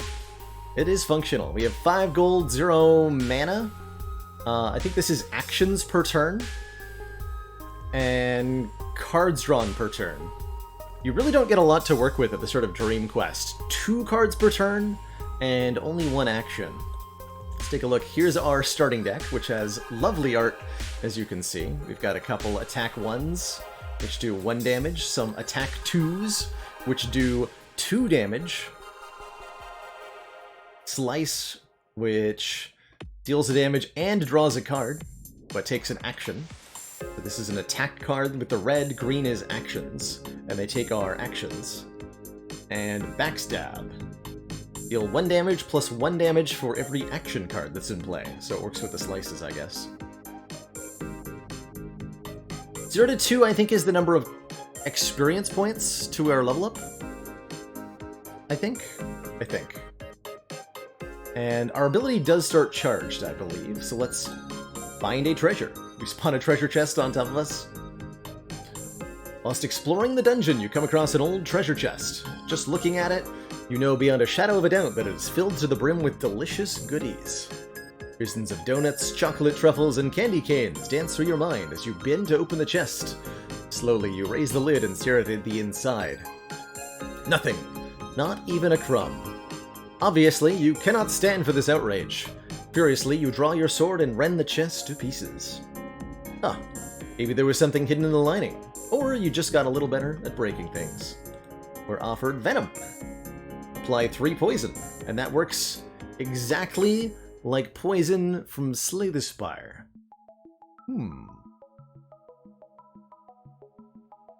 That seems useful to us, and is a way to scale, so yeah, we'll learn.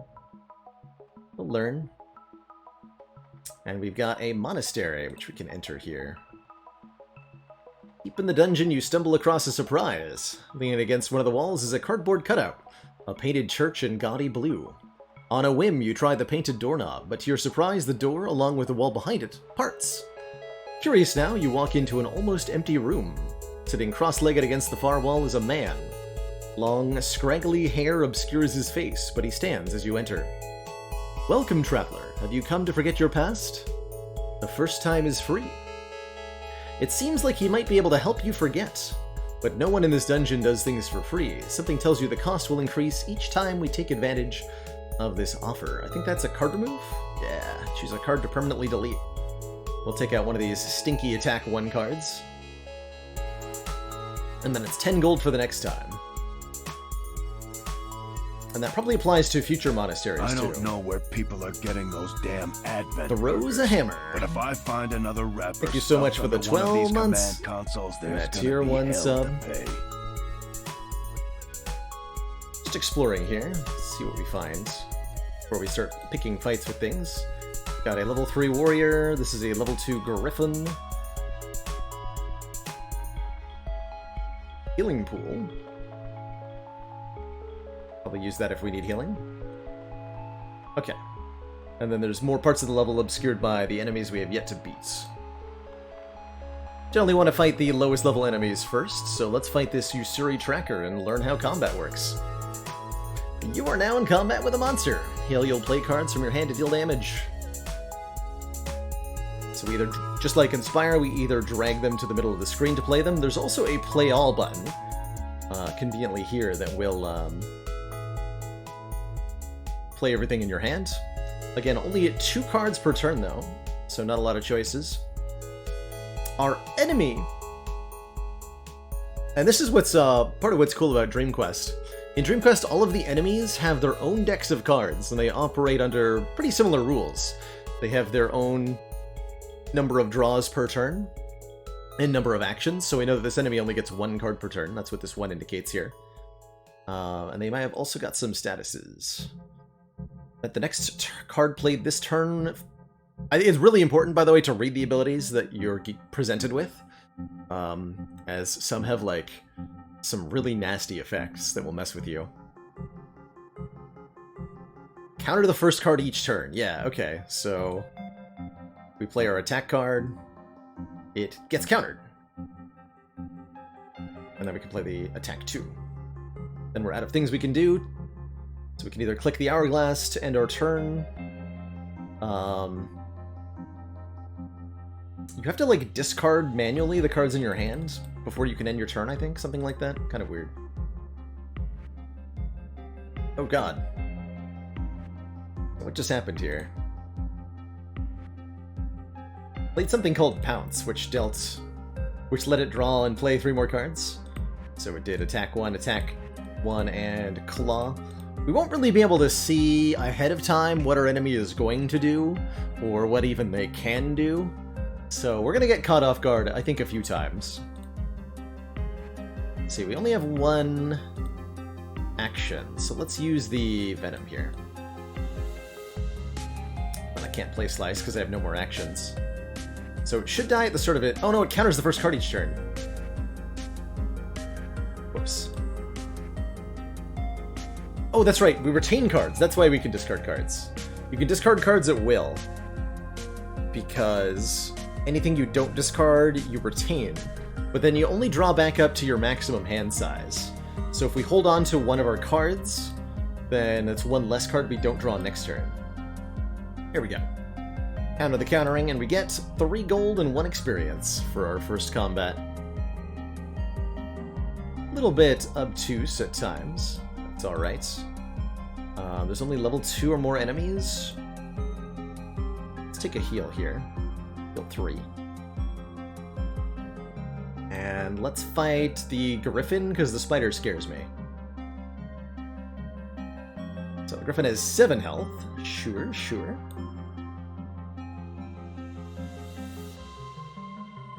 It is flying, so it says, take no damage. Well, that would make it seem like I should probably just hold on to these then. Just end our turn. It attacks us once. Give it the old sliceroo. Does it attack 1? Let's see what is... No fly in the discard pile? Interesting, that doesn't go to the discard pile. We can't look at it. Get it! Find 4 gold, and we level up! We've gained 3 health, and we can choose to either gain 5 or the card Swiftness, which is an action. Gain 2 actions, and draw a card. Any Dominion fans out there? Because this is literally a village. Or an Adrenaline. Although it's 1 card instead of 2. Takes a village. Backstab is per action, right? This synergizes really well with our backstab. I am allowed to look. Yeah, more damage per action card in play. Yeah. So we want that. Give me that. Welcome aboard, Swiftness. Gouda's Goody Gummies. Exploring the otherwise dark and dreary dungeon, you come across a small house. But built not from bricks or stone, but from gingerbread and gumdrops. It immediately draws you in. On entering, you meet the owner, a goblin woman stooped with age. Care for some candy? She asks. Or would you prefer one of our delicious treats? Guaranteed to expand your mind. Circle. Draw a card and gain an action. At the end of your turn, draw a card and gain an action. That seems pretty cool. She's got techniques available for sale. A sword. Deal 1 damage for... It's an equipment card. Equipment cards denote the brown border. Stay in play once you play them. Even click on equipment? Yeah. Has a continuous effect once played. So there's like tooltips and stuff, but there's nothing in the game that indicates that this tooltip is here. I just kind of had to like intuit that I can click on that. So kind of like a power. Some number may be equipped outside of combat. Those cards will always start in play. Oh, that's right, right. So not only are equipment cards like powers, but you have the ability to start with 1 or more of them in play. Great Bow. Deal 1 damage for each action card we play. Cool. I would like all of these, but they're quite expensive. Let me shove it. Alright, let's look for level 2 enemies. Like this giant spooter. Get spootered.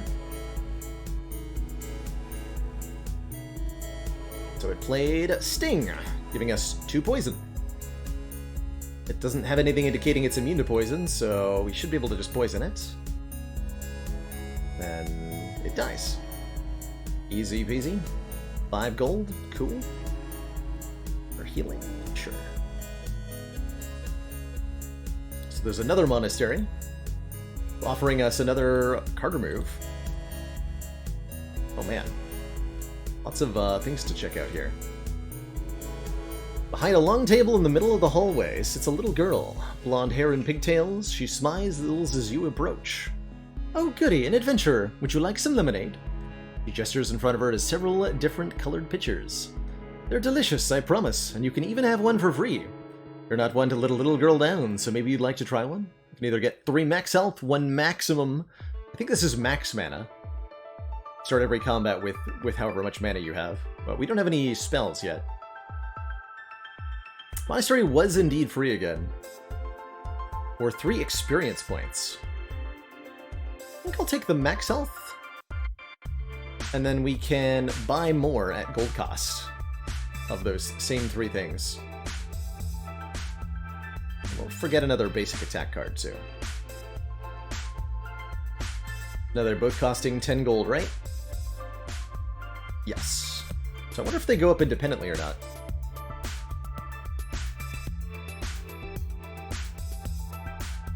So we're gonna get a full heal. Let's fight either the fairy or the shaman. Pixie? Fight the pixie.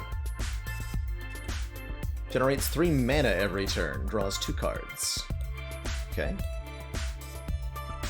You got Fireball. Oh god. 4 mana, deal 8 damage. So it did 10 damage to us on its turn. Big yikes. Extremely big yikes. Give it some poison and hope it doesn't kill me on our turn. Its turn. Another fireball? Jesus. And explosion. Discarded explosion. 15 mana, deal 15. So this enemy has almost killed us. Big yikes. 8 gold, 3 XP. We level up going back to full. Thank you.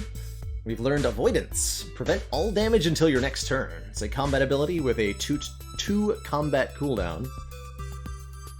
And we can either cleanse 1 card from our deck or gain 1 additional action per round. Which is something we'd like. We're struggling on our actions at the moment, so 1 more per round sounds great. And our find treasure is recharged, so let's find some treasure. What's in the box? Blur. It's a spell. 2 energy. We are physical resistant until our next turn. 2 mana, sorry. So we have no mana. We can either learn it, adding it to our deck, it's a card, so just like all cards, it goes in the deck. And come back later. We just leave that there. Cool. Good. So we could, if we wanted to be able to cast that, we can buy mana from Linda's Lemonade.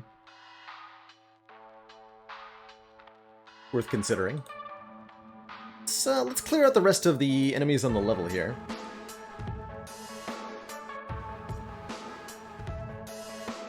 Did I check out the other Gouda's Gummy Goodness? I didn't even look what was for sale here, right?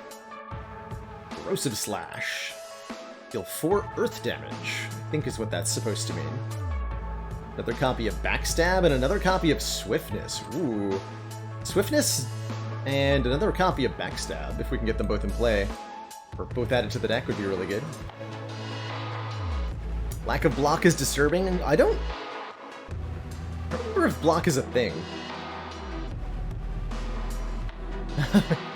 Game is, I think it's currently $10 on Steam, unrecovered, and I'm quite certain it goes on sale sometimes. But it's not being asked too much. He's got a mana totem. Cool. Just hit him.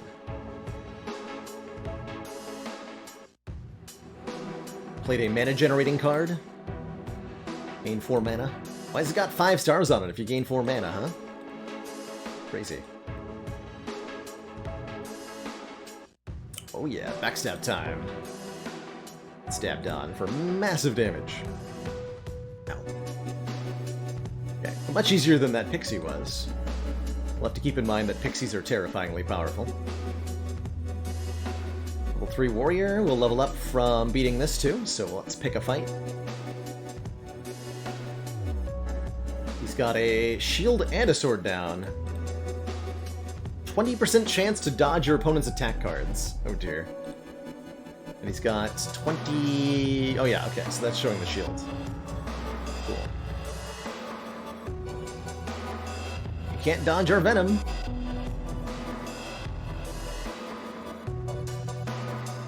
So we got attacked twice, and then the sword did 1 bonus damage. Not a whole lot of visual indicators going on to tell you what's doing what.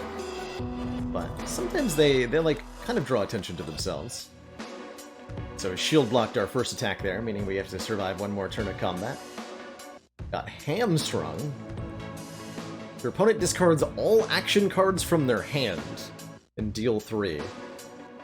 Oof. Pretty rude. That's pretty rude. And yes, this is we're listening to the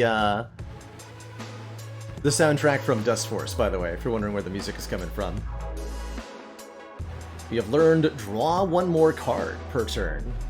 We get as a bonus Strike, which is a 2-cost action, dealing 5 damage, or we can remove a card. I think I'd much rather have the removal.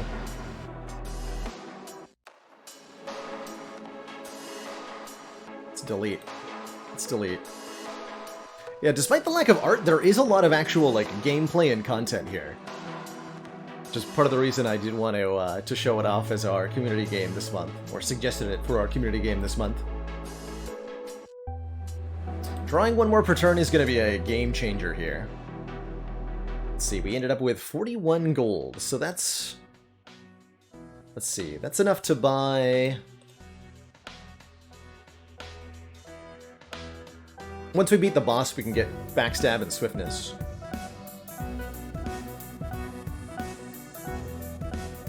Oh, we actually have a spot we can explore. And we can go here too. What is in the healing pool? In the middle of the floor lies an enormous pool. Cautious, you start to tiptoe around the outside edge when the waters begin to rile.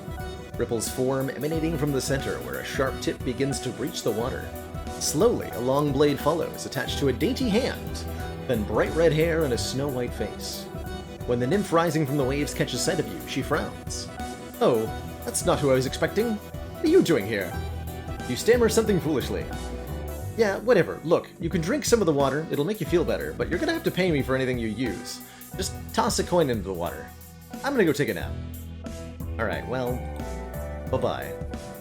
Got 1 more good as gummy goodness here, with another copy of Swiftness. Or Kick. Deal 1 damage, your opponent discards a card at random. Oh man. Making our opponents discard cards is pretty powerful, I think.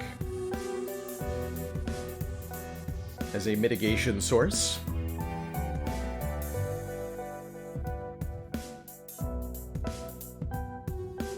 Oh no, Voltorb, that's very rude.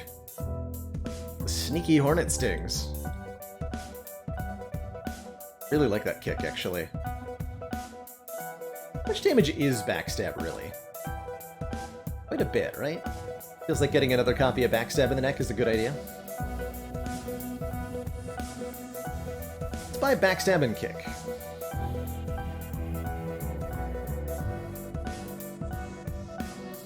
Let's fight the unicorn. Fight!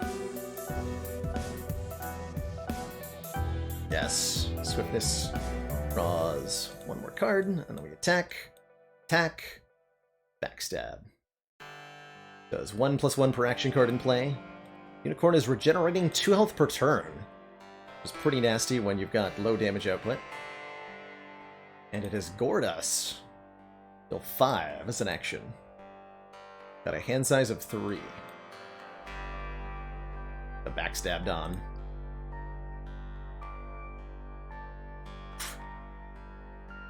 That's right, we have a combat ability too.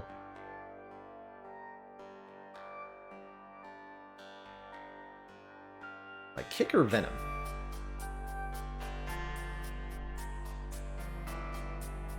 Kick. I've discarded some unknown card. Poison was probably better, but we can avoid discarding it. So we can keep playing. Here we go. Double Backstab off double skills. That's some damage output.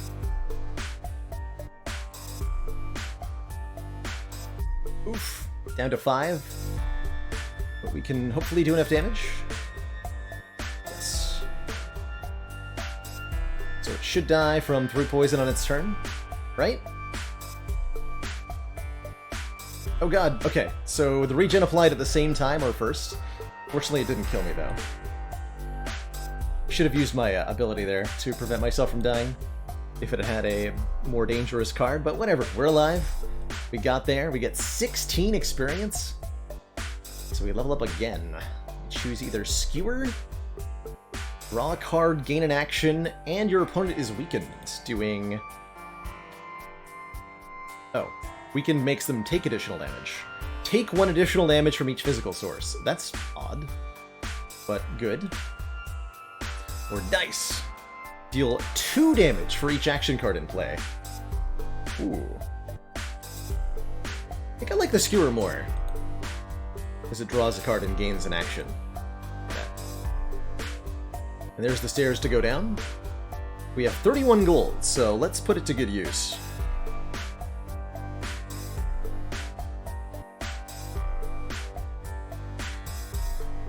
Definitely gonna dunk 1 more attack out of the deck at the Monastery here.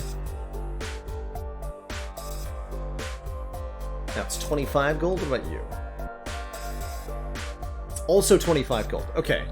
So the first removal was free at each monastery, but now they're counting towards each other.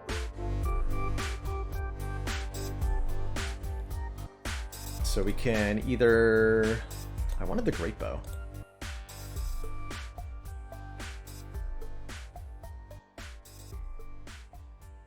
Could take Swiftness.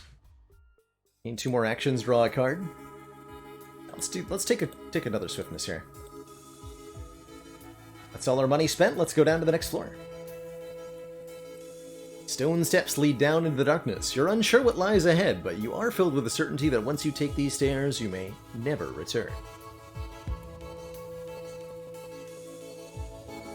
Oh, I should have taken Circle, actually. You're right. I forgot about that card. Your surroundings are drab. Gray stone walls, gray stone floor, gray stone dust on every surface. Each time you inhale, it tickles your nose, but you fight hard not to sneeze. There are a myriad of footprints outlined on the floor, and you'd rather not alert them to your presence. Gripping your weapon tightly, you shrug. A dungeon isn't the most glamorous of settings, but a hero has got to go where the monsters are. As you turn to go, you catch sight of a note stuck to the wall. Beware the Lord of the Dream. He has flaming toes and tiny feet. When he sings, those who listen slowly go mad. His will bends time. You can still escape. Choose a talent. Rich, gain 30 gold. Quick, gain 1 action. Gain 1 equipment slot, equipped. Gain 5 max health, gain 2 mana. Or choose a card from your deck that can be leveled up and level it. Are the options. I think only cards that have a number in parentheses can be leveled. Yeah, any card that can be leveled has a number in the name. It says level 2 out of 4 here. Of course, these don't say anything like that. There's only a few cards that can be leveled. I feel about more actions. Took 2 swiftnesses. Do we really need more actions? Assume no for now.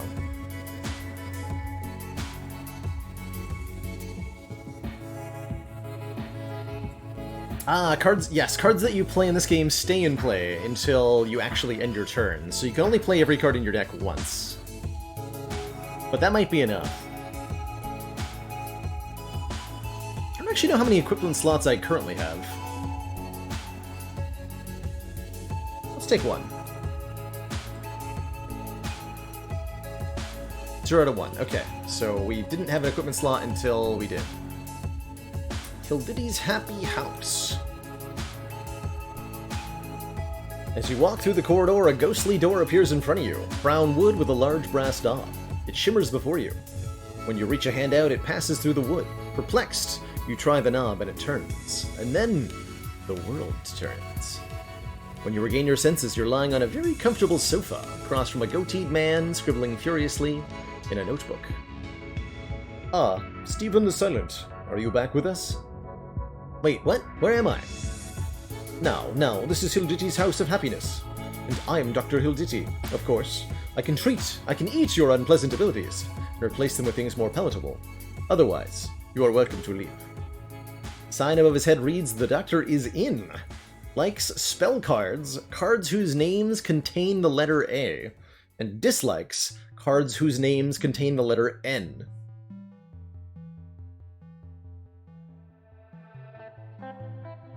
Attack contains A. Would you like an attack?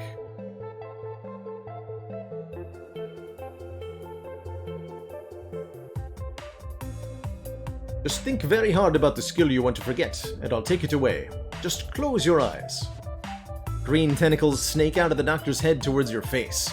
You scream, but there's nothing you can do. You black out. When you come to, the doctor is looking curiously at you. That wasn't so bad, right? Your thoughts were tasty, but they shouldn't bother you again.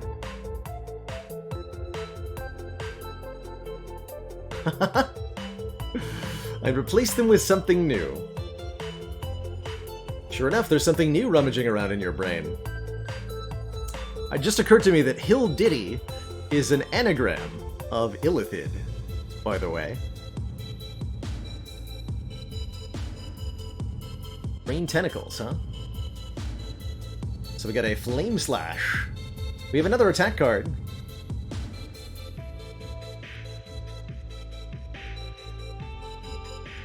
We got a Swiftness? What? Yes!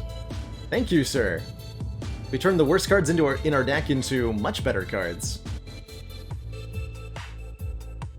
Yeah, monster from D&D, more commonly known as a Mind Flayer. Illithids are thought-devouring, tentacle-bearing monstrosities. Who I think are going to feature prominently in Baldur's Gate 3 when that comes out. Oh god, the clone? Oh no. There's a clone here. Alright, let's fight the zombie first.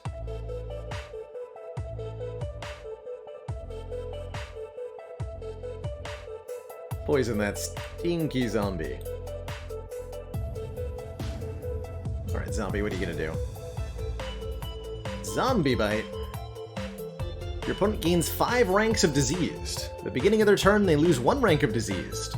When the last rank is removed, they die. Enemies have abilities like this in Dream Quest, and there's no really way to see them coming. You just have to, like, either know the enemy ahead of time, or, yeah. Yikes. Yikes indeed. What's this do again? Right, draw a card again, and they are weakened, taking more damage from everything. That'll do 2. That'll do 2. Swiftness. Backstab will absolutely dunk on it. Why are you still here? Find treasure is ready. Oh yeah, I didn't want to learn the spell, I guess, huh? Jeremiah's Bracer. You have a 10% chance of dodging your opponent's attack cards. Whenever you dodge, draw a card. And we have an equipment slot, so it'll stay in play. Sure? That might save my bacon. Why not, right? Oh god, there's another clone? Oh dear. Let's fight. Hey look, they also have... Copies equipment you play. Okay, so that's the Godless Mechanist. Wait, there's half the time Brilliant, half the time On Fire, half the time both. There's descriptions? I didn't know we could do that. Awesome. Okay. Well, we're going to be reading those from now on. Amazing.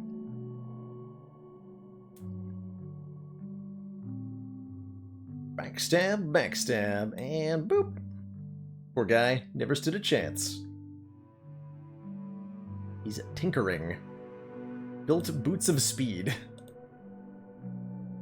Beginning of your turn, draw a card, gain an energy. Goblin ally. Equipment. At the beginning of your turn, deal 1 damage. Makes sense.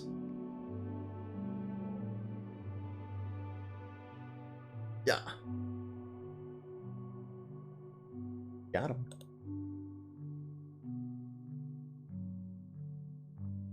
So we got another monastery here. So with a free forget. Is there anything we'd like to delete from the deck? I'm not sure. Uda has Hemorrhage, Alacrity, and Frost Slash. In 3 actions, draw 1 card. Doesn't actually feel that much better than the other card. Your opponent becomes Poison 3, draw a card. Ooh. Ooh, I like that. I appreciate the info, Dragonheart. I'm sure... I've got the basics pretty well down, as I've watched maybe 10 hours, I think, of Dream Quest, but if there's anything that I'm unsure about, I will definitely reach out and ask. Alright, let's fight the... Ghoul seems scary. We'll level up? Okay, we'll fight the Ghoul.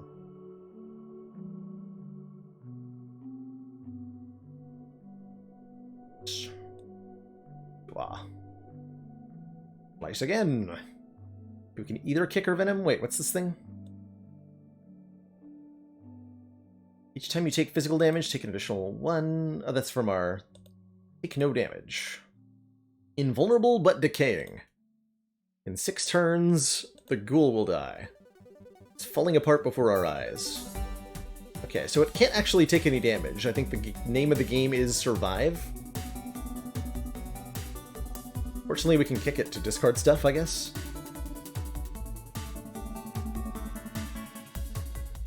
But yes, we cannot harm the Ghoul. Oh god, that was a lot of damage. Bit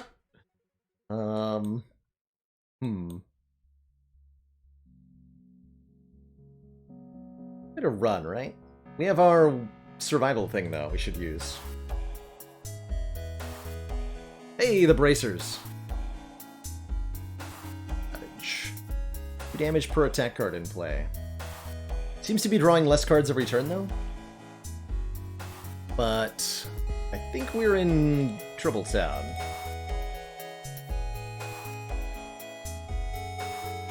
We're gonna hold on to kick, too.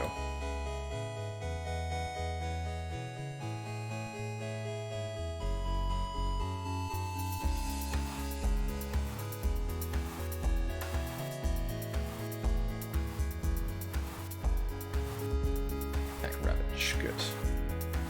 Now it's only got 2 cards. Kick. Backstab. Backstab. And turn. There's 1 attack, 2. Okay. We can draw the kick, we'll be good.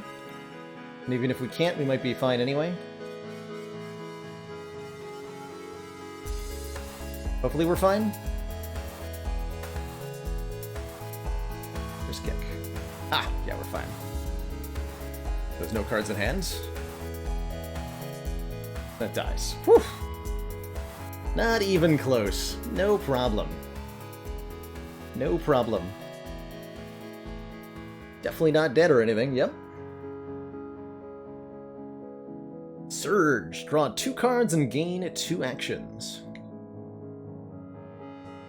Yeah, Bracer totally saved me there, right? Seriously. 15 damage for 4 actions. Oh my god.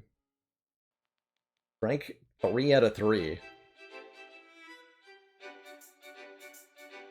I think we want the max health. But that is a cool card. Gonna say no thanks. And now we have to figure out how bad clones are. You ready for this experience?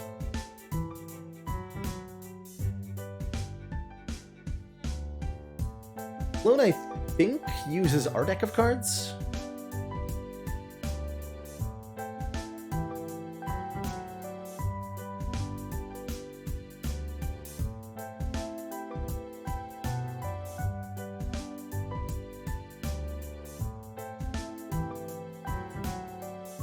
Yep, he's doing everything we can do.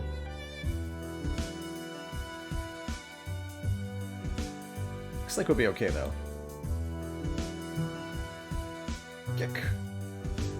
Back. Oh no! They've got bracered. How rude. Okay, not too bad. Not too bad. Certainly could have been worse.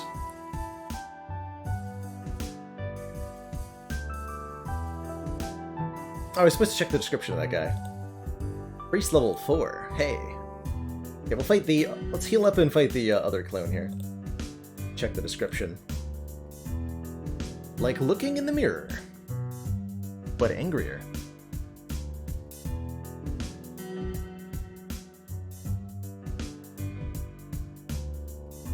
Take that, nerd. This one has 38 health, which is way more than the previous one. Oh, got kicked. Rude. We'll discard the backstab, too.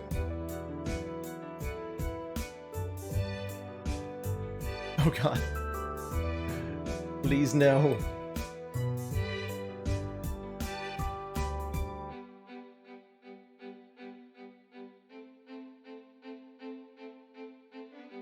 Let's use that.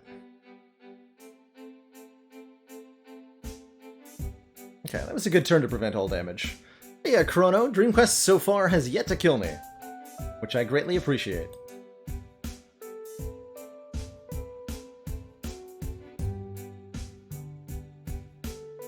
No! Got bracered. Unacceptable. Okay, there we go. Early runs are usually a lot of deaths. I'll believe it. Hey, find treasure's ready again. Let's find more treasure. What's in the box? Crush. Destroy an equipment card. If you do, deal 3 damage. Not very much.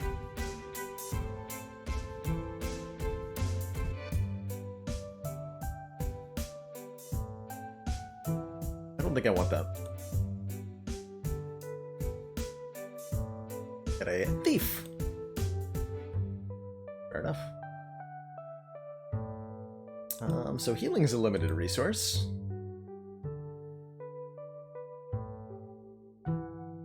So monastery lets me remove something if we want.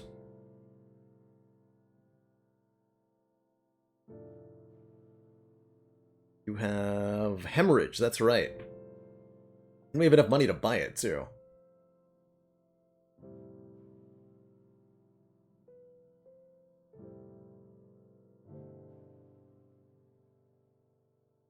Damage, draw a card. I still want Flame Slash? 4 damage is okay.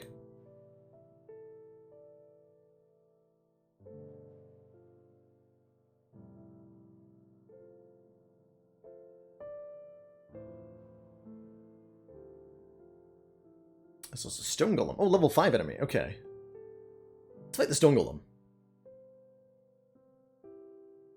You got Stone Golem. Big cards, looks like. Want to use my Adrenaline Surge? Let's go yes. Combo out really hard here. Backstab, backstab. There we go. Less turns we can give the enemy, the better. Right?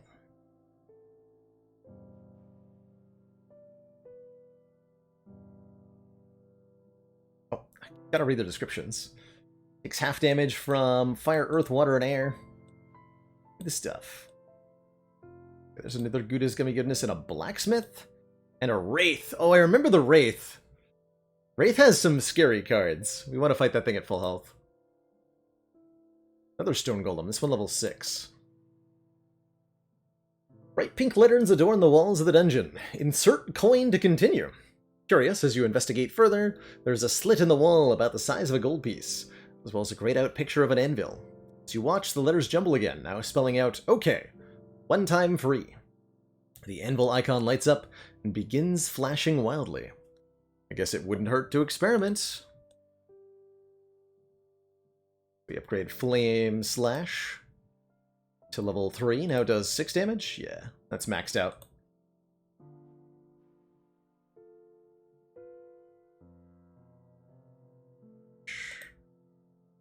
Still have one more use of the Psychologist, too.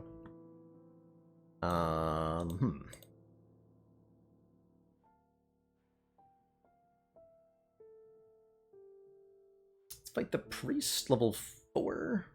Yeah, if we fight the priest and the golem, we'll level up. And then I'll be back to full. Priest should be easy. Only a level 4 enemy. Hear his voices. They tell him to kill. To kill you. 2 mana every turn, huh? See about that. He just instantly dies. Cool. Good fight. Got him. And some more health. Knowing when to pick these up is interesting timing. Our boss, the Goblin King. We'll take 1 and then fight the Stone Golem. Should be enough. I think we want the abilities ready too.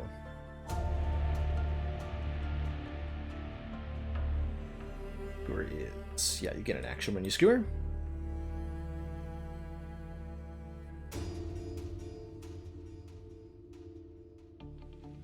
Want to try to draw a backstab here? Ah. Can't play Swiftness at 0 actions, but we can use Adrenaline to keep going. Let's do that.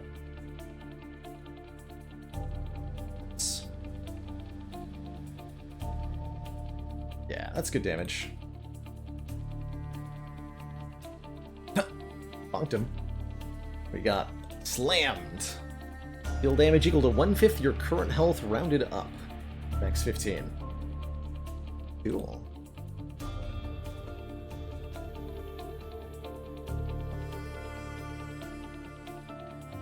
Give that man a skewering.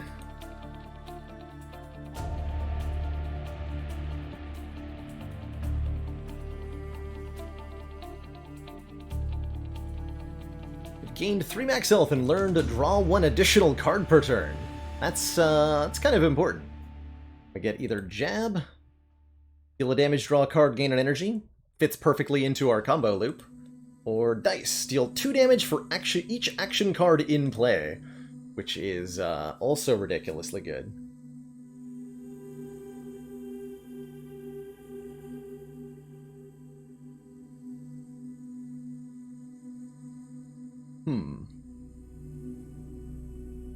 That's actually tough to... I'm gonna go with the jab now, but if we see another dice, we'll want it even more for having the jab. Another Gouda's Gummy Goodness, offering another jab. For 25 gold. Jarmaid's Chris. Whenever you play an attack card, deal damage for every 2 action cards in play. Oh. Interesting. That's pretty good. Or focus, 1 action, draw 2 cards. Basically want all of these, and we can buy... well, actually, that's 60 gold for the dagger. That's a lot. Think about that. What do you have? Another jab. And a bleed. Draw a card, gain an energy. Your opponent becomes poisoned 1. Okay. So another cantrip skill. Hey, Hackster, Dream Quest's going really well so far. We've got a thief run that's getting started. Going places.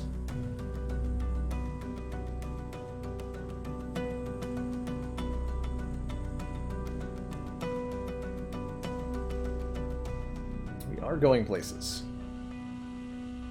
Let's add some jabs. We'll think about focus. Alright, Wraith. These guys are pretty scary. Take half damage from physical. Disembodied soul feels angry, lost, and alone. Wants to eat your face. Like it does. Like you do.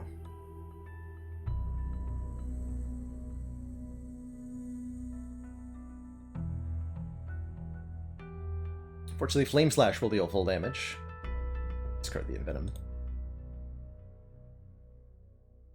There's that card. Soul Crush. Deals 10 damage, and your opponent discards 2 cards.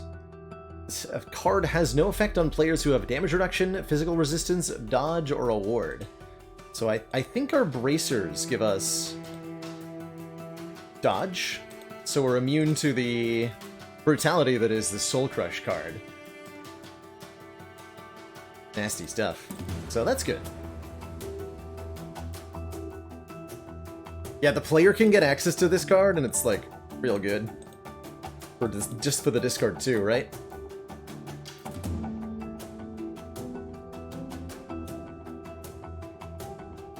Backstab, backstab. Might have missed out on a kill there.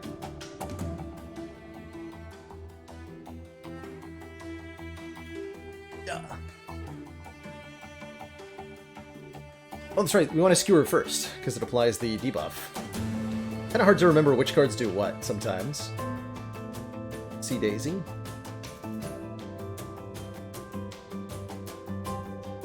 Got here another shore. Piercing Stab. Your next source of damage this turn is Piercing. Non-elemental and ignore most defenses. Draw a card. Deal 8 piercing damage. It's only level 2 out of 3, we could upgrade it. Darting Daggers. At the end of your turn, deal damage equal to Deal damage to your opponent equal to twice the number of actions you have left, then lose all your actions. Interesting. I could see getting Pierce being, like, okay-ish here. Let's fight the Thief, I guess. For the next card played by your opponent from having any effect. It's the Cloak of Invisibility. Just counter the first card your opponent plays every turn. Pretty good.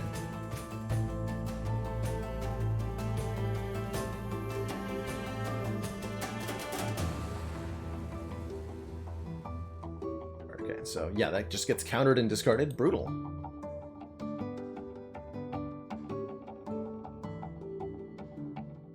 Absolutely brutal. You know what? I'll draw more cards.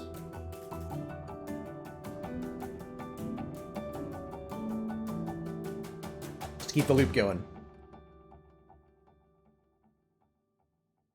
Backstab, backstab, flame slash, and he is gone.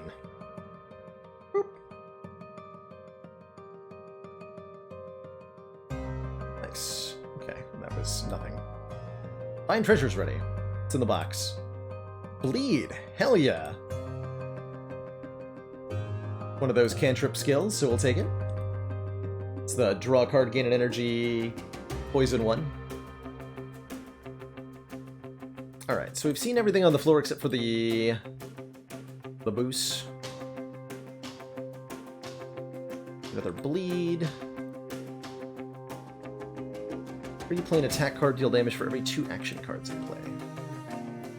We have 3 attack cards. I'm gonna buy this. Let's equip that. Oh, it's another Jeremiah item. Neat. Cool. Alright, Goblin King. Let's fight. Goblin King is 100 hit points.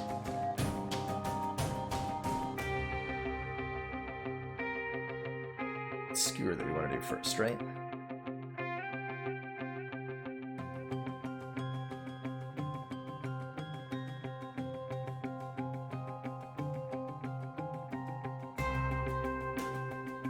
So, whenever we play an attack card, deal 1 damage for every 2 action cards in play.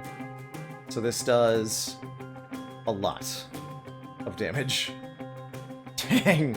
Like 60 damage on turn 1. Alright, your move, sir. Your move, sir.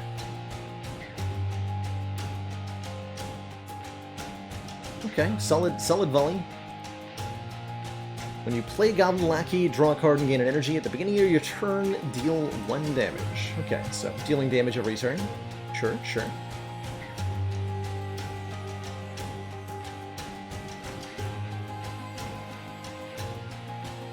Let's go. Backstab, son.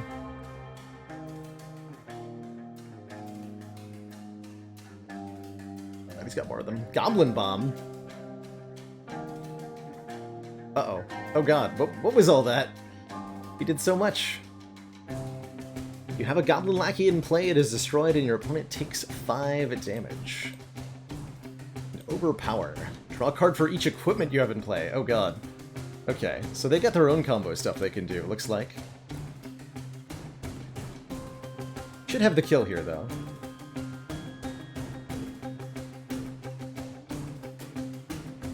But, yikes. Hello? Oh, I have no actions left. I'll get him anyway.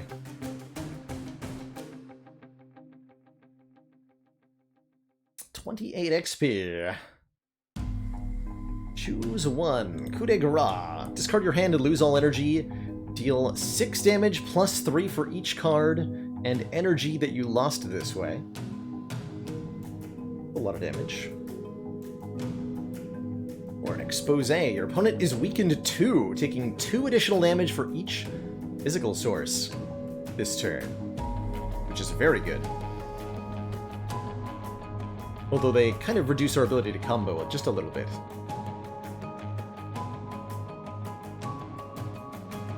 Let's take expose. Go for the extra weaken there.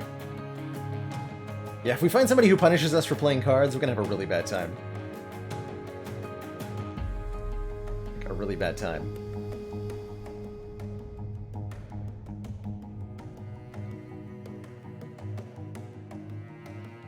I really don't want to remove anything in the deck at the moment. Actually, Envenom is kind of whatever. We're really not scaling with Envenom. Let's forget Envenom. Okay, that doesn't have an A in it, right? That's still 25 too, so every monastery is 1 free removal, but then the cost doesn't track independently. The Bracer is kind of mediocre at the moment. And the Bracer has an A in it. Okay, I'm sold. I'm sold. What do we get?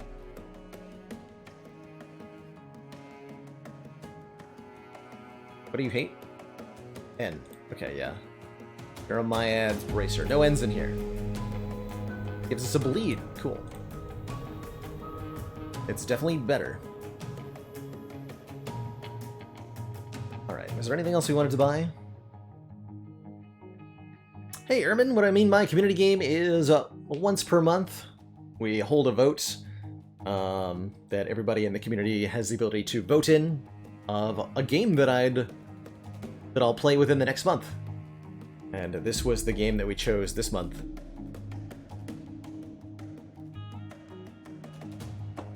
I don't think I want that hemorrhage. I might want Pierce, though. Just does enough raw damage that's worth thinking about. Could take, like, Alacrity. That also feels unnecessary. You're immune to damage on your... Wait. Oh, on your turn. Okay. So this prevents you from any sort of self-harm or reactionary enemy abilities. Focus is really good. Brought 2. Yeah, we'll take that. We'll take the focus. Let's go. Ooh! A haunting echo fills the air as a faint breeze makes the hair on the back of your neck stand up. Faint shapes drift across the corners of your vision, gone when you try to catch them. And a musty mix of death and cobwebs taints every breath. Come on, boss, you just gonna stand there? We got work to do. The obnoxious imp is right, and so, with some trepidation, you cautiously begin to explore.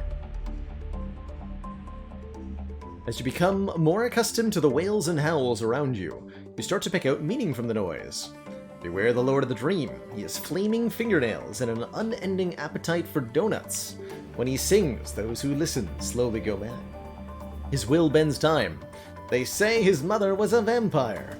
Nothing can defeat him. Guy sounds pretty spooky. Time to take a talent. Next time we would die, our health is instead set to its maximum, and we're invulnerable until the next turn. Take that, Lizard Tail. Purity. Choose up to 3 cards from the deck to delete. Cruel. Your opponents take an additional point of damage from all of your physical sources. That's really good. Rich. Quick. Equipped. Healthy. Magical. Training. Let's take Cruel here. Basically having another point of weakness on our foes. Purity is just permanent. Purity, but permanent. That's right. That's right. We have a spooky-looking tile set here. A demon? Spooky demon. And a banshee. We have to fight one of them. Let's fight the banshee. Take half damage from physical. Fair enough. We do one extra.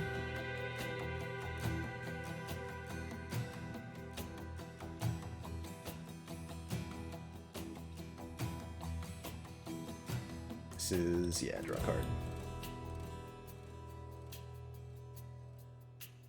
We're doing 1 instead of 0. And now they're taking 2 more from each physical source.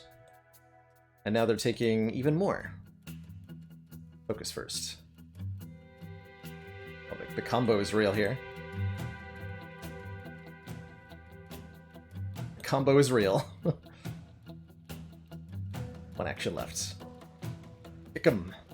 So backstab does how much? 9 plus 6. That's a lot of damage. Bye-bye now. It dunked on. Found a treasure chest. While exploring the dungeon... Oh yeah, we did this before. We got offered Soulfire. A spell. Dealing 10 piercing damage. At the beginning of your turn, if Soulfire is in the discard pile, return it to your hand. For 5 mana. We have no mana, so no way to cast spells currently. Kinda cool. Seems like you can cross-class a little bit. A little bit.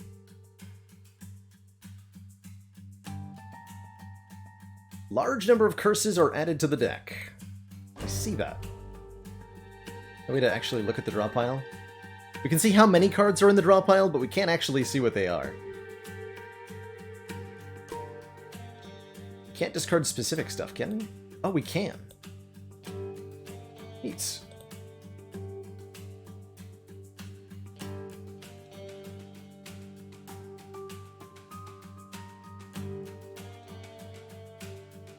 I'm gonna use my ability here.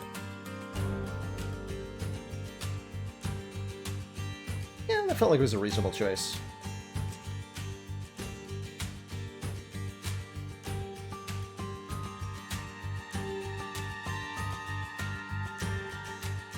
Oh, let's use this one too. Dang. We're kidding about a large number, huh?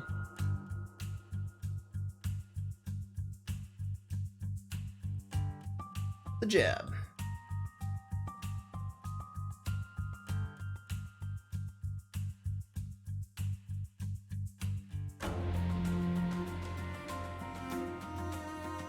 We walk past the Oasis without using it. Yes, you're right.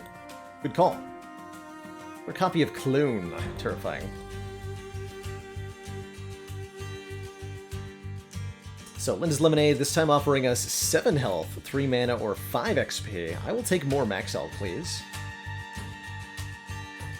We can buy that again for 5 gold, which is super reasonable.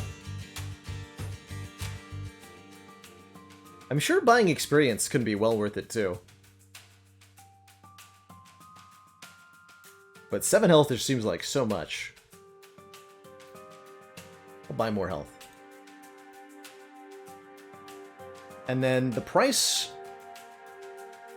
goes up for the thing we bought, but not for the others, so it might be optimal to buy a little bit of everything. Could also buy enough mana to afford to play Soulfire quite easily. It's worth maybe thinking about.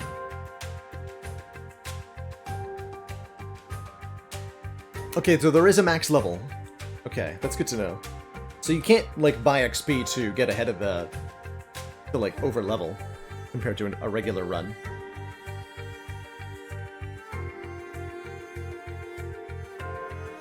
So noted. But only once each level. Okay, so mana is per level, not per fight. Understood. That's a good thing to clarify. Mana does not start full at per combat or anything. That's probably not worth doing. Give him the jibber jab.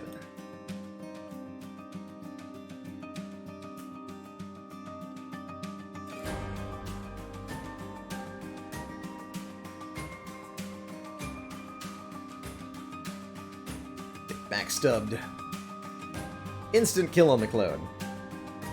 Fine treasure is ready. What's in the box? Blight. It's a spell. 12 mana. Your opponent becomes poison 5 and then double their poison. Wow. Catalyst and deadly poison in the same card. Pretty strong.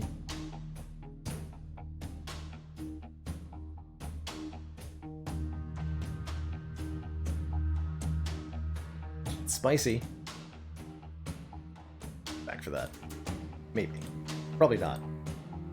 Revenant, level 8.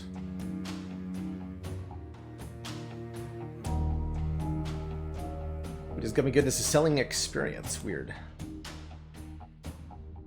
Interesting. Okay, nothing we want there. Another copy of Skewer is good.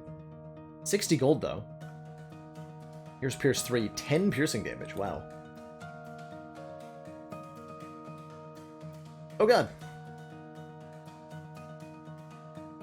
This is a sneaky thief. Got a Cloak of Invisibility and the Boots of Speed. So our first card each turn is going to get countered here.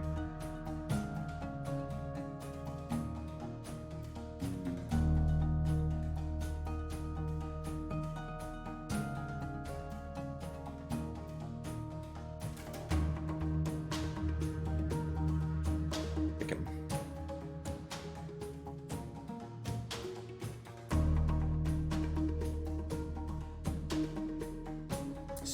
Oh god, that was so much damage. What is that? Oh, he's got circle. That's rude. Pretty much doing all the same things that we're doing, basically.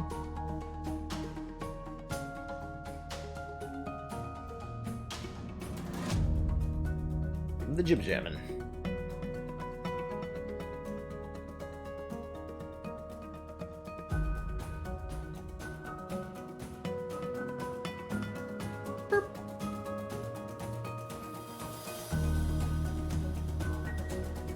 Health or a sidestep. Next time you deal damage this turn, double it. I think 10 health. Becoming chunky. Max health seems like super useful in Dream Quest because you're constantly getting healed here by leveling up. Ghost is a spooky, soul-sucking sheet. Drains 4 max health each turn and takes half damage from physical. Or max health each turn, you say.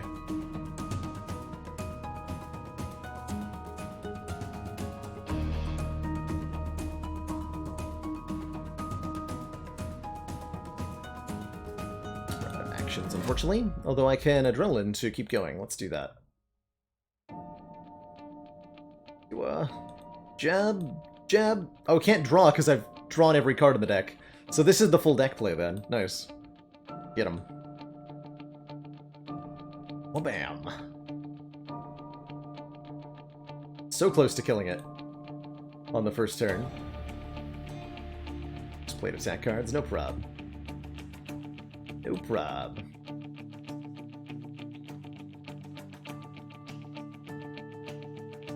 Do I like... I'm actually enjoying this more than I thought I would, quite frankly. I'm having a really good time here with this Thief run. Like... Genuinely curious to try another class. Slash, to see how far we can get on this. For Warrior. And we got a Altar to Gauss. What is this?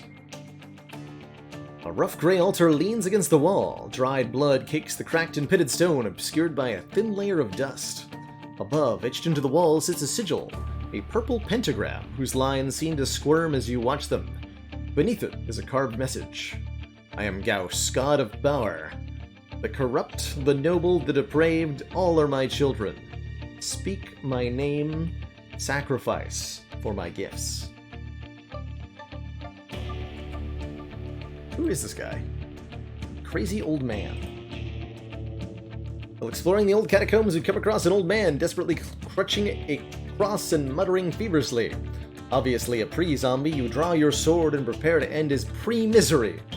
Living, listen, he cries, throwing open his arms. Igor has much to teach you. Lich, not die. Igor teach you how. This seems like a pretty specific skill, but who knows, it might come in handy. We're offered Lich Kick. Destroy all phylacteries in play. This seems like something we would do well to pick up. It seems like it's going to be important. There's a box here. Strike 3. Don't have that many skills. 2 spells. Okay, let's fight this warrior. What I should have done was clear the level first. But yeah, we do need it. Oh god, we're fighting Shadow Dragon. Surprisingly sneaky for something so large. Well, that's concerning.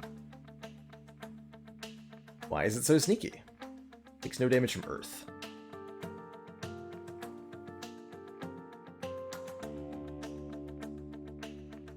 So noted.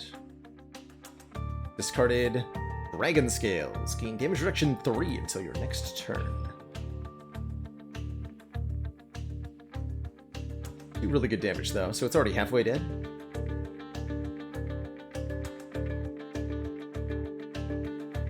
Did Acid Breath. Gave us Poison 4. Look at the art. Quality art. It's good stuff. It's supposed to be exposed.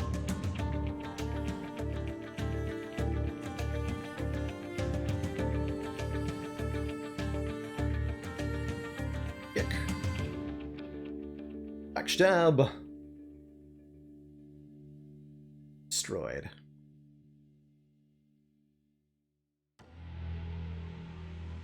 Hand of Glory.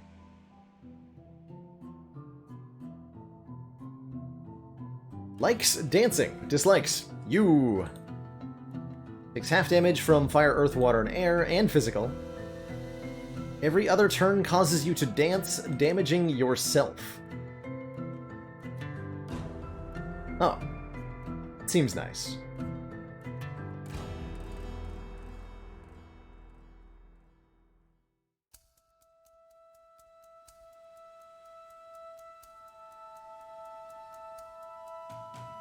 What if I just kill it on turn 1? Easy game. We're not going to be able to do that, are we? Alright, so... until your next turn. What I should have done was just use my adrenaline, right? Let's use that anyway.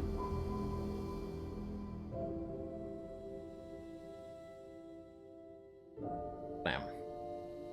Okay.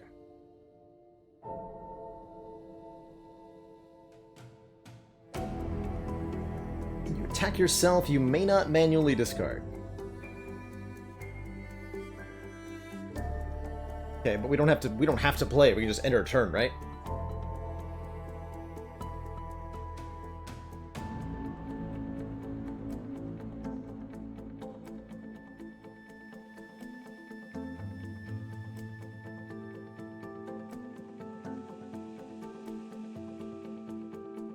We're being told this doesn't work? Let's try it.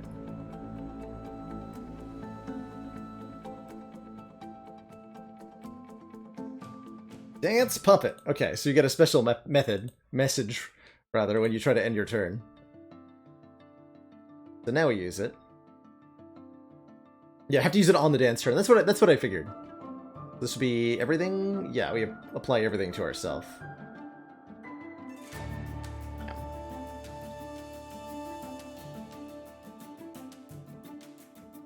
Alright, that wasn't too bad of a dance. So you have to do the full combo on yourself though.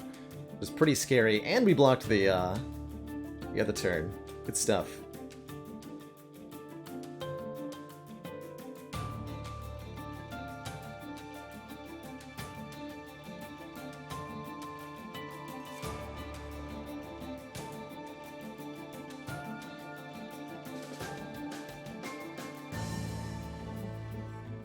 God, it's not dead, though. Uh-oh. It didn't die.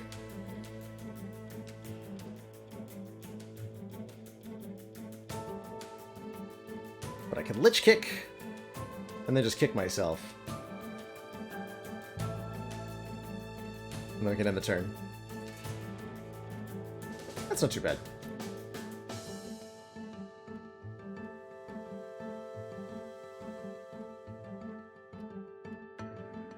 Not too shabby. Fine treasure's ready, too. What's in the box? 3 mana? Alright, we have 3 mana now. Gouda's Gummy Goodness, and that sure looks like a Lich. Blade Flurry. You deal double damage this turn. You can buy an action for 30 gold? I'm definitely going to buy an action for 30 gold. Hell yeah. We'll think about Blade Flurry. And yes, that is our Lich. Or the Lich. Our boss. We're going to need Lich Kick to kick the Lich. What does this Alter to Gauss do, by the way? I'm going to ignore it unless I have, like, more information about it. So if there's any reason to, like, not ignore that, that doesn't count as, like, spoilers for something, I'd like to know.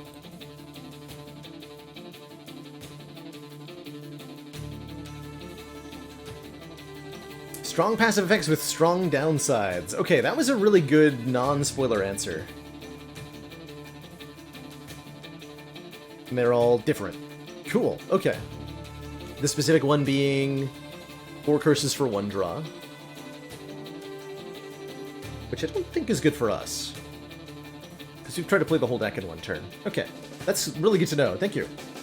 Thank you. I think I'll not ask for specifics on the next one we find, but I liked that I got specifics on this one. That's how I'm going to rationalize. Alright, Revenant, what do you do? Always gets an Encore. Returns after the first death. Fair enough. Fair enough.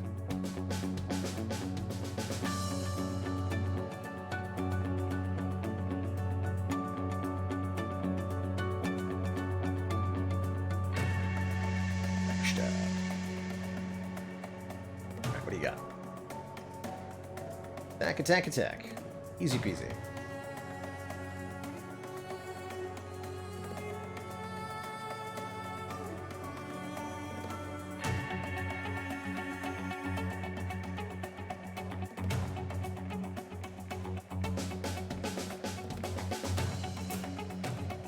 So now he is immune to damage. Second hand or immune to manipulation. Okay. What do you got? Attack, attack, attack, attack, attack. Fair enough. He likes to attack.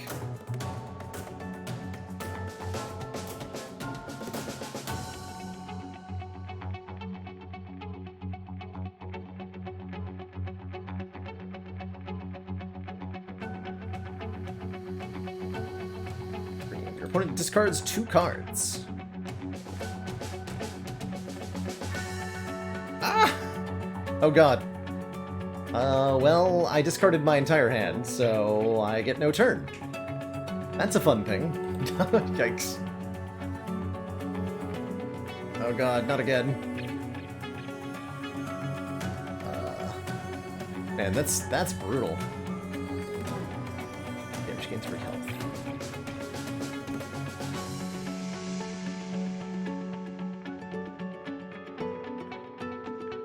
Oh, it's healing.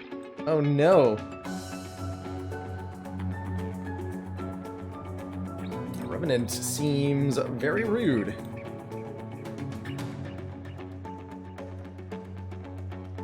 Might be able to pull through here.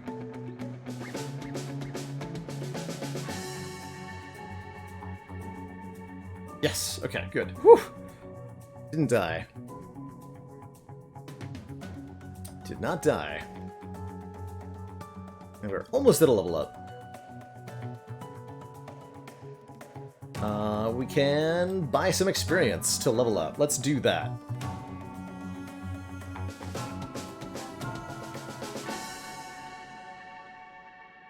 Level Level 10. Gain 3 more max health. Choose an additional talent and either gain another action or cleanse a card. Let's see. Ascendance. 20 health, 5 mana, and an action. That's a hell of a perk. Terror. Your opponent's hand sizes are reduced by 1. Oh man. Also huge. Like, massively, massively important. Or smart, draw 1 additional card each turn. Plus the other perks we've already seen. All of these are very good. Ooh, I can't decide between terror and smart. I think it's going to be smart. The extra draw just makes us beat enemies to the punch a lot more of the time. A lot of talents to unlock, though. Ooh, cool. Exciting. Take smart. And then, I guess one more action to go with? I don't really want to delete anything. Genuinely. Take the action. And I would like some more max health, probably. Although I'm strongly considering saving up for Blade Flurry here. Double our damage.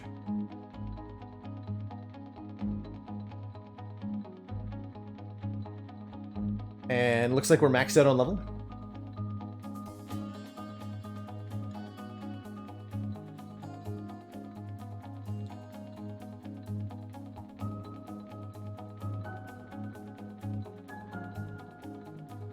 So we're not going to gain much more money. Get one more full heal. So noted. Fight this warrior, try to get some more cash.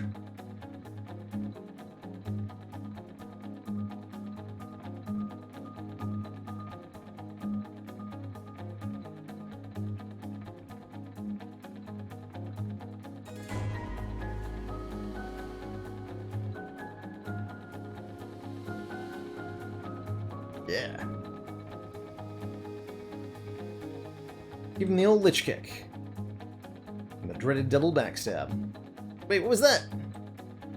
Riposte. Attack has no effect. Deal 2 damage. Draw a card. Yikes. Got him anyway. Get dunked on.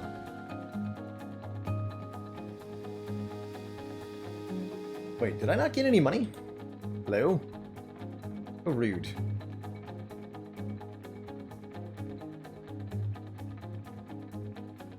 Oh, he dropped a chest. Oh, he's got dice! Yes! Give me dice! Learn. Okay. Perfect. That's what we've been waiting for.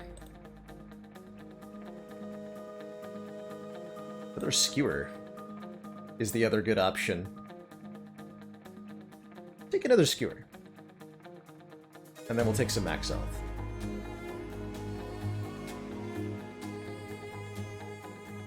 Alright, Lich. While Phylactery is in play, if the Lich would die, instead set its health to 1. Takes no damage from Earth.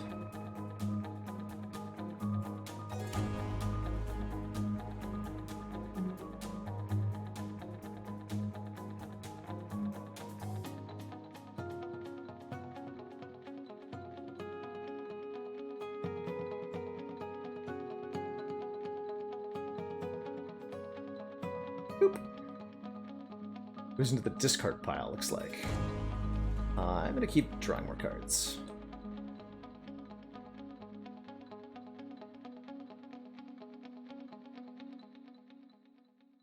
Yuck. Discarded Mana Surge, gain 10 mana. Hopefully that'll slow him down a bit. So dice does how much? 2 damage for each action card in play. So, like, 1,000,000. And then we do... I got it to 1 health on turn 1? So close. So close to getting there. Migration. Okay, so we discarded this instead of playing it. It's 20 mana. That's a nasty one. Deal 30 at the start of your next turn, deal another 30. For the rest of the fight, whenever the opponent plays an attack card, they take 2. Wow. That cost 2? Big yikes. Anyway, get dunked on. 89 gold and 40 XP. So we do get to go down. I think that'll be all we need. I don't know what else is there. I don't know if we can spend our money on the next floor or not. But let's just take what we have and go. Congratulations! Okay, so that was indeed our final boss. Cool. Successful first run. Oh yeah, so achievements literally give you unlocks. For dealing 200 damage, our characters now start with 3 additional gold. Carry a really big stick, giving us access to the Execute card. We'll now find 1 additional health pack on each floor. Characters have 1 additional health. Characters start with 3 additional gold. Characters have 1 additional health. Access to scimitars, access to second wind, access to divine inspiration, access to preparation. Unlock the paladin class. Gain access to the Deck of Wonders card. Gain access to the Crumble talents. Gain 1 additional max health every time we level up. Unlock Monk. Gain access to the Ding talents. And gain access to the Copy talents. Okay, lots of stuff got unlocked. Let's do another one. I actually really enjoyed that. And I'm curious, do we should try the harder difficulty? Well, let's just try a different class. Definitely came really close to dying a couple of times. Followers of a secret order, monks devote their lives to mastering their bodies. Through perfect control of the physical, they seek communion with the divine. While their combat abilities and healing spells make them fantastic allies in combat, many adventurers secretly prefer monk companions to their vow of poverty. Every 4 combats, the monk can remove a card. Ooh.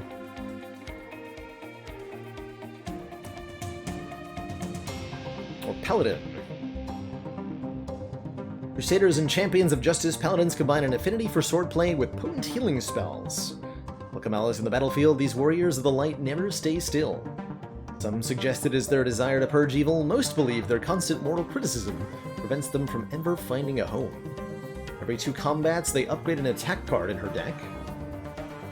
Okay, so those are the 2 new ones. You just play on Velociraptor to get the 4th act.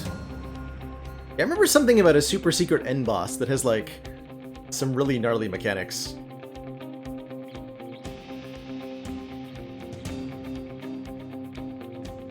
How's it going, Cupid Pro?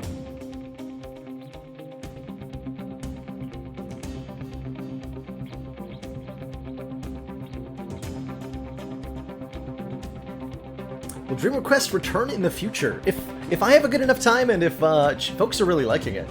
I did intend this originally as a one-off, but I'm having fun here. Let's try the Peloton. I choose you. Think about the squirrels. What did that say?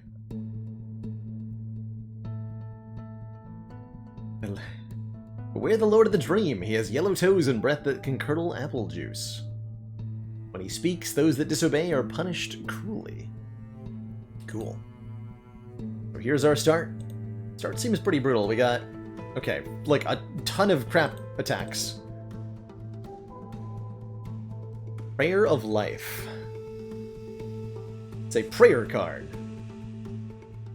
Choose a number of counters when you play this card. Each turn, remove 1. When they are all gone, the card has an effect based on the number of counters it started with. So 3, 6, 9, 12, 15. So every turn you're willing to wait for the heal, it's 3 more. Ever plan to grow a beard? I don't, Momchalo. My facial hair does not grow unevenly. So it's not that good. It doesn't look very good on me. Does not look good. Ooh, Holy Strike also heals us and levels up. That's definitely what we're gonna upgrade, unless it's random? Not really sure. We are Lily, the Righteous. Who's an orc? We're in a volcano land now. Level 4 elite enemy. We didn't see any elite enemies last time. And a Disciple of Chaos. Okay, we'll fight the orc. Fight! Orc has 4 health. And a sword. That's 1 damage. Okay, good fight. 2 gold, 1 XP. Thanks for that.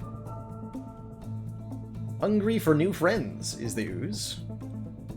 Gains 1 health every turn. Wouldn't be hard.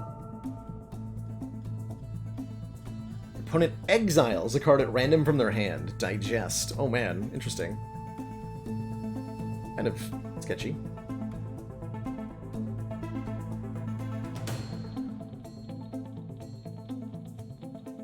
Put 2 counters on that. I figured it'll take me 2 turns to kill it.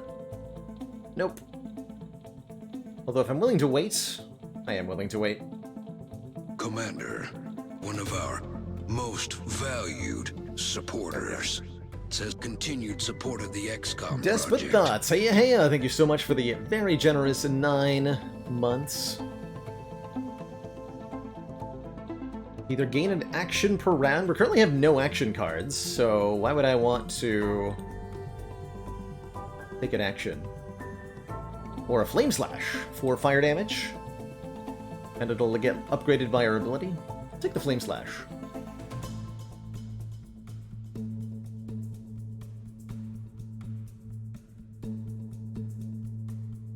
Goblin Hoarder.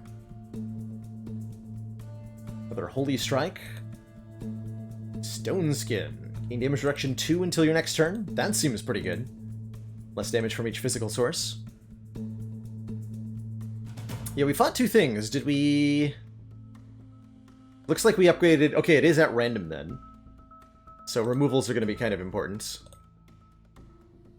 Frost Slash 3. Another copy of Stone Skin. I like these Stone Skins.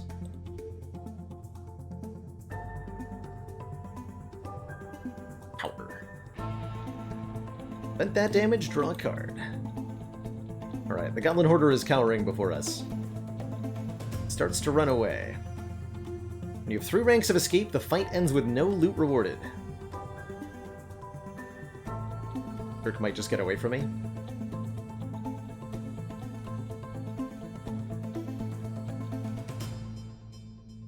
Ran away! Rip. Well, that was rude. Excellent work, Commander. That was rude. This council is pleased to see our continued support of this project has been worthwhile. You bet, bro! Thank you so much for the 3 months and that tier 1 sub. Yeah, I can see why Dragonheart. Waiting to fight them seems like a pretty good idea. If they can run away like that. Healing? What is that? Chaos Prayer? Choose 1 at random. Heal 5, your opponent loses 2 actions, your opponent discards 2 cards, or you take 3? Interesting. The Chaos Cultist, right? That only fits.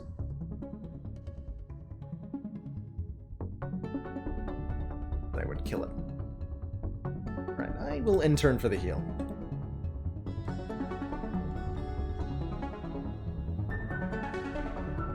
Yeah. Prayer of Violence. Does damage based on the number of counters. Love that. Prayer of Violence. Now I have Clinging Light. Your opponent takes 2 additional damage from physical attacks this turn, with a 3 combat cooldown. Or gain 4 mana. I don't really want Prayer of Violence, so let's gain the mana here. Give us some usefulness.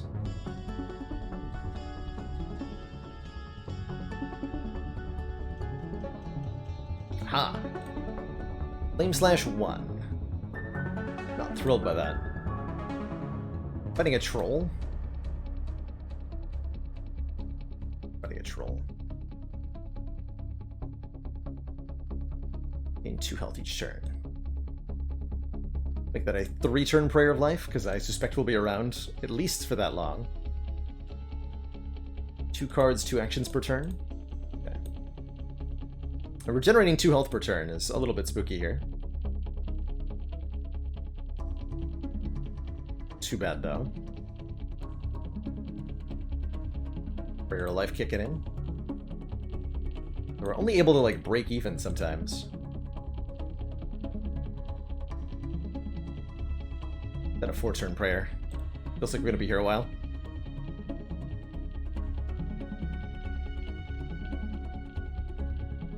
But we should be able to just... If we time the prayers well, we can probably just stick around in this combat.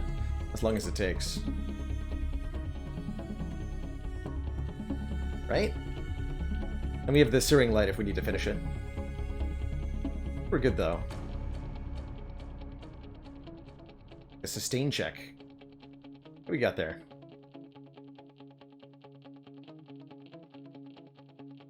Attack 1 upgraded to attack 2. Oh, look at that. The text. Another cultist.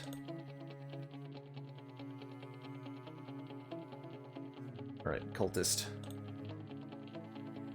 Bring it on.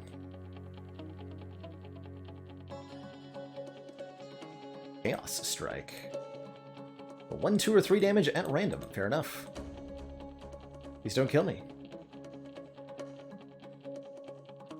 Oh god, it almost killed me. Alright, well, we almost died, but we didn't. And we leveled up.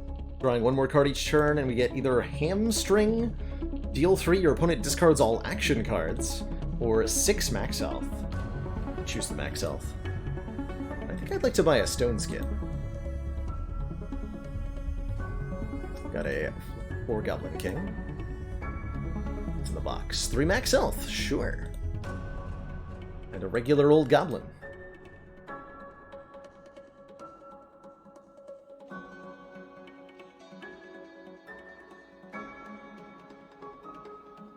That makes sense. Yeah, that's the impression I got is with the weird abilities enemies have. Unless you have some serious stall tactics available to you. It's kind of yikes. I'm gonna buy a Stone Skin though. That'll help with stall tactics. Goblins never travel alone.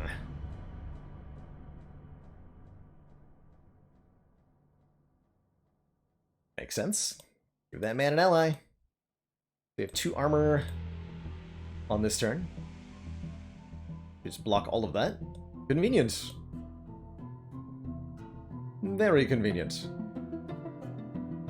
And our well-timed prayer maxes us out. Easy peasy. Attack 2 leveled up to attack 3. Another Gouda's gummy goodness. Storm Slash. Some lightning damage. And a Monastery. Perfect. Okay, let's get some attack 1s out of the deck right away. Thank you very much. Fight.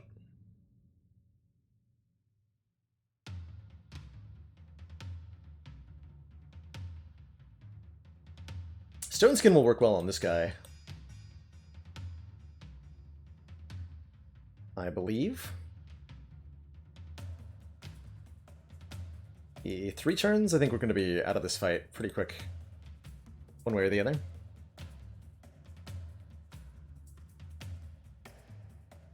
Yeah.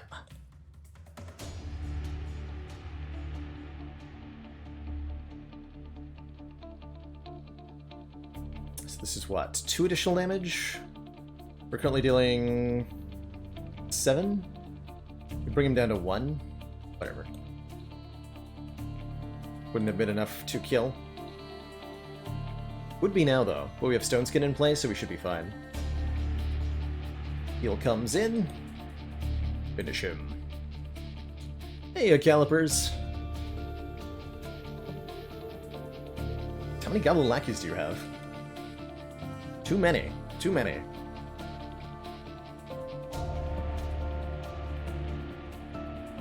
Nine more max health sounds really good.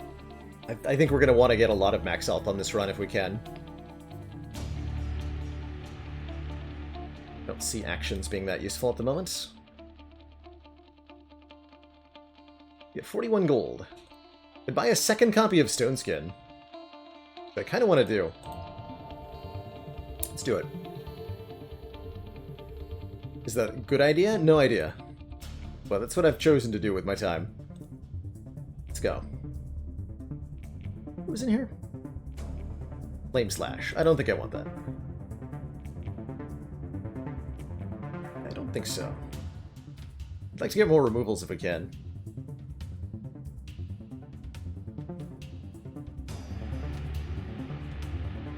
Three XP for 10 gold? Sure, we'll find more XP later. Start to take note of your surroundings and gasp in fear. Water surrounds you, filling your lungs. You try to scream, but can only burble. Come on, just breathe, it's not that hard. You don't want to drown. There's not much choice in the matter. Screwing up your eyes, you tentatively open your mouth. Hey! I'm alive! The imp just snickers and rolls his eyes. You briefly consider cutting off his head, but are momentarily distracted by a faint song.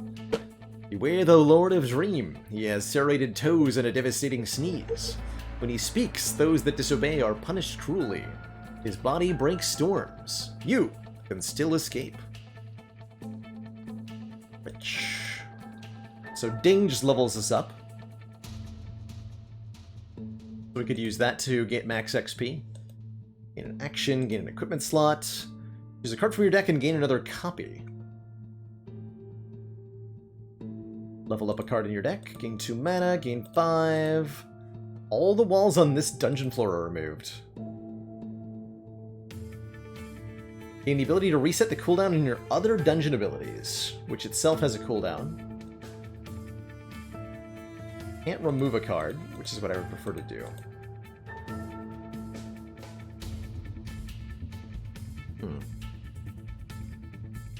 Could take a Rich, maybe?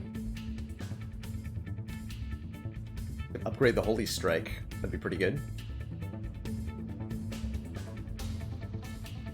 The one equipment slot was pretty relevant on Thief. I guess we should grab it. That might end up being useful. Altar to Liara. And Liara, Lady of Shadows. Dagger in the night, the blade in the wind. Speak my name, earn my embrace. So, some kind of upside for some kind of downside. Might decide to risk it, not sure. Mana Surge. If we want to cast spells, that would help. And here's a Linda's Lemonade, offering us the experience we were missing. Let's take that. There, now we can get back to max level. Without any further aid. I can buy other stuff for some money. I'm gonna buy 5 max health. Seems pretty good.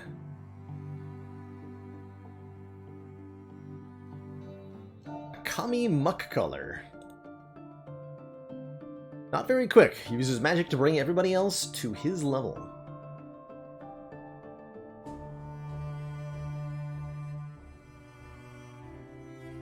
Select a card to discard. Discard the attack. Stone Skin be good. Oh, we had no actions. Bye. Derp.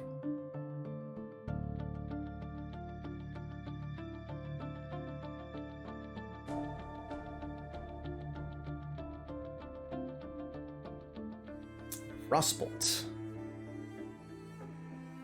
We're chilled and do less attack damage here. Means we didn't kill it. Okay.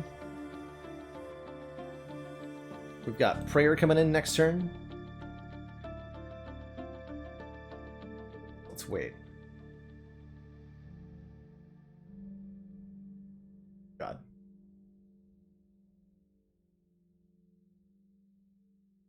Did 10 damage with Blizzard? Okay, so he's got super nasty spells. Waiting for the heal was in fact not worth it. But that's alright. Attack 2 leveled up to attack 3. Eventually all those attacks are going to get upgraded. Got a level 4 Ooze, a level 7 Elite Treant. Terrifying. And a Water Elemental.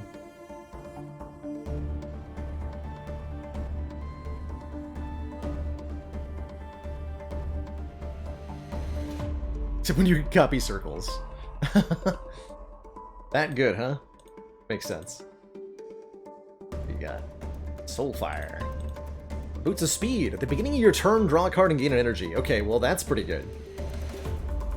I am all about that. Every turn, draw another card. Yes, please.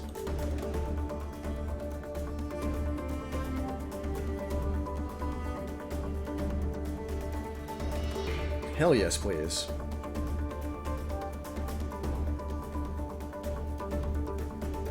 Still regenerating only 2.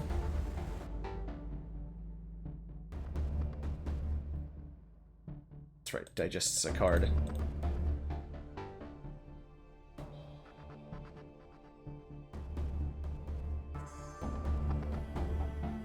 Nah. Pretty good at this kind of fight.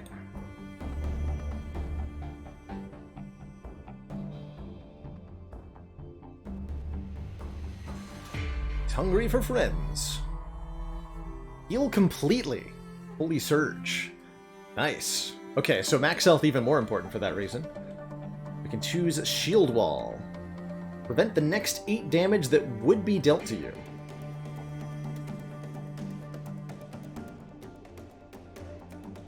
Okay, sure, let's go defensive style. Take that. Commander, one of The our break shift. most valued supporters. Janky but kind of endearing. A good description, Project. I think, of Dream Quest so far. 75 gold. Am I going to have enough money to buy that? We'll see. Fight the Wizard. When you gain mana, deal damage for every 2 mana you gained. Interesting. Oh god. Gained a lot of mana. Yeah, I'm hoping this will be a short fight. Physical. Yeah, 30 mana.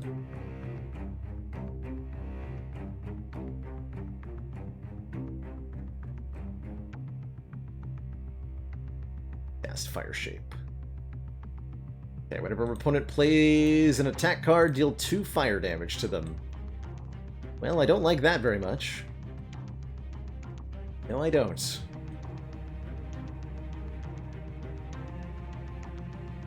Guy's kind of terrifying.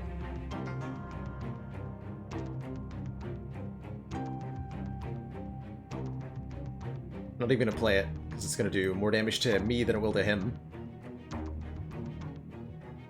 Okay. I think we should escape this fight, so let's use whatever that ability is called. Ruin this guy's day. Get me out of here. We upgraded yet another attack, oh boy. Oh shit. That's right, they're sneaky enemies. Gains 4 max health each turn. Okay, we do have our full heal ability though. But this enemy takes half damage from physical. We don't deal damage very quickly. That's not great.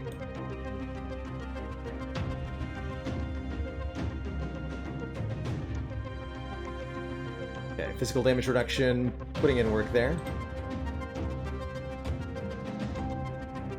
The turn ends. Dang. Next turn, prevent the next card your opponent plays from having any effect.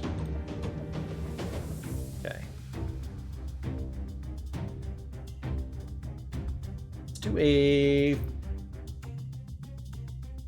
4-turn prayer.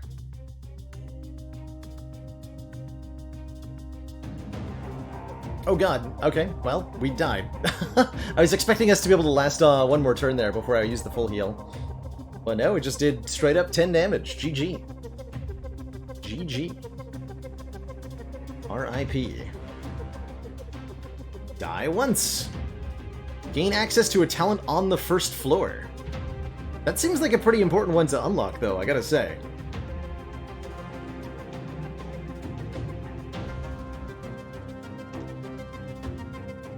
rough. Alright, let's try the other one. We also unlocked Monk. I want to try the Monk. I'm having a good time. Let's keep going. That's why the fresh save win was so impressive. Well, I'll take it. I'll take it. Monk is priest crossed with rogue. Cool. Beware the Lord of the Dream. He has green arms and an unending appetite for romance novels. When he beckons, all must give him gifts. Believe.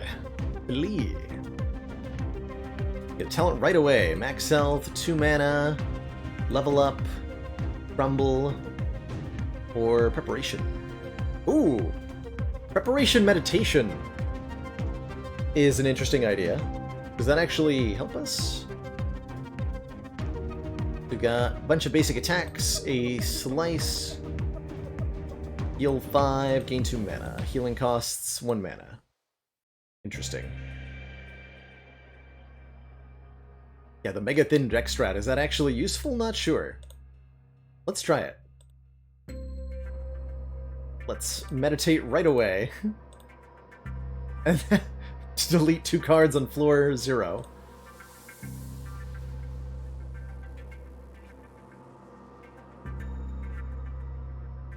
Alright, we'll fight the priest first.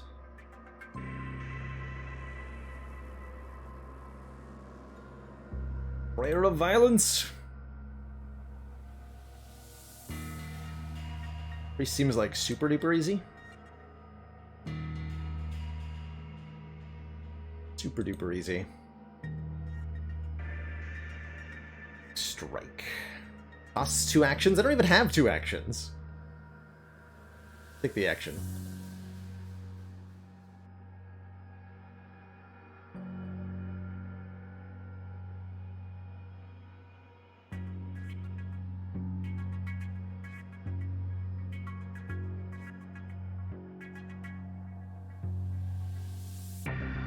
Spooky skeleton level 4. Like the kobold. It's got cowering. Rude. Listening to the Invisible Ink soundtrack now, by the way. Mana and then heal.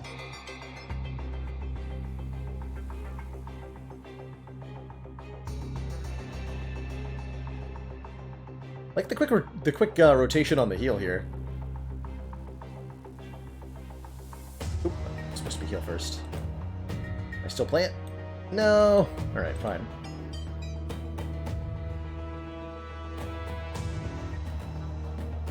It's in Gouda's Gummy Goodness. You can buy 1 mana. Pretty relevant. Copy of Slice. Here we have Frost Slash 1. Card that does 2 damage is not really that appealing.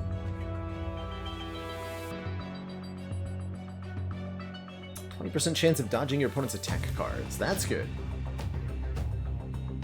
Good-ish, anyway.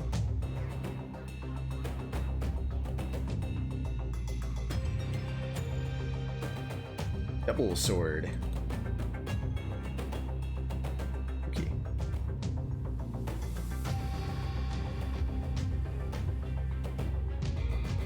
Don't kill me. Good.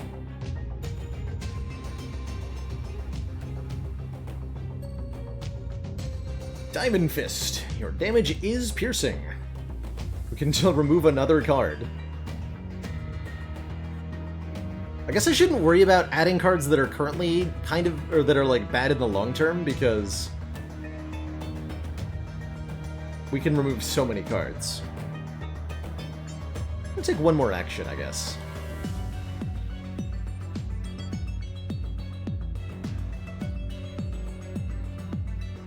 That means I will take Frost Strike. Frost Slash, or whatever. Might as well. Slice is pretty good. Currently have no equipment slots, right? Right.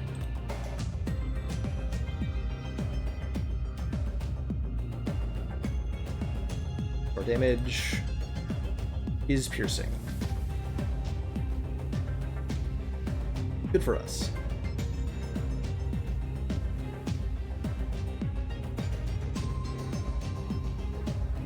That goes through resistance, I think. Is that what that means? Slightly unsure. Countered a little bit. Got him. Meditate is ready.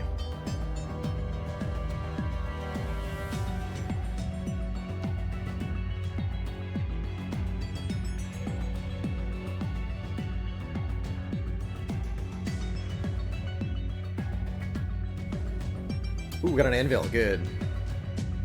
So that we can use very effectively. Our boss is the Goblin King again. We're familiar with his shenanigans.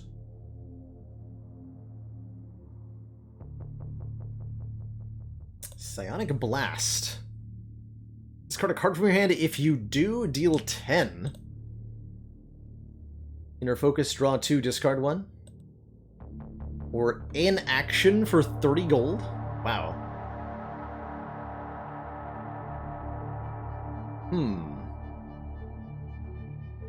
Those are some interesting options. Really like Psionic Blast here. We also can upgrade Frost Slash. And for 5 more gold, we can upgrade it again. Do 6 damage. That's probably worthwhile. Let's buy Psionic Blast. That's some serious damage output in the now. Now we can easily beat this Goblin Hoarder. Goblin and his treasure are rarely parted. Or are they? Oh, they can counter. Damn it. Well, that's just rude. That's just rude. Got him.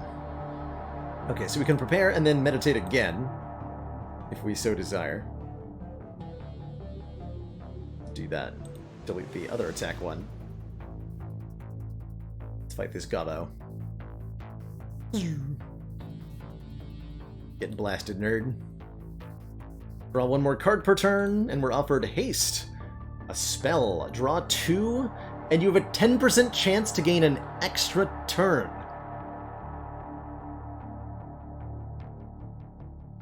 You what? What do you mean you have a 10% chance to get another turn? Sure. Let's try it. We can't actually cast it because it's a spell. We'll need some more mana. Can buy 1 for 5? That's reasonable. 10% chance to gain an extra turn. It's just silly.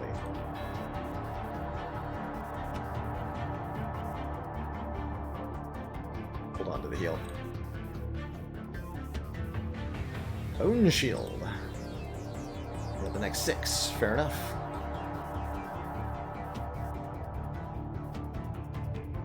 Get blasted, nerd.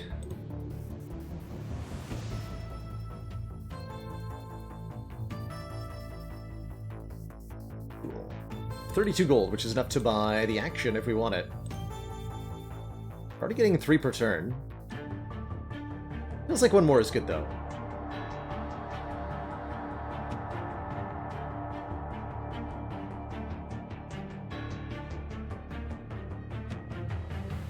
Could upgrade our mana card for 10 gold.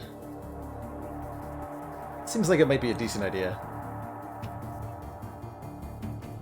Especially since we have a relatively expensive thingy.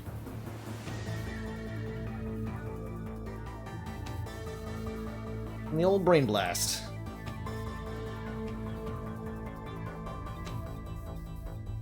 Just don't kill me.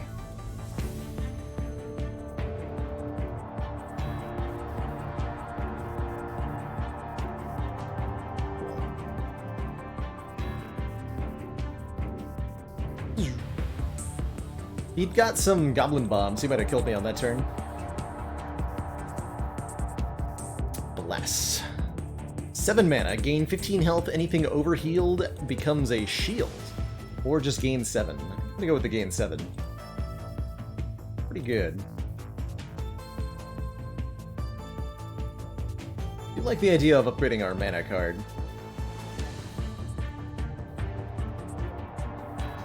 So what does that turn into now?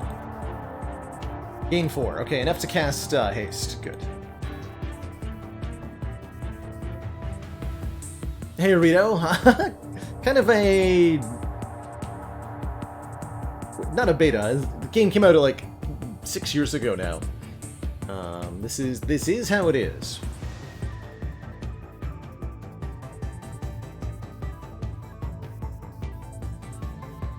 All right. I pay 5 gold for 1 mana too. That's also probably worth it.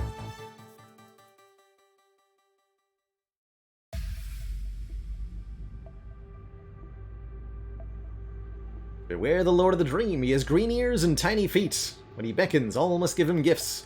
His gaze halts arrows in flight. You can still escape.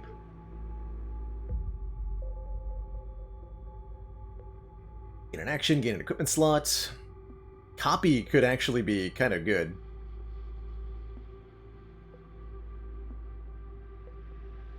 Level up, gain max health. I guess I'll gain an equipment slot. We'll see if that ends up being useful. Fight the Piranha. Never, never lets you go. Never, never.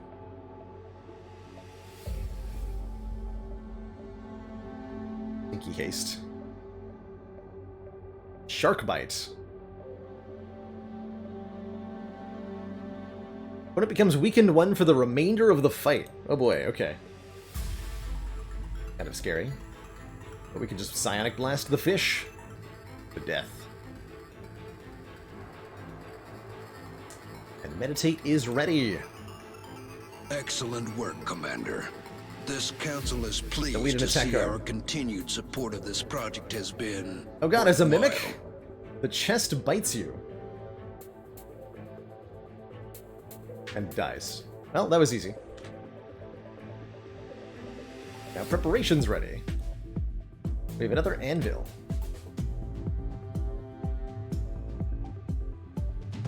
What's in the deck now? Mana 3 out of 3, gain 6 mana. Perfect. 2 Gouda's Gummy Goodies. Sorceress Strike. Deal 4 damage and gain 4 mana. Ooh. Soulfire. Pure Thoughts. Draw 3 and then exile 2 cards from your hand for the rest of the fight. Cool. A copy of Bless. Action Rizo, thank you so much for the 3 months and that Prime sub.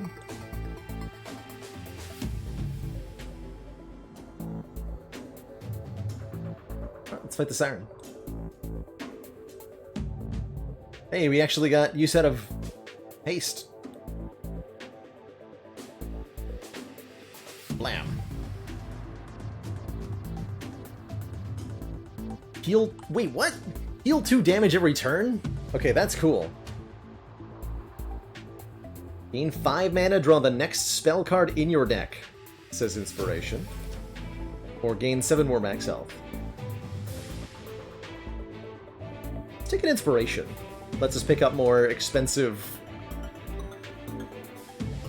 stuff. So now it is us who is also regenerating.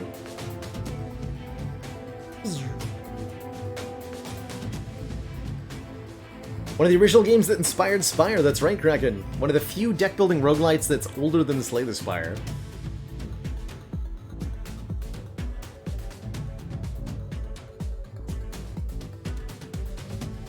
Can't say that about a lot of things. Ah, Lithid's Happy House.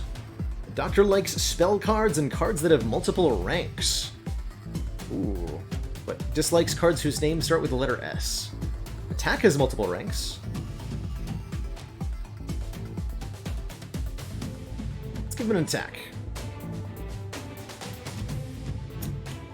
Give us a Frost Slash. That's even better.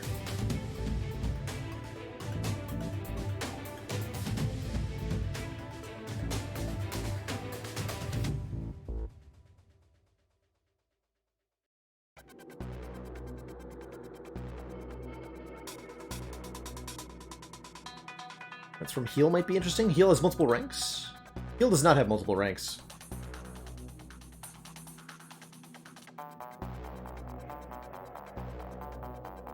But it is a spell. So I'm going to think about it.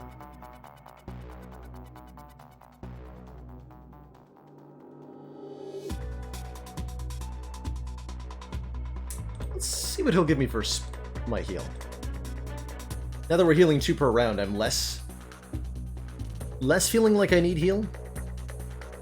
Get Wisdom. Gain 3 mana, draw a card. Yes.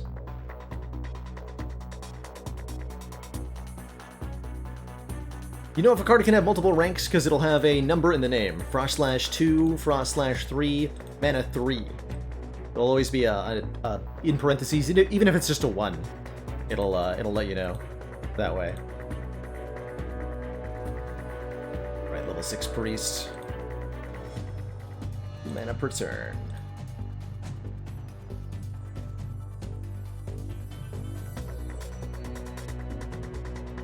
Give me the old Mind Blast. Pew.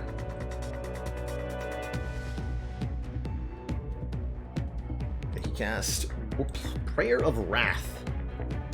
Gonna do 25 fire damage in 5 turns. Good luck to him. And he blocked for a freaking ton here. What? The next 8? Yikes.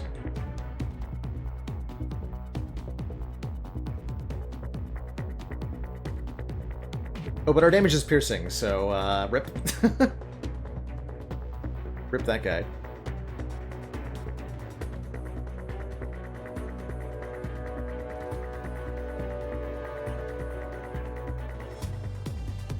Got him. Okay, we could remove more cards.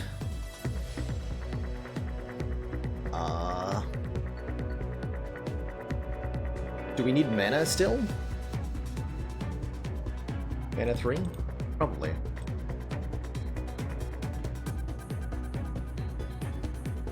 What do you have? Piercing Stab. Strike. We have 4 actions? Strike 3 would actually be pretty good.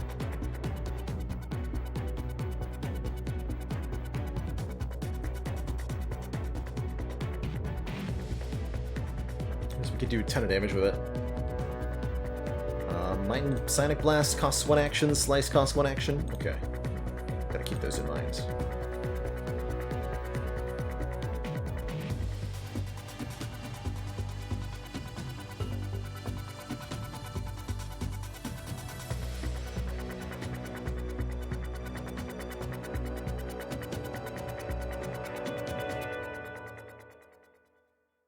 What was in here?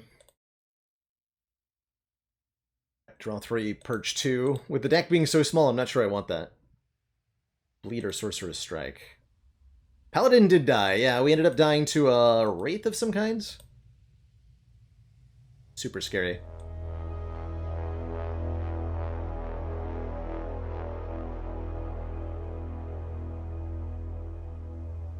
I guess I don't have any other spells other than haste right now. Bit awkward.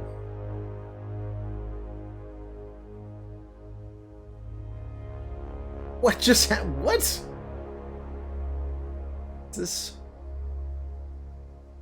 Beginning of your turn, Haste Totem gains a charge, then draw a card and gain energy for each charge on Haste Totem. And he did all of that on his turn, huh? Oh, Storm Stab. Deal 2 lightning damage, draw a card, gain an energy. Jeez. Well, that's horrifying. Hopefully we kill it next turn. It's like the ultimate card spam enemy? Oh my god. Please don't kill me.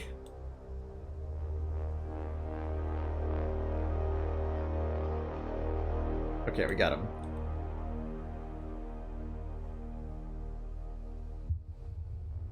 Whew. The big spicy.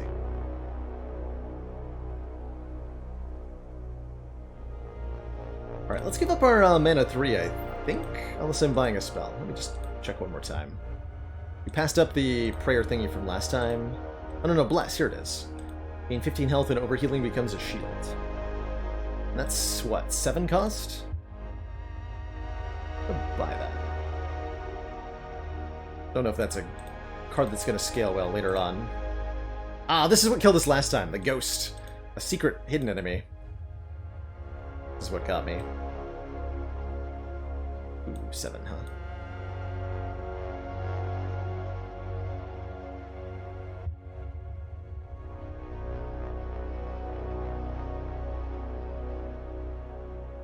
There's Bless, so we get Shield there. And then Dunk. Easy peasy. Easy peasy.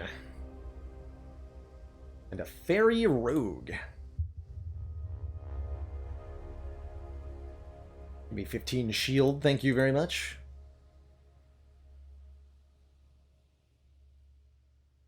Disorient. You play an action card, okay. They can steal our actions sometimes. But only sometimes.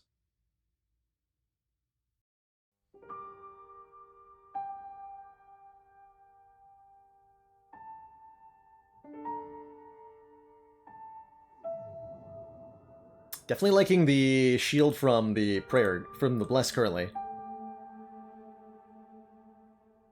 Got him. Got him. One more card per turn, and either a focus, use an action to draw 2 cards, or a jab. Deal a damage, draw a card, gain an energy. Or an action. Definitely want focus, I think. We've got plenty of actions. Current music is still the Invisible Inko ST. Commander, We're about to loop back to most valued Dust Force here. supporters. Says continued Phil support of the Lifemaster, thank you for the 14 project. months and that Prime sub. I didn't know One Punch Man played cards. Of course he does. That's why they're called punch cards.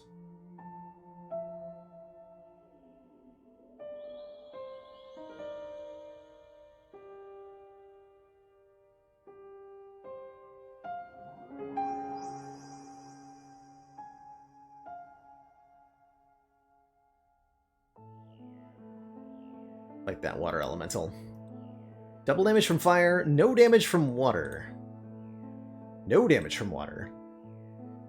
Every 2 turns, opponent loses 1 card. Okay.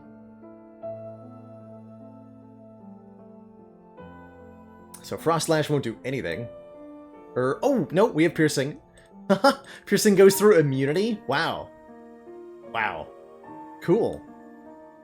Very good. A little bit OP, in fact. I like it.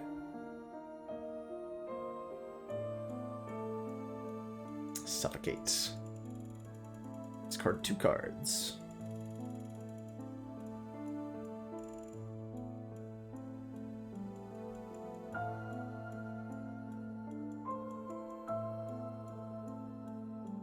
Heck yeah. Oh, we got an extra turn. Hell yeah. Freaking get him.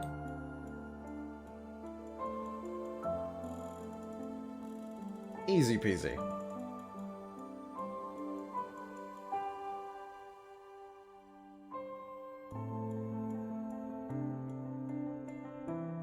Piercing converts all of our damage into true damage, so we won't hit anything with weaknesses either. Interesting.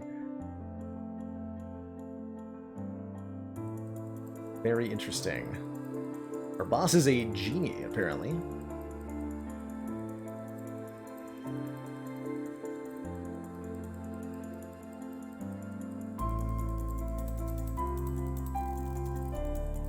Like the muck color.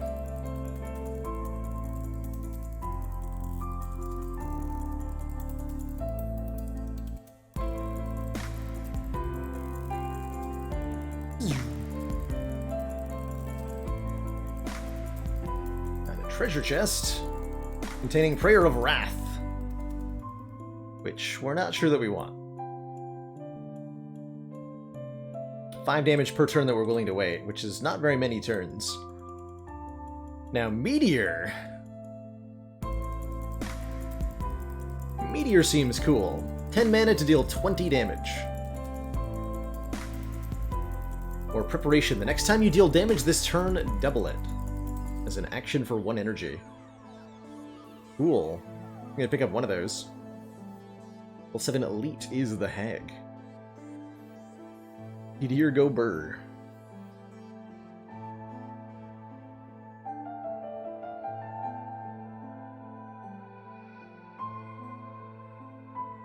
The prayer is not a spell.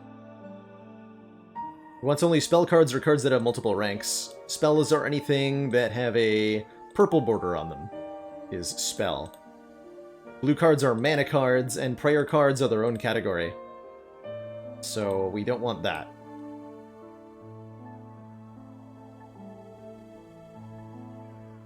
Oh no, the hag. Uh-oh, that's ominous. I'm gonna buy the meteor, because the meteor looks sweet. And then I'm gonna fight the hag. And it's gonna go well, right? Smiley face. Deck and hand are immune to manipulation. So they say.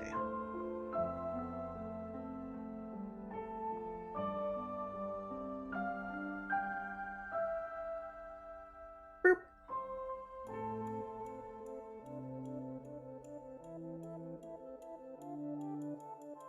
My turn.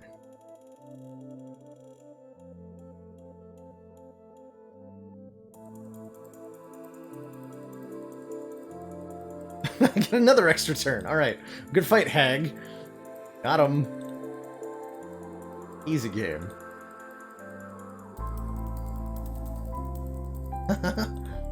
OP. Alright, we probably want the... We can't afford the preparation until after the boss. I probably do want that preparation. The genie will give us 3 wishes, and we will like it. Stuff.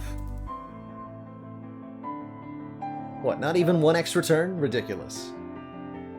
I'm gonna bless rather than meteor here.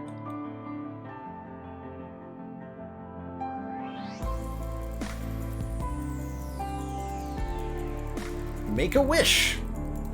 -1 card this fight. I love these janky ass buttons, by the way. -1 card this fight, -2 actions this fight, or heal the genie 10. Heal the genie 10's not bad. We'll take -2 actions though. We don't actually use our actions. Oh god. We're doing this again. And it's terrifying. I guess we'll give the genie 1 more card. But the more cards we give him, the more wishes he'll wish. Yikes. Let me cast Vapor Form. Become physical immune. Well, joke's on you. A. Our attack's piercing, so we ignore that. And B, I don't even do any physical damage.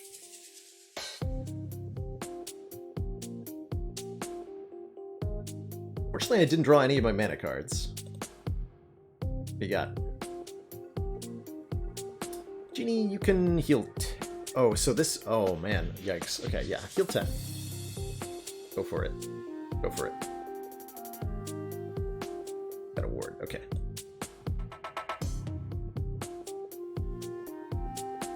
Order there. Be an extra turn. Demand it. Oh, I'm supposed to discard. Having to manually discard my cards at the end of the turn feels very odd to me. Oh no.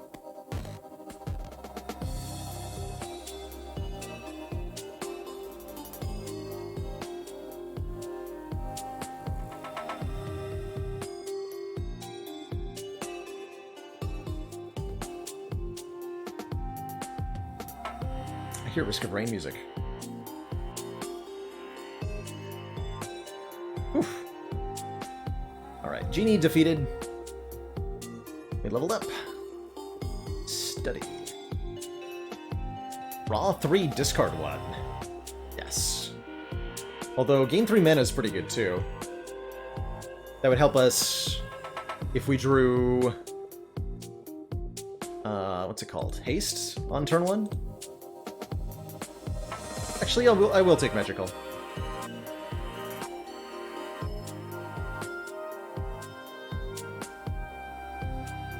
Okay, and we wanted to buy Preparation.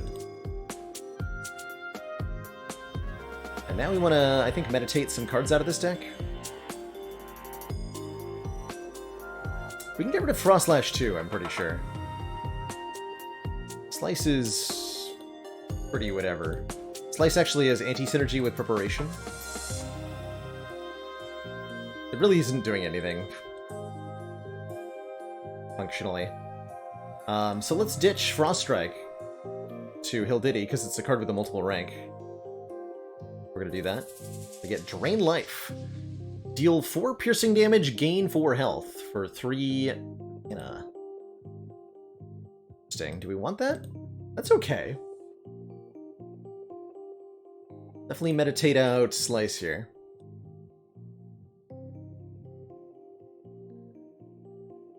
I think we could do better.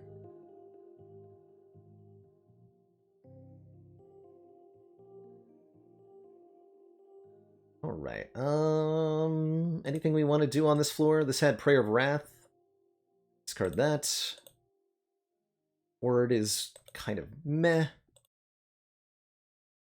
Strike 3 is kind of meh.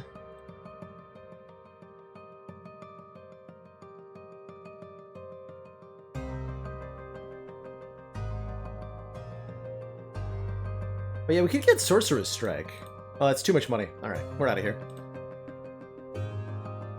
Bye-bye now. Beware the Lord of the Dream. He has enormous fingernails and breath that can curdle apple juice. When he beckons, all must give him gifts. His gaze halts arrows in flight. They say his mother was a vampire. Hide while you can. So we could remove even more cards. Take Immortal. Next time we would die, our health is instead set to its maximum and we're invulnerable. Let's take more physical damage is pretty whatever. Get an action, whatever. Get an equipment slot. Don't we have one of those? Copy a card. Level up. 5 health, 2 mana. Level up a card in the deck. Or destroy all the walls.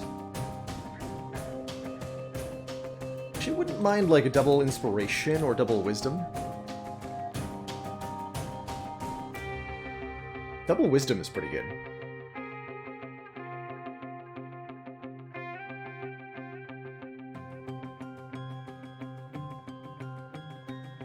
Oh, Immortal seems very good as well. It's 1 Lizard Tail. Given how short the runs are, Immortal seems like really good.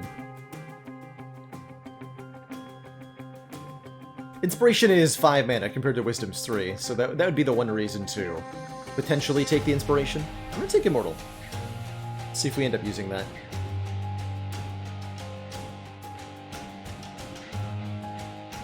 Got here.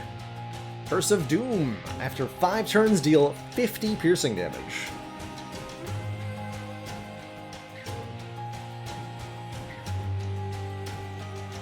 Oh yeah. Rather, the reason to take the Wisdom over the Inspiration is that exact reason. Won't draw a card if there's no spells in the draw pile, which happens a fair bit. Hello, enemies? Oh god, it's the Ghoul. Actually, we're quite good at the Ghoul. Altar to Aston. Bladesmith, Lord of Steel, Master of Metal. I raise up the weak and bring down the mighty. Speak my name, harness my power. Here's the Wraith. Wraith does nothing if we have shield, so we just gotta get our Bless down.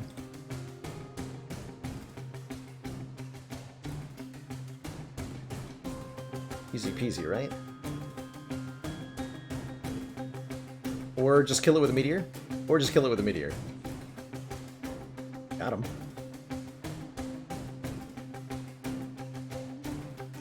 Demon adds a bunch of curses. We got a Lich.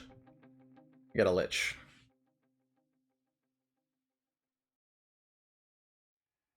Yeah, I don't know what the downside from the altar is. I'm probably going to take it because I'm curious. And because we have an extra life.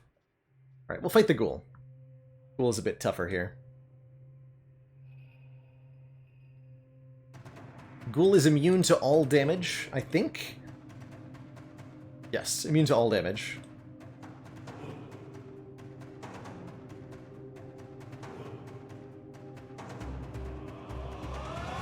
We just have to survive him. We're quite good at doing. Yikes, wow, that was a ton of damage.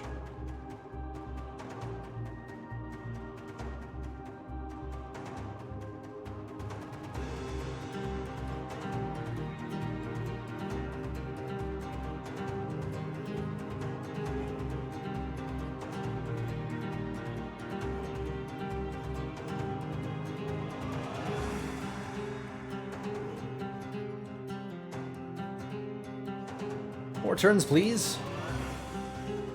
Oops. Definitely supposed to discard my hand there. Again. Doesn't matter that much.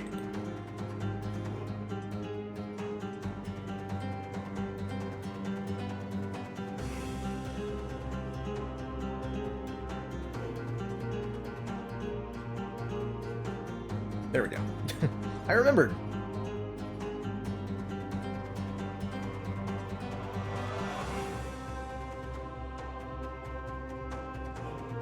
Okay, just end turn a couple times. Pool is gone.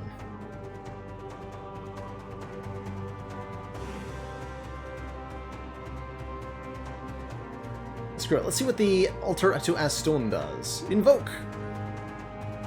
You've gained an additional equipment slot. All monsters begin with a sword in play. Okay. Interesting. That doesn't seem particularly good. We have no equipment still, but it also doesn't seem like it's that bad. We stumbled upon a Shadow Dragon.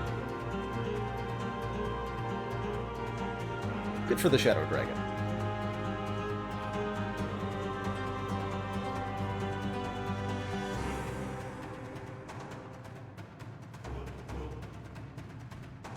Opponent discards 3 cards, excuse me? Okay. Rude. Well, I've got 26 shields, so have fun.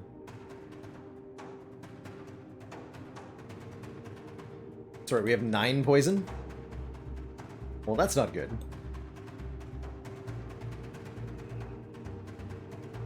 Don't like that.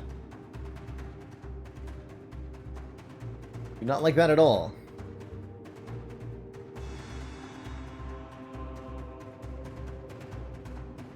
Okay, there's Preparation Meteor.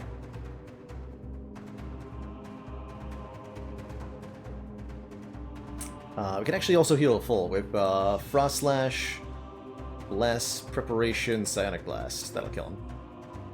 This music is from Dead Cells, that's right. Good ear. Stasis. 5 mana, draw 3, or Overload. Double your current mana.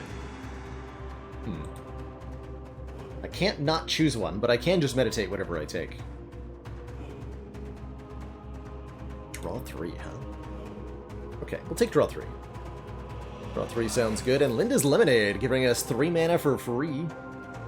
I will probably take, although the 7 max health is also good. We'll buy some. Then we'll buy more mana. Now we start with 10 mana. Yes. We have not tried Wizard yet. Have we tried getting attacked by a ghost? 6 max health per turn? Jeez.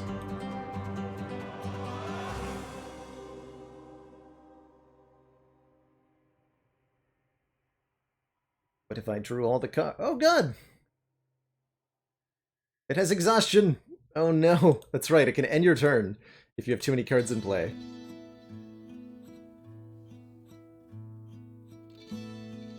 I countered that. Well, I'll prepare a meteor. Have fun.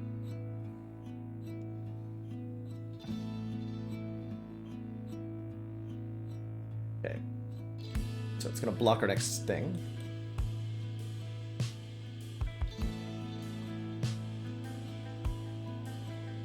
Gonna get dunked again? Look like it. More actions. Here's Psionic Blast. We have to survive one more turn here.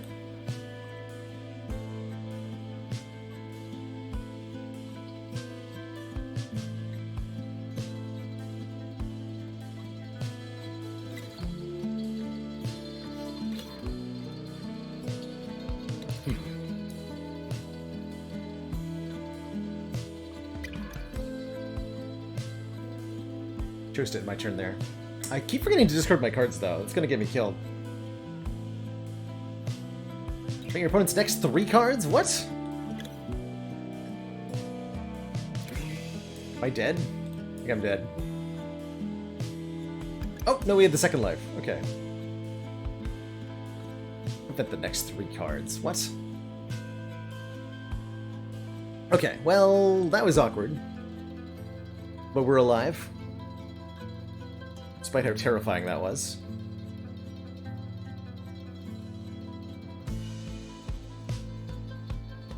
Fortunately, we get all the max health back.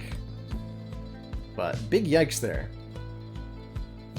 Big yikes. That was rude. That was super rude.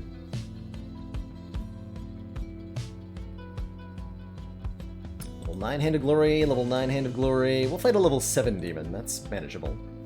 Although we do get a lot of curses added to the deck for this fight. Also have a lot of card draw.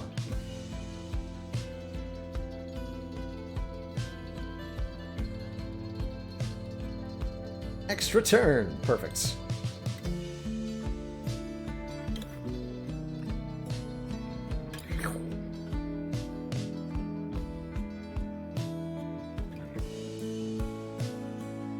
Nice turn. Alright, well, that turn didn't do much. That corrupts. When it loses 10 maximum and current health, which we'll again get back.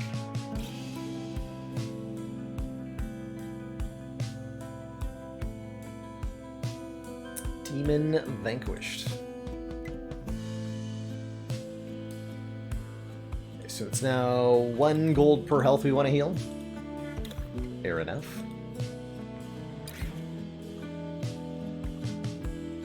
Expose. I'm gonna buy 7 more health. Thinking about buying more mana maybe too.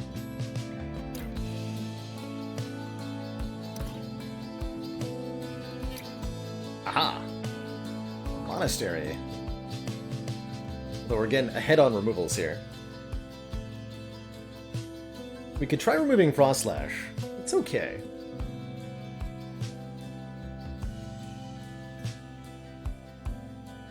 Feels like we need more mana gain.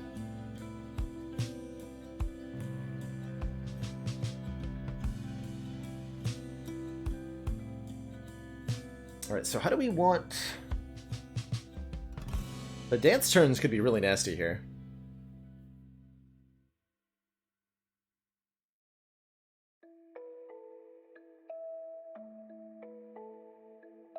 If we can just kill it, though. We can still spend our mana on Blast. That would help a lot. Prepare a Meteor for 40 damage. I had no cards to draw. Fair enough.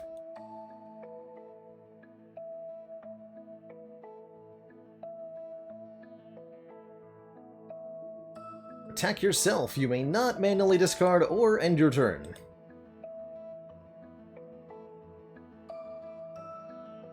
Bit spooky.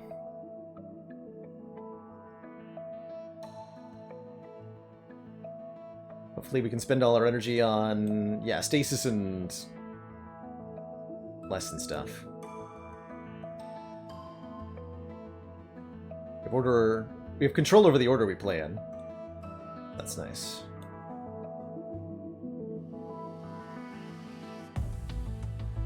So we do piercing damage, right? Yeah, we do piercing damage. Ouch. Okay, not too bad. Civilians. Damage taken over 3 is reduced to 3. Is it? No, it's not, because our damage is piercing. We ignore basically everything. Cool.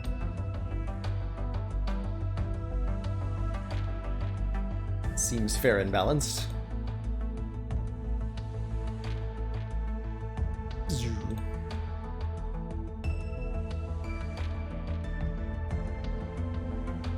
Yeah, our energy, or actions it's called, is the number in the hourglass.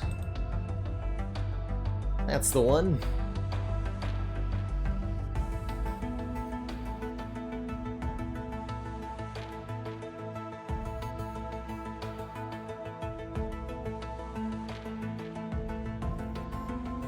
Extra turn! Dunked on, nerd.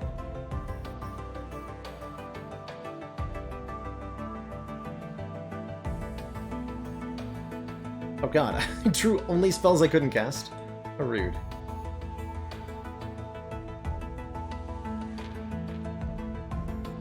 Oh, I should have kept them in my hand for the self-attack turn. That was foolish of me. Yeah.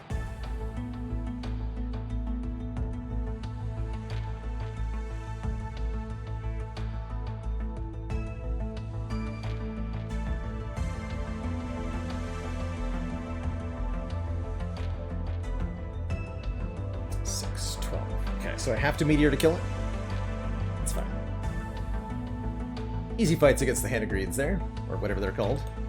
Hand of Justice? Hand of Bonking? Another full heal. And they are Revenant. Alright, these come back to life after they die, and they're mean about it too.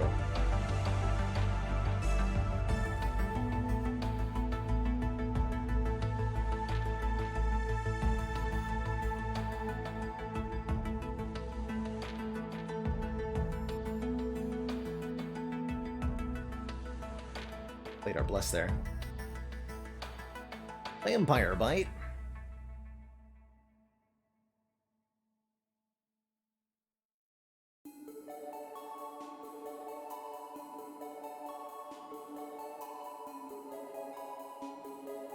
The turn?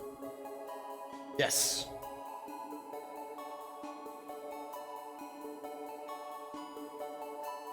Comes back and he's angry mode. Can't take damage on the turn you kill it, looks like. Will take no damage? Oh, because I got an extra turn, that's right.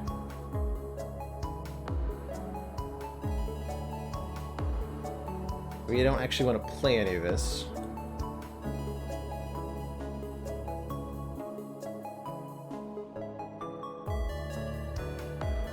Yeah. We'll discard all of that.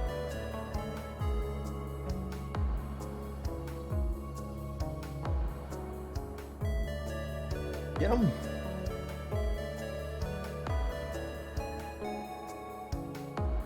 Prepare the meteor.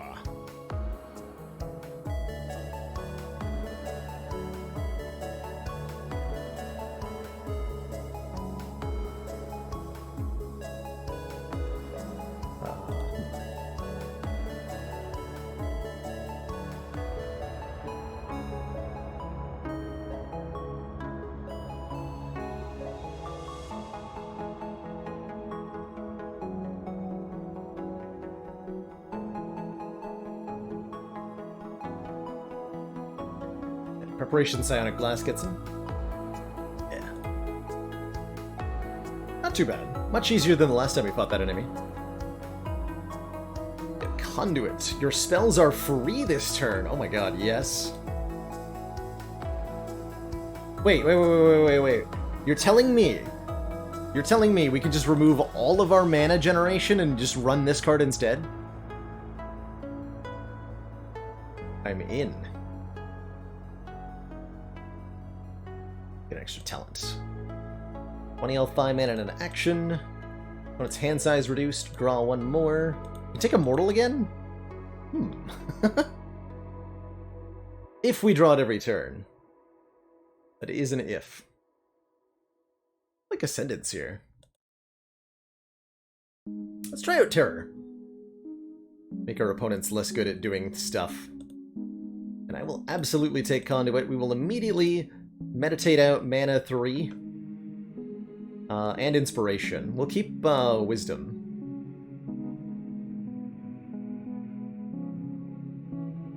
But let's shrink this down a bit.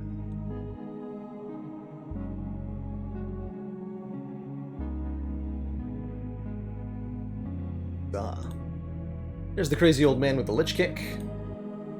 Oh, Boots of Speed. We have 2 equipment slots, so we definitely want that. There's an extra card every turn. 75 gold, though. Bring mana. Don't really want Sidestep or Hemorrhage. Wait, draw a card. The next time you deal damage this turn, double it. Oh! Yes, that's extremely good. It's like Preparation, except it draws a card, too. Perfect. What if 2 Drublings is a triple or a quadruple? I'm not sure. Yeah, those are equipped. Like the Goblin Hoarder. Hey, check that out. My spells are all free this turn. I can just play all my card draw nonsense. Oh, damn it. Right. I can do that.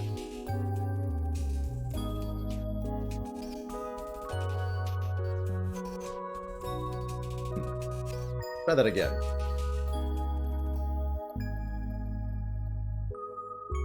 Oh, this seems really OP now. Like, really OP. Dang.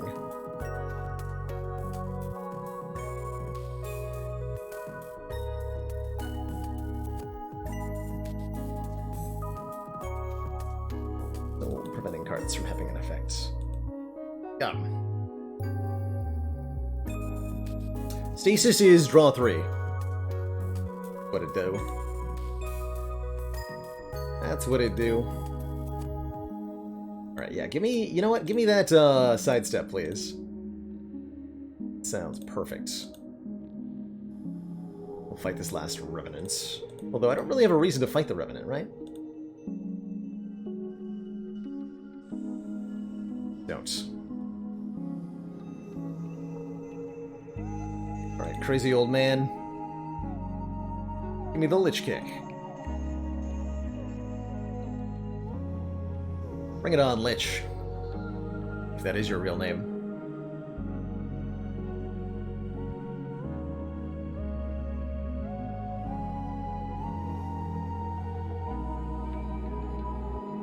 Conduits. Cast Bless for free. The Lich will stay alive as long as his Phylactery is in play. We have Lich Kick. It's all good. So if I sidestep and then preparation. Next time we deal damage, multiply it by 3. So Meteor does a whopping 60 damage here. Good stuff. Kick the Lich. Mind Blast the Lich. Alright, your turn, Lich. Mana Surge, Mana Surge. Terrifying.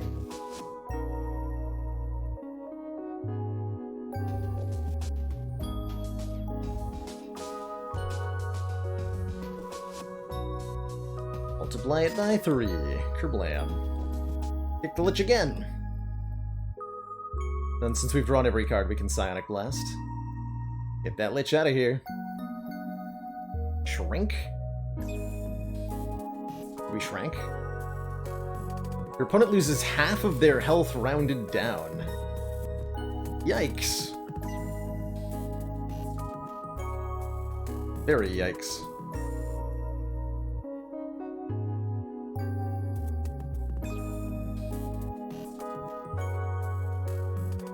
And kerblam. That Lich out of here.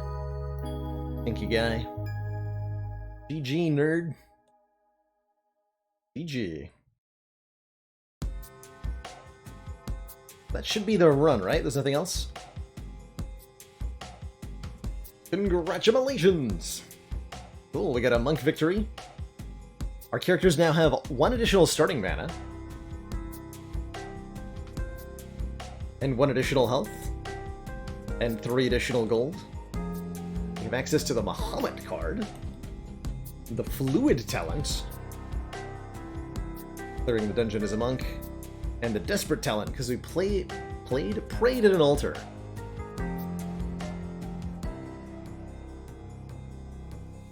Keep dying to the Gelatinous Cube. Eats your cards 35% of the time. Yikes. Big yikes. Let's see, so did we unlock any more classes? We did not, but I heard I should try Wizard, so we'll do a quick Wizard run here, now that we've gotten through the explanation. And let's try it on the hard difficulty. Let's see how brutal that is. Game is much more difficult. How much more difficult? Let's find out. Beware the Lord of the Dream. He has green arms and a devastating sneeze. When he speaks, those that disobey are punished cruelly. Flee.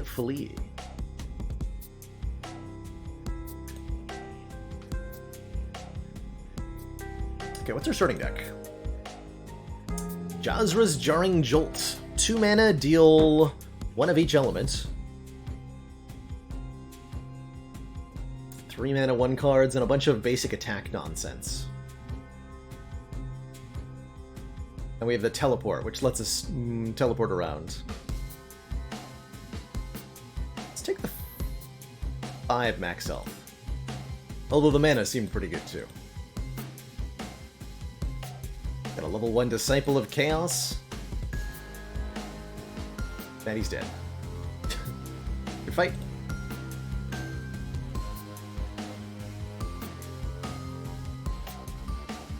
Magmadon. Level 2 Gabo.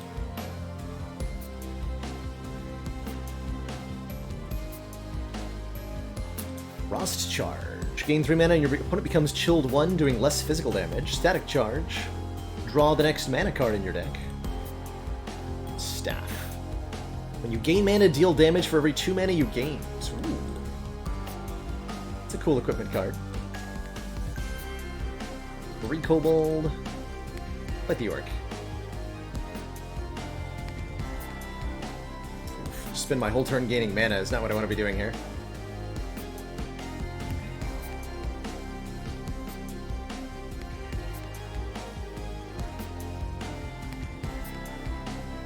Mana 3, gain 6 or Frostbolt. Do 4 damage, doubled if your opponent is chilled, and then they become chilled.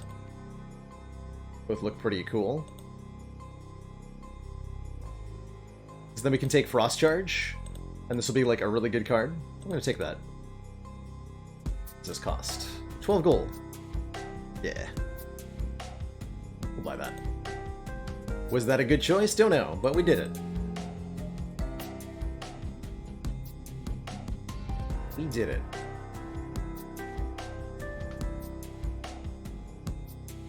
Stinky starter attacks. I believe.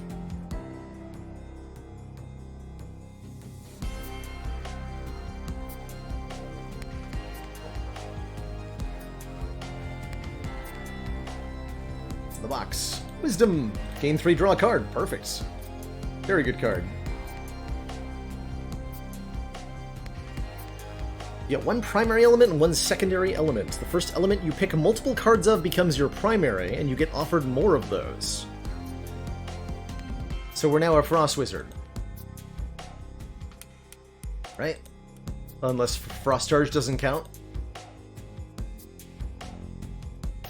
Potentially. But we can become a Frost Wizard if we take another Frost card.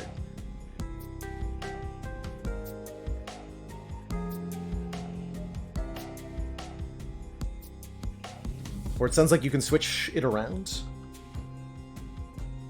Okay. And Cower Man.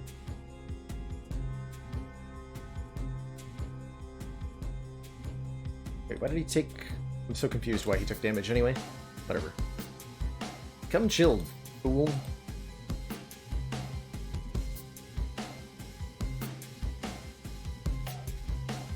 The low number of cards you get at the start makes it a really simple decision space. There's not a lot of choices to make.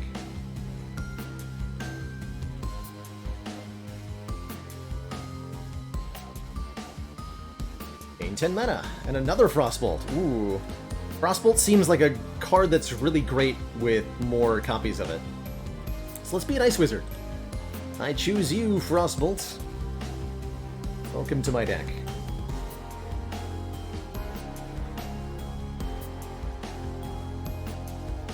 Lamp.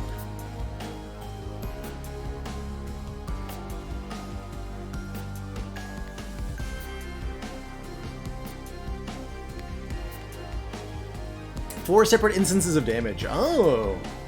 Understood. So he only blocked one of them. That makes sense. 3 Goblin Hoarder. Okay, we'll fight the boss first. 3 health, 1 mana, or 3 XP. We'll take 1 mana, I guess. Pretty crappy offers on floor 1.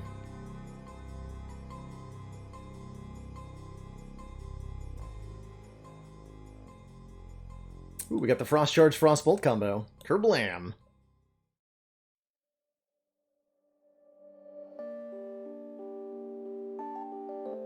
Stuff. We're so helpless most of the time, though. Really want a monastery. It's 1 card, 5 health or a mana 3 card. I'll take the 5 max.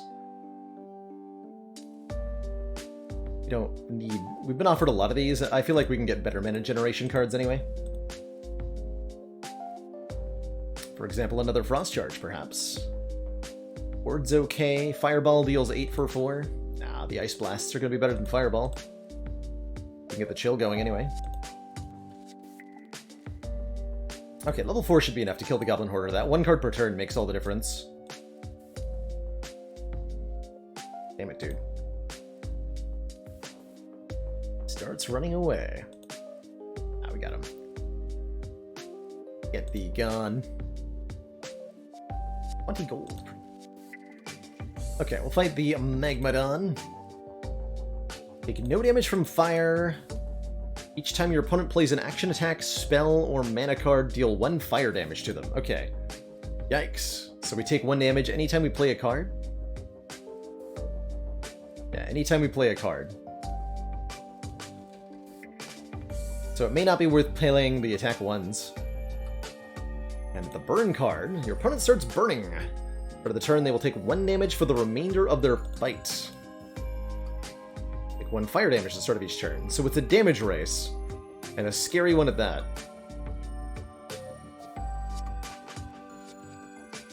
Literally just beat him dead. Pretty yikes. We've got our gain 10 mana thing, so let's not play cards that do damage to us.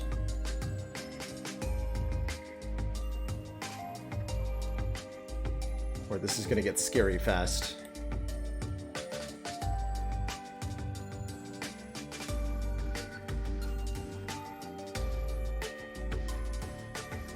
And health left. I don't know.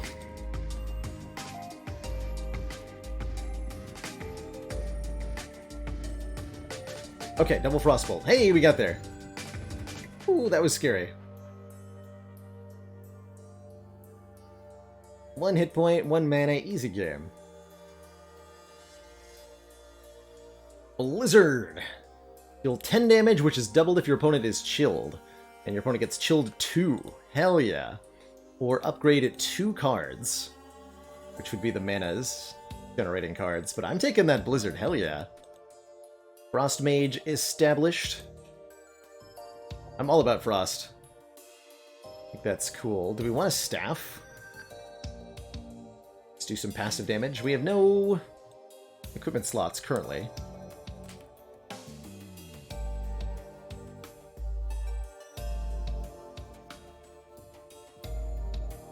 Static is pretty good too, because it draws a mana card.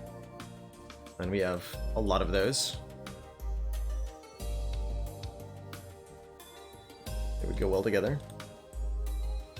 Not gonna buy Fireball or Ward. We are gonna buy a little bit of health and 1 more mana.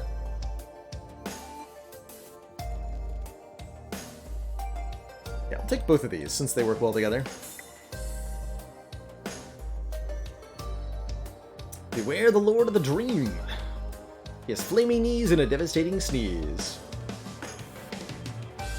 Everything around you is filled with light. The only break is in the fluffy white clouds that tickle your nose as they pass by. Wait, clouds? Foolishly, you look down, into nothing. Only sky as far as the eye can see. You wave your arms wildly, hoping that somehow this can prevent you from plummeting to your doom. Your imp companion laughs at your predicament. Hey, genius! If you weren't falling already, did you really think a chicken dance was gonna help? Ah, guess we're not falling after all. On the downside, it looks like the monsters aren't falling either. Slot. Copy could be really good here. We'd rather copy Wisdom than take, like, the 2 mana for Magical.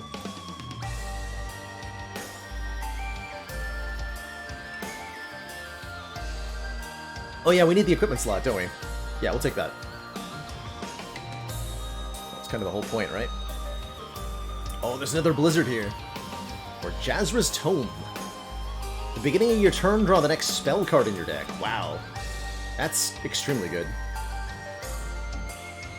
We want that, for sure. Like the Stone Golem. Common weapon in Mage's Duels. Often the only survivor. Takes half damage from Elemental. Oh boy. Fortunately, the staff will help, I guess. So you're telling me this will do no damage? Yes, he will just vibrate angrily. Alright, well. Turns out mages are not good at golems. Who knew?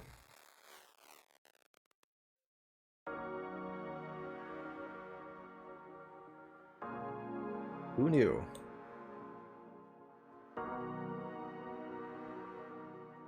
Your ability now deals 5 damage. True. Could be relevant, too.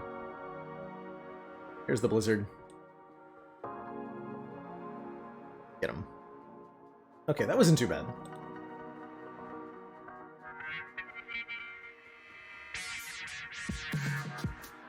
Record 2.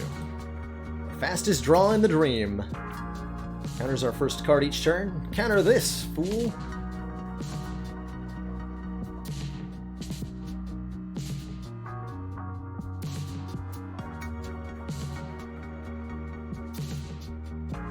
Okay, this seems like a good time to use our ability.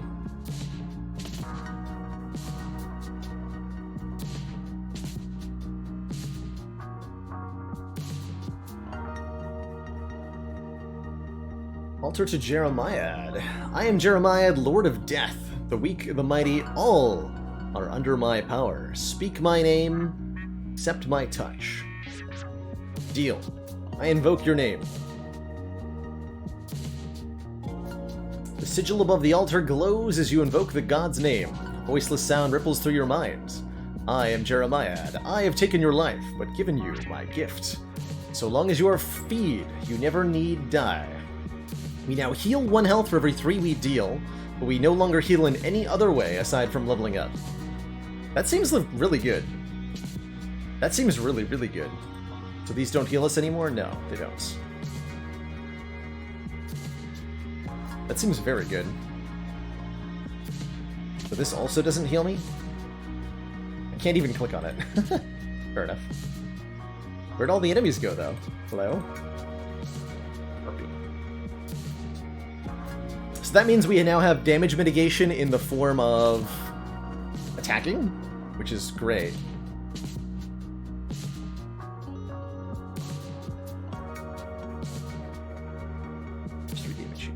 Okay, so that keeps track there. Does static charge work? Yes, even the staff works for that.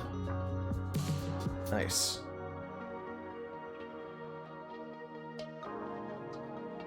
Very nice. Mana Surge. Gain 10 mana. We've gained the ability Devastate. Your opponent becomes vulnerable to air, earth, fire, and water until your next turn. I'll take a Mana Surge. That covers us completely on mana.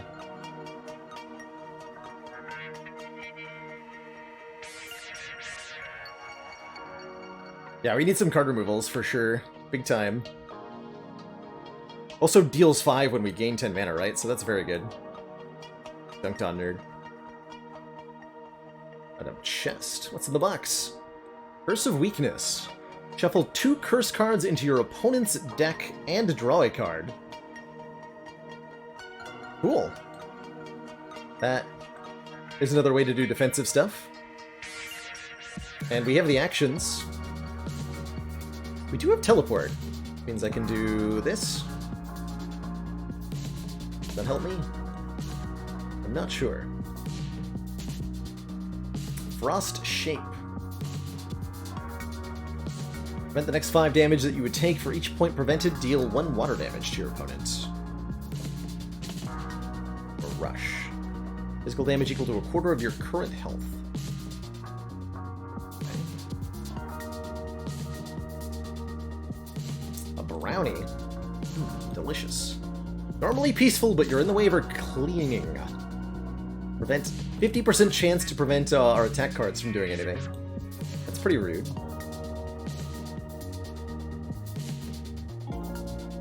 That's pretty rude.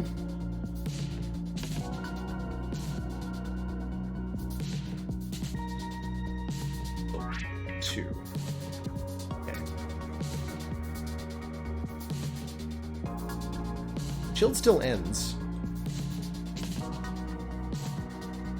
Every turn, no matter what. Teleport is ready. Air Elemental. Just an angry tornado. A tempest that is never shaken, but sometimes stirred. Wait, it's double damage from earth, no damage from air. Draw 0 extra cards each turn? What? Hello? Explain yourself. Shock. 6 lightning damage. Okay, doesn't a lot of lightning damage. Fair enough.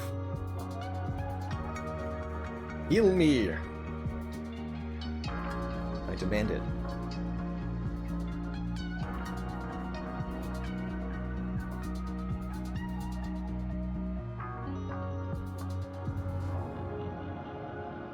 Okay, that was a little painful.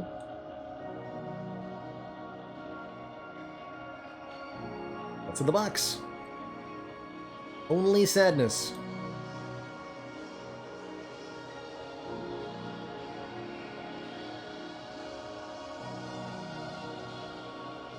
And buy another Blizzard, Storm Shape.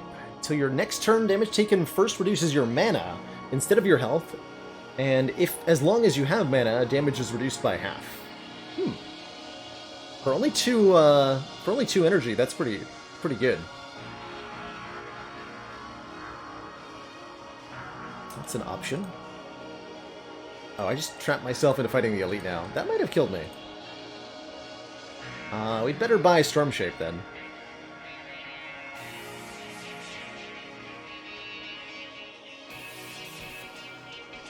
Deck is getting bloated, but I think I just killed myself by teleporting recklessly. That's why I haven't been using it.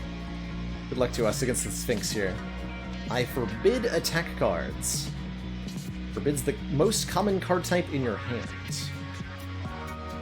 Says the Sphinx. And I imagine if we play an attack card, that would be bad times. So let's not do that.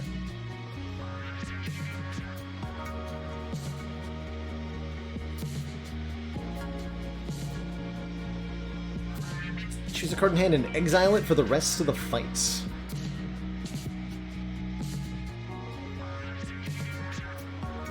Get a sear or a slap.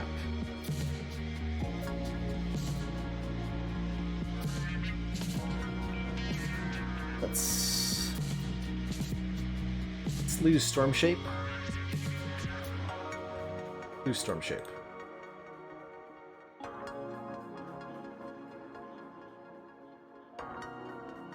I forbid action cards! Ha, got her.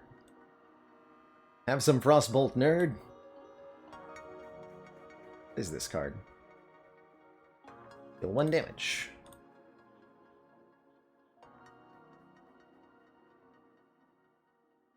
I forbid spell cards. We're on to FTL now, nice. Don't know what the forbidding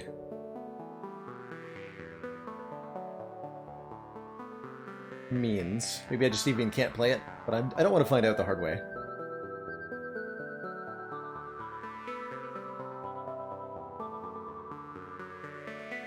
Ouch, we're almost dead. I think we're going to die, because we're not doing a whole lot of damage here either. Yeah, I think we're dead. Dunked by teleport. Yep. Rip. Rip in pepperoni. We'll start that again. One more attempt at the wizard here. Wait. Why am I on this floor? What?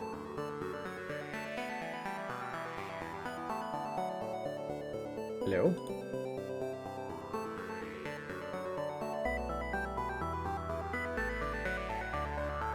Just can't play them, okay. I'm curious why I'm alive, though. Just use achievement points to restart from last level up. Oh! That's perfect, actually.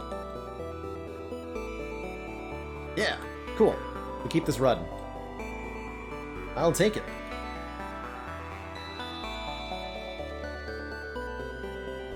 Somehow nostalgic even though you've never played, right?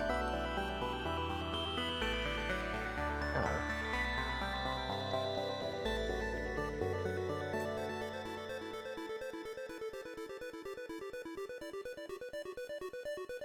Got him. Okay, so let's not recklessly teleport around this time. We'll take the Curse of Weakness.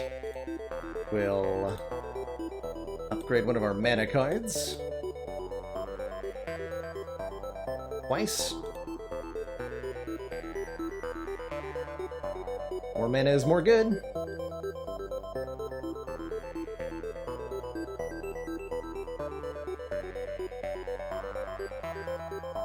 More mana, more good. Oh god, it's the circling. Card.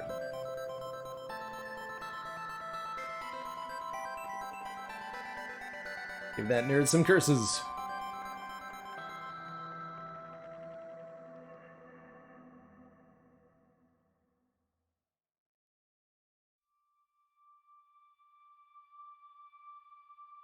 Please give me a monastery.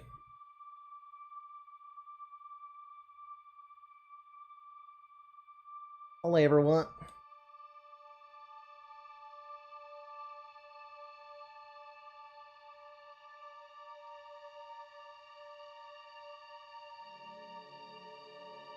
Okay, the brownie was pretty easy. We'll take out the hunter.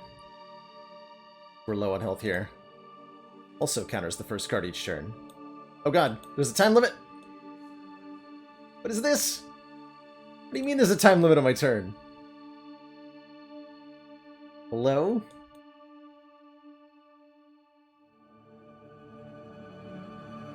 Oh, he got me. Alright, well, we ripped again. Guess that one was doomed from the beginning. There's too many junk cards stuck in the deck we weren't able to get rid of. Feels like removals are really important on the wizard. We will try again with the wizard, though. Go one more. One more. I think healthy again.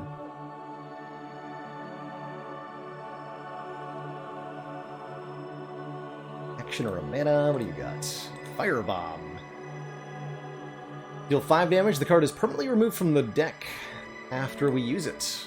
Sure. That'll help us in an early combat, against whom the wizard kind of struggles. Pendant makes us immune to damage on our turn, right? Is that what that does? No, 2 mana at the start of each turn. Ooh. Ooh, I like that. Although it's only useful if we can get card removal. Hey, static charge is great. Mana and draw. Like the piranha. I miss our wand already.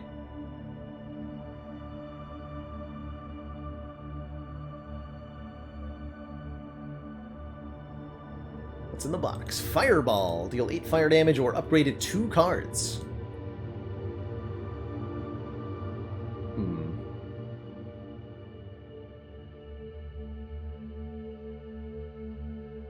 Fireball's not that good. I'll take the upgrades. Upgrade 2 mana cards. Have another pendant. Frostbolt and another staff. Okay. Roll 2. Another piranha. Wizard seems like he really struggles to do damage in the early game.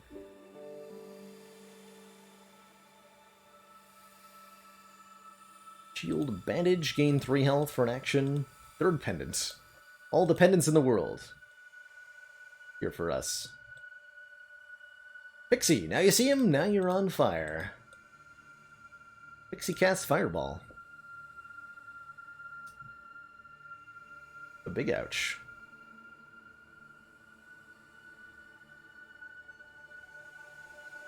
Gotta get 5 equipment slots, right? 4 damage, draw the next spell in your deck, or 5 more health. Let's take a shock. Maybe try Lightning Wizard out? What are we listening to?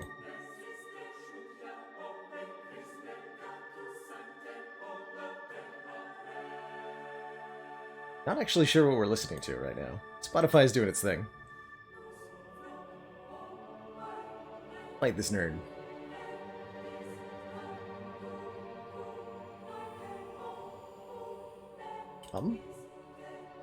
Discard 3 cards? What? Oh, we're gonna get dunked on this one. Only got 10 health, though.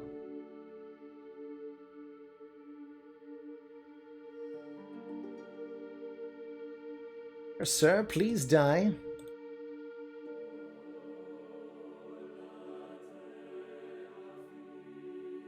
Please? Okay, we got him. We got him.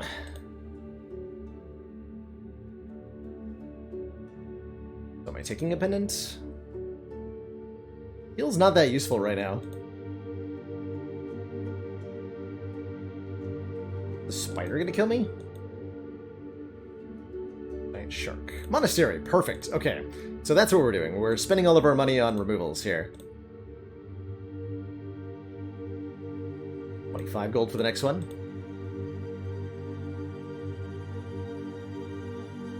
Fight this booter.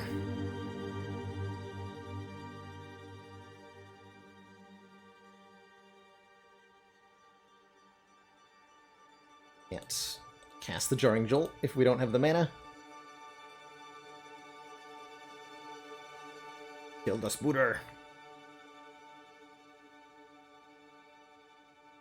Okay. A Ross Bolt offered again, or 2 mana. I think the 2 mana? Where to go, Lightning Wizard? What's in this anyway? Static Charge. Yeah, I wanted that. I wanted that. So now it's shark time? I have no money to buy anything. Can buy 1 mana. Nah, fight the shark. Fight the shark!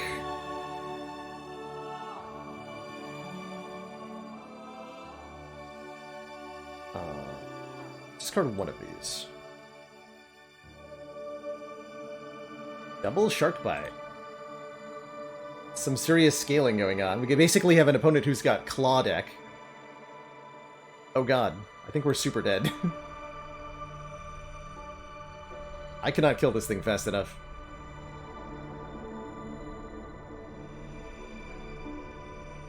No, we're super dead. Dang.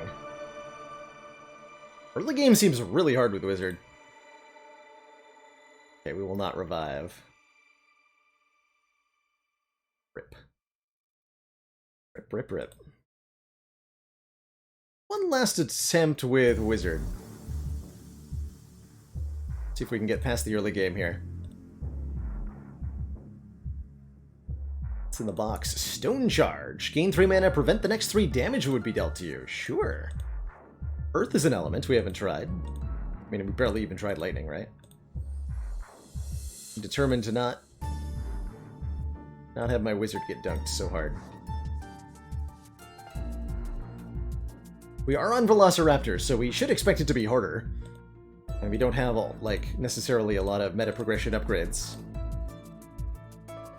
So I shouldn't be too surprised. Does feel pretty punishing, though. Acid Lance. Poison becomes poison to 4. Neat. 4 mana level 3. I think a mana 3.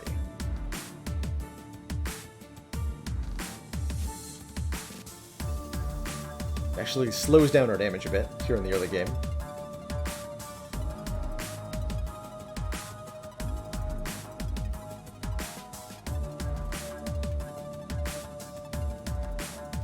Another copy of Acid Lance. We'll think about that. I'm not convinced that Acid Lance is going to be any good at all. because I don't know what other cards it might synergize with. Poison Wizard is good. It's good to know. Yeah, here. Could buy another Charring Jolt. Interesting.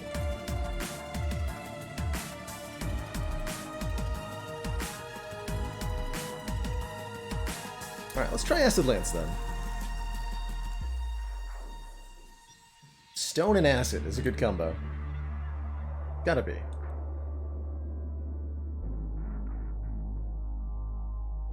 Gotta unlock more card draw. Or we die to this fish. Big yikes.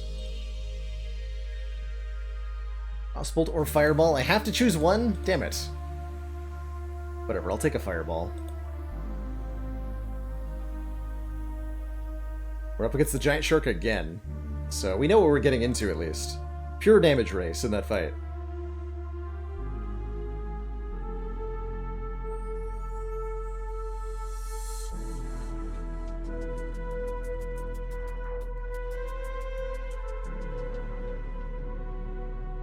Spootered Sun.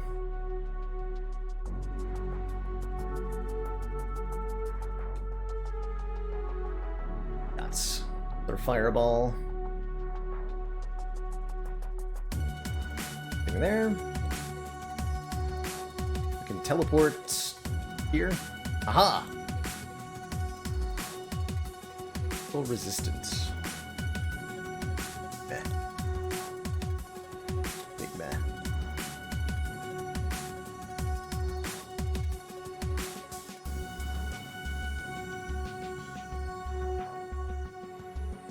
Don't kill me.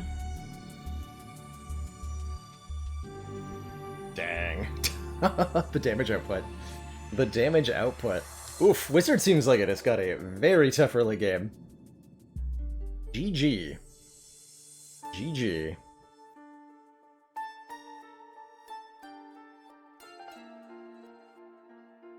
But we do start with 3 additional gold. Oh, some of them specifically help Wizard early game. I didn't actually realize you could look at these.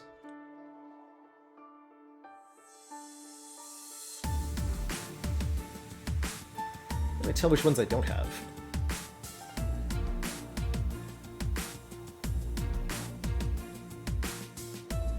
Ah, they're grayed out like this.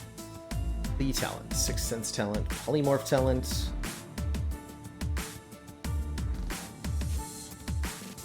Elusive power. Those are unlocks.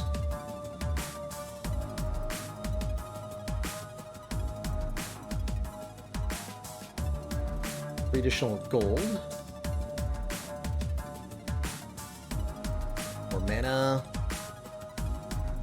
Additional treasure chest on each floor. That's a big deal. Shift. Just a lot of unlocks. There's a lot of stuff in this game, eh? Donner Schwartz. Teleport talents. Beat each of the 18 bosses is what it takes to get Professor. Okay. So that would take a while. Bloody Knuckles, Smash, Heal talent, Poisonous talent.